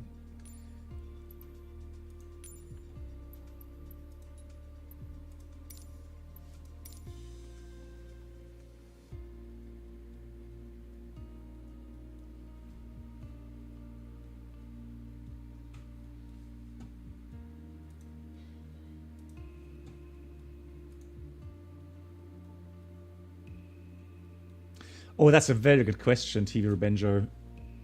Bruno, would you know? Do you know the... Yeah, Bruno, we'll cover that in a second. What can you do against that icing? Bruno, do you know? Do you need... It's custom. Well, that's a very good question.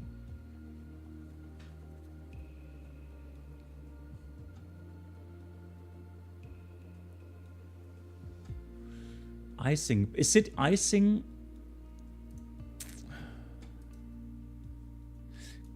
Because I know you can switch it on here. Okay, so if it's custom, it shouldn't matter. Yeah, you're probably right, Bruno. Yeah. Yeah, that's actually a good point.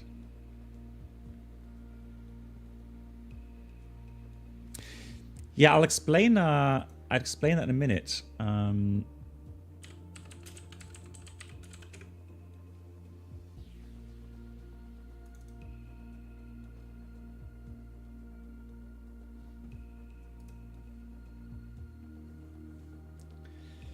So this is quite unique here in Microsoft Flight Sim, that now we have a icing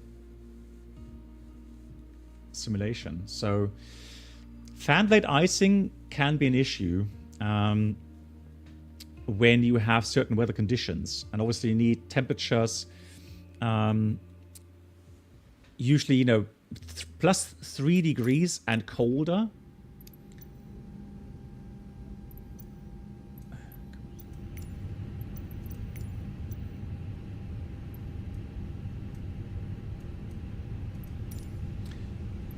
Oh, that's a good landing, last one, like that. So, we're going to leave the engines running because that's quite neat. Because now we're kind of, you know, idling. So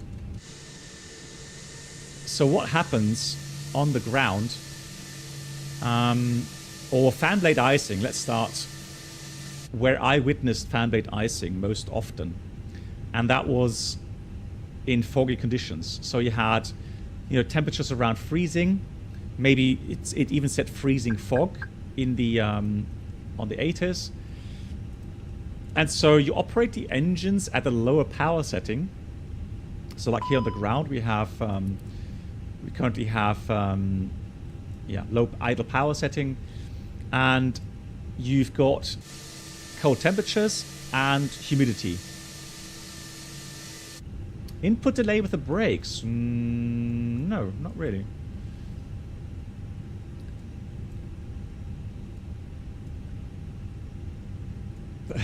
Stuck, sorry.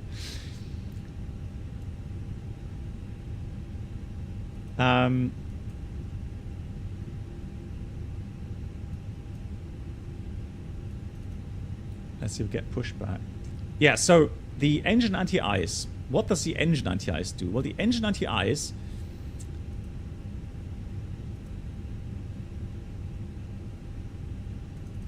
come on. I've started Coatl.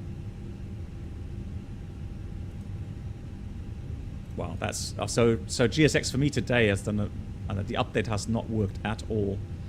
GSX, that is, not FENIX. Never mind. Let's do the following. Let's do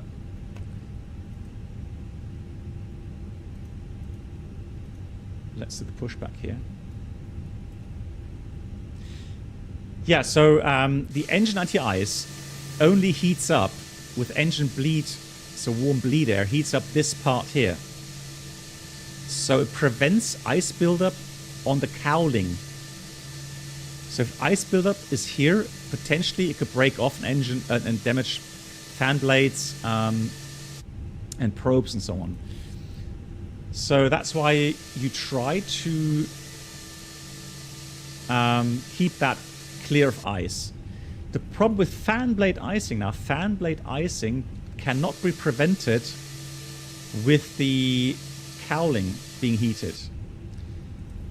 So like I said, in certain conditions, with you know, foggy conditions, or The cabin is now secure for takeoff. Or a ramp, taxiways that are contaminated, like here, right? We have right now, you know, a little bit of snow, slush maybe on the taxiways. So as the engines are spinning at low RPM, the centrifugal forces aren't strong enough to prevent ice buildup on the fan blades. Now that ice can be very, very strong. It really sticks to the fan blades.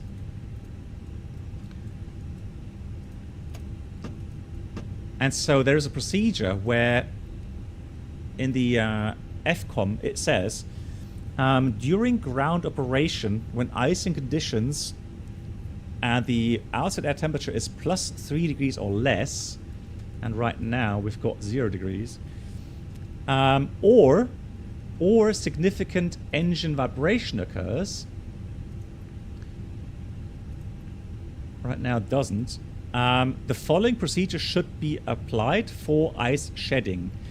So ice shedding, you try to increase the engine RPM to a level so that the centrifugal forces kind of blast off that ice that has accumulated at the mostly back of the fan blades. So you would normally only feel it if you reached in, engine not running obviously, on the ground doing the outside check. And so that way you can feel the ice being built up on the fan blades. And usually it's more to the inner part, so it's more towards the center, not the outer part of the fan blades, but it can happen as well there. So how do we do the ice shedding procedure? So in the IAE engine, and that's very important, accelerate to a minimum of 50% N1 at intervals not greater than 15 minutes. In the CFM engines, it's a bit different. So in the CFM engines, it's about 70% for 30 seconds at intervals not greater than 30 minutes. And like I demonstrated before on the flight, here on the IA engines, there is an area, N1, between 60 and 70%, where if you put the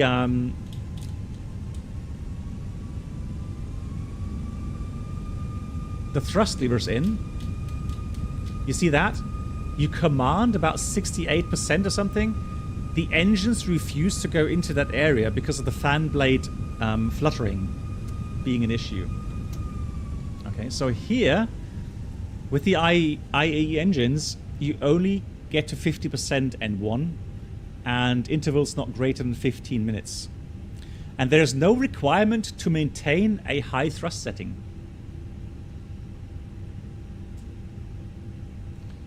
What's the weirdest thing you've ever found in an engine? Well, bird remains, really. Or actually, no, aluminium foil. Yeah, so we sucked in some aluminium foil during taxiing. Good. So let's taxi out. Let's simulate taxiing out a bit. So we make sure that we don't spool up the engine too much so that we get engine icing. And again, these are very typical conditions where you could end up with fan blade icing.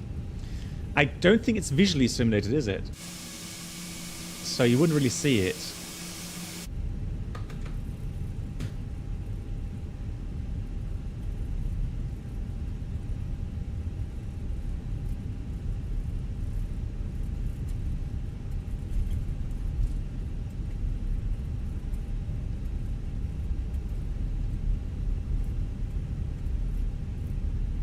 Yeah, so what are the dangers of fan blade icing? Well, the fan blade icing means that potentially, depending on which stages internally in the compressor are also frozen up with ice, it will cause an issue with airflow.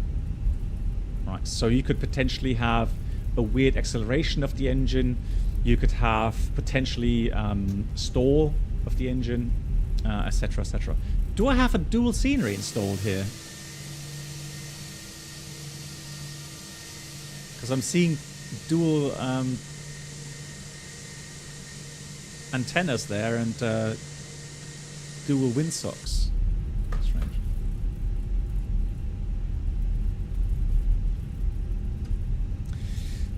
One thing that Amir said when he came to my stream last week, he said, because I was like, oh no, Avenger, yeah. He said, well, don't worry, it's not always going to happen, so it's not overdone. So only in certain conditions will you actually have that fan blade icing? So for all I know, we may not even get it. What on earth is this?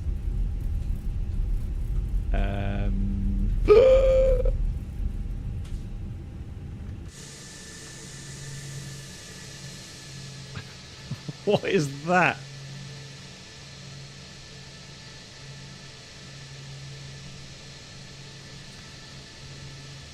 Right, okay, so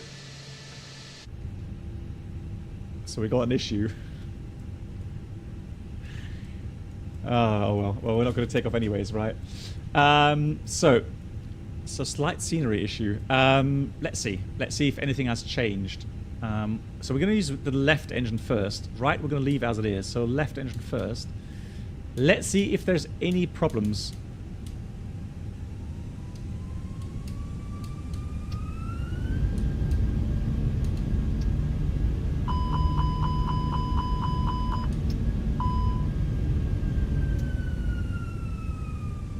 So there's no, there was no problem right now with the icing there.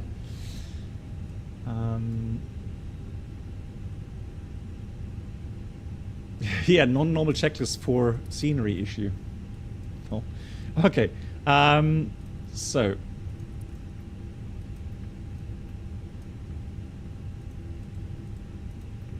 okay, that's interesting.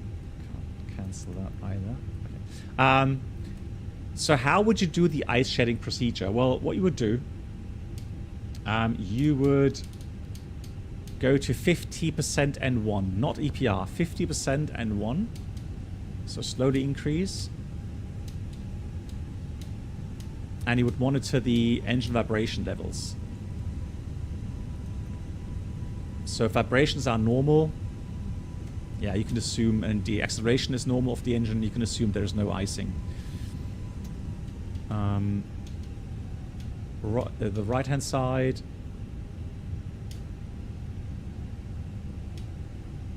No, there's no indications for fan blade icing. No, the only way you can see that is doing your walk around.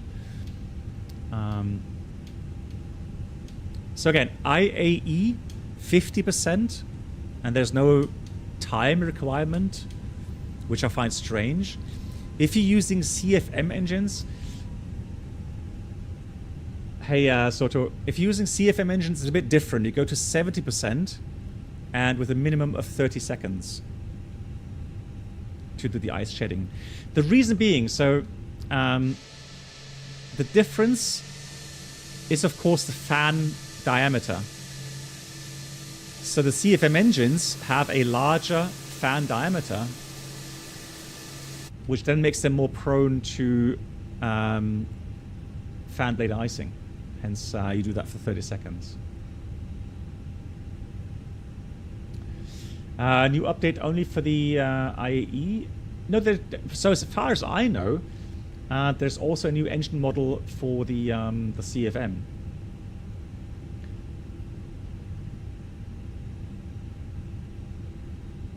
Yeah. Cool. Let me do one more thing here. Let me go and go to nighttime and show you the night lighting one more time. So night lighting. Here's the floodlight. Looks nice.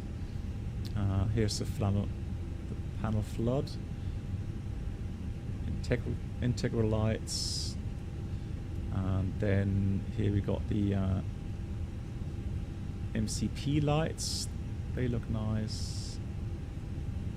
There we go. And yeah, overhead lights. I can dial down obviously the inboard, outboard displays. This you can dim down as well. Perfect. That's good. Hey V-Chris, nice to see you.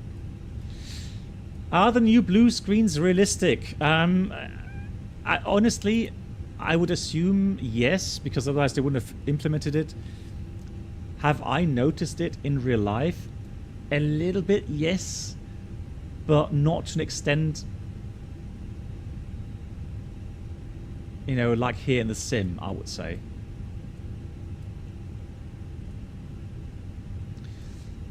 How about dome light? That's already fairly bright. Full brightness. Okay, looks good. What about cabin lighting, really quickly? So sim settings, cabin lights are on. Okay.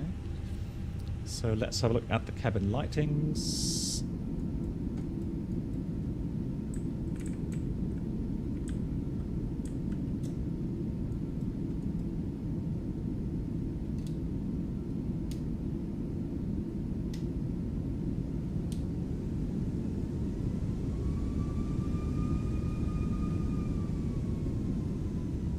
The sounds are nice. I like the sounds.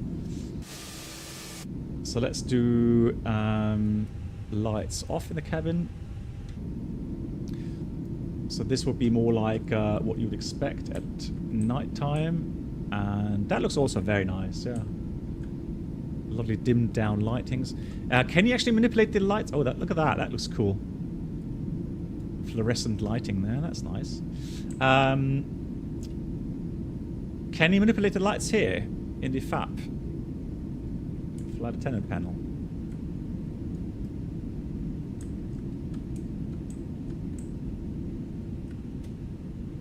No. Okay, the FAP is not simulated. Okay. This is also not simulated. Okay. Alright. But yeah, again, nice.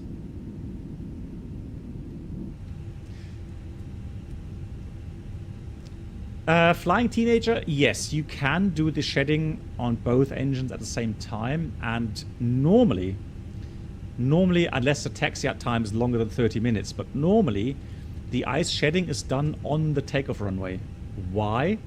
Well, on a taxiway, you may have an aircraft behind you, and you know, depending on how far away the aircraft is, well, you may blast it with, you know, ice, snow, etc.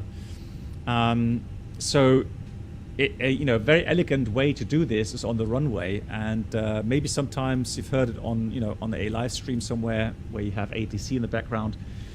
You will hear aircraft asking or telling tower, be aware, we'll need a 30-second engine run up on the runway. So then tower knows that and can, you know, yeah, do a more accurate sequencing of the aircraft. So VCRIS, on the runway, definitely you would need approval. On the taxiway, again, I would be very careful doing this on a taxiway. There, I would actually ask if there's an aircraft right behind us. You know, out of courtesy. But as far as I can tell from my own personal experience in real life, I've done this procedure always on the runway, just prior to takeoff. It's quite elegant, and maybe some of you witnessed this. So what would happen is that you would go onto the runway, and then you would hear the engine spool up, right? You would hear the engine spool up, and in the CFMs it would be 70%, right? So it would be even more. So it would be, you know, something like that. And then, after 30 seconds, they would release the brakes. They won't go back to idle power. They would just release the brakes and then go full power.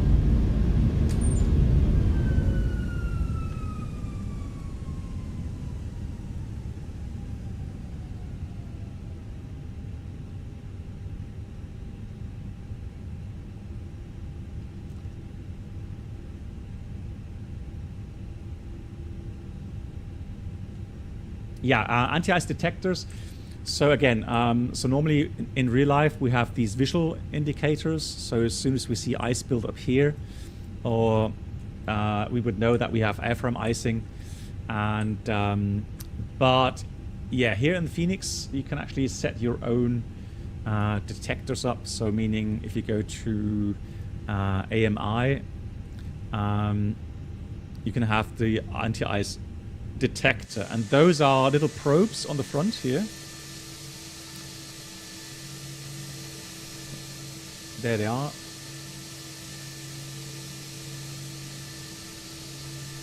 Good night. It's these things here. Black box. Voyager, mach's gut. Yeah, this Friday, hopefully. Mach's gut. So these are the icing detectors.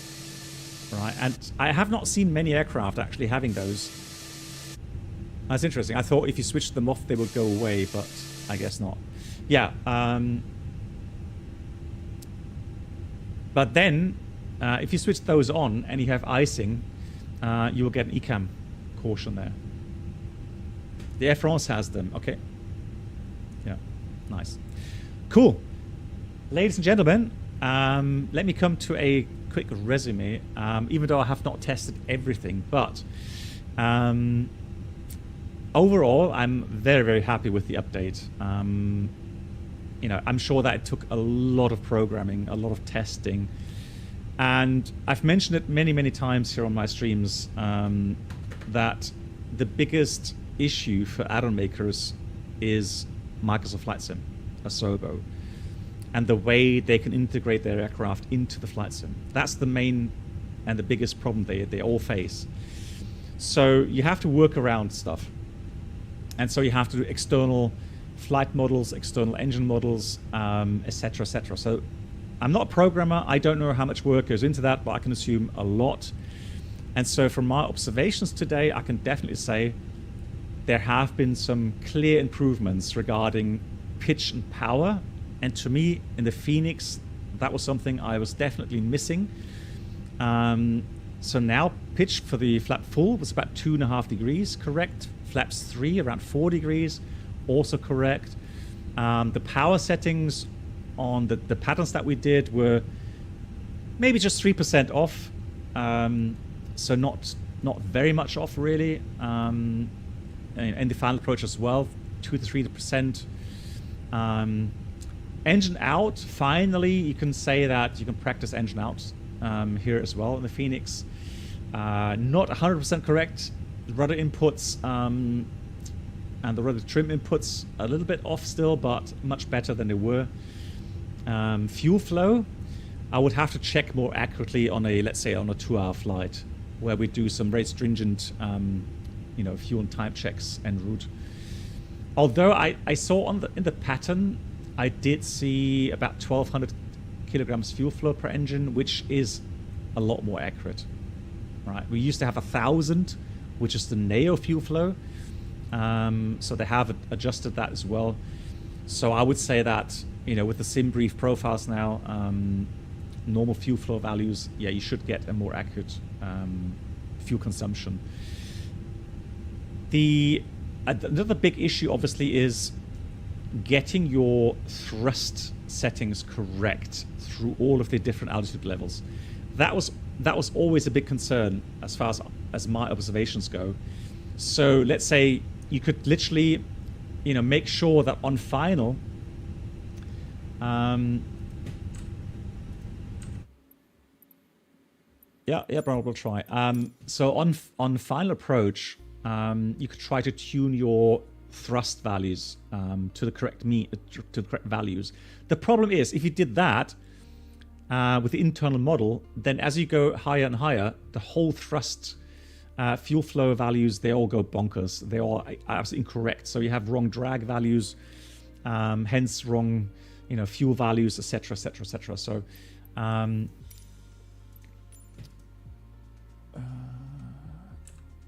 that is, oof, I've not been there for very long. That's it.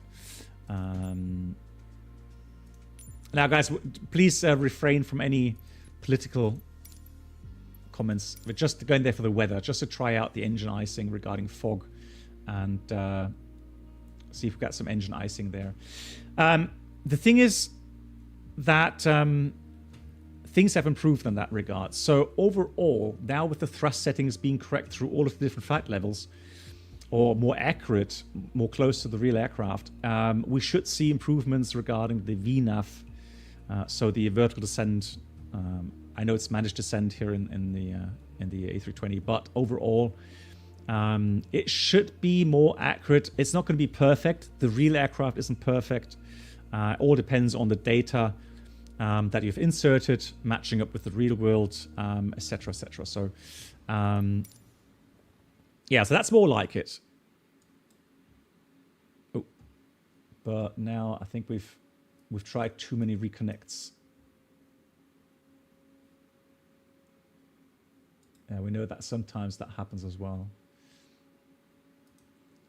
Well, I mean, Brennard, we're going to try at some other point. Surely we're going to, you know, if you're interested in seeing how that works, have a look at the FENIX video that came out last week or 2 weeks ago. There you'll see the how that's simulated. Good. So overall, looking at all of the different integrations and so on, yeah, GSX I'll try again next time. The sounds for the announcements are nice. I'll mess about more with the side stick dampening as well. I'll have a look how that, you know, on and off, how that may work, you know, better one or the other. We'll see. And I'll try offline. I'll try to yeah, pinpoint the values a bit more accurately regarding, you know, drag and fuel flow, etc. But again, overall, I'm very grateful for all of the hard work that went into it, and that has, of course, laid the groundwork for a easier and more seamless integration than with the 319s and 321s in the future. So that's definitely something to look forward to.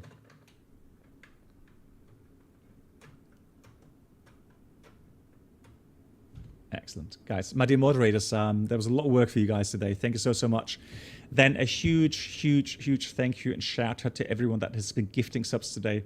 Reynold, we've seen Florian, John Tamira, we've seen Jason gifting a sub. We've seen Avenger Ryan gifting 5 subs as well. Scotty Hottie 5 subs as well. And hopefully I've not missed anyone. Also to the 100 bits. Thank you much for those. And yeah, I think that was all that's done. Okay, thank you so much for the awesome support. We will try out some more flights with the FENIX on Friday for sure. Yeah, exactly. So we'll see how that goes. Guys, thank you so much. Let me see if there's someone still streaming. I'm sure that we have lots of people streaming the FENIX today. I'm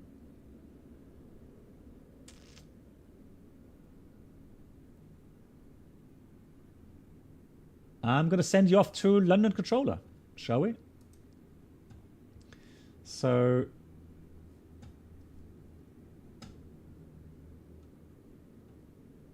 let's go ahead and raid London Controller. I hope I've spelled that correctly, London Controller. And there we go. Thank you so much to everyone also that resubscribed today. Thank you for that support. And then I will send you off now to London Controller. Good night, everyone. Once again, thank you so much. See you soon. Stay safe. Good night.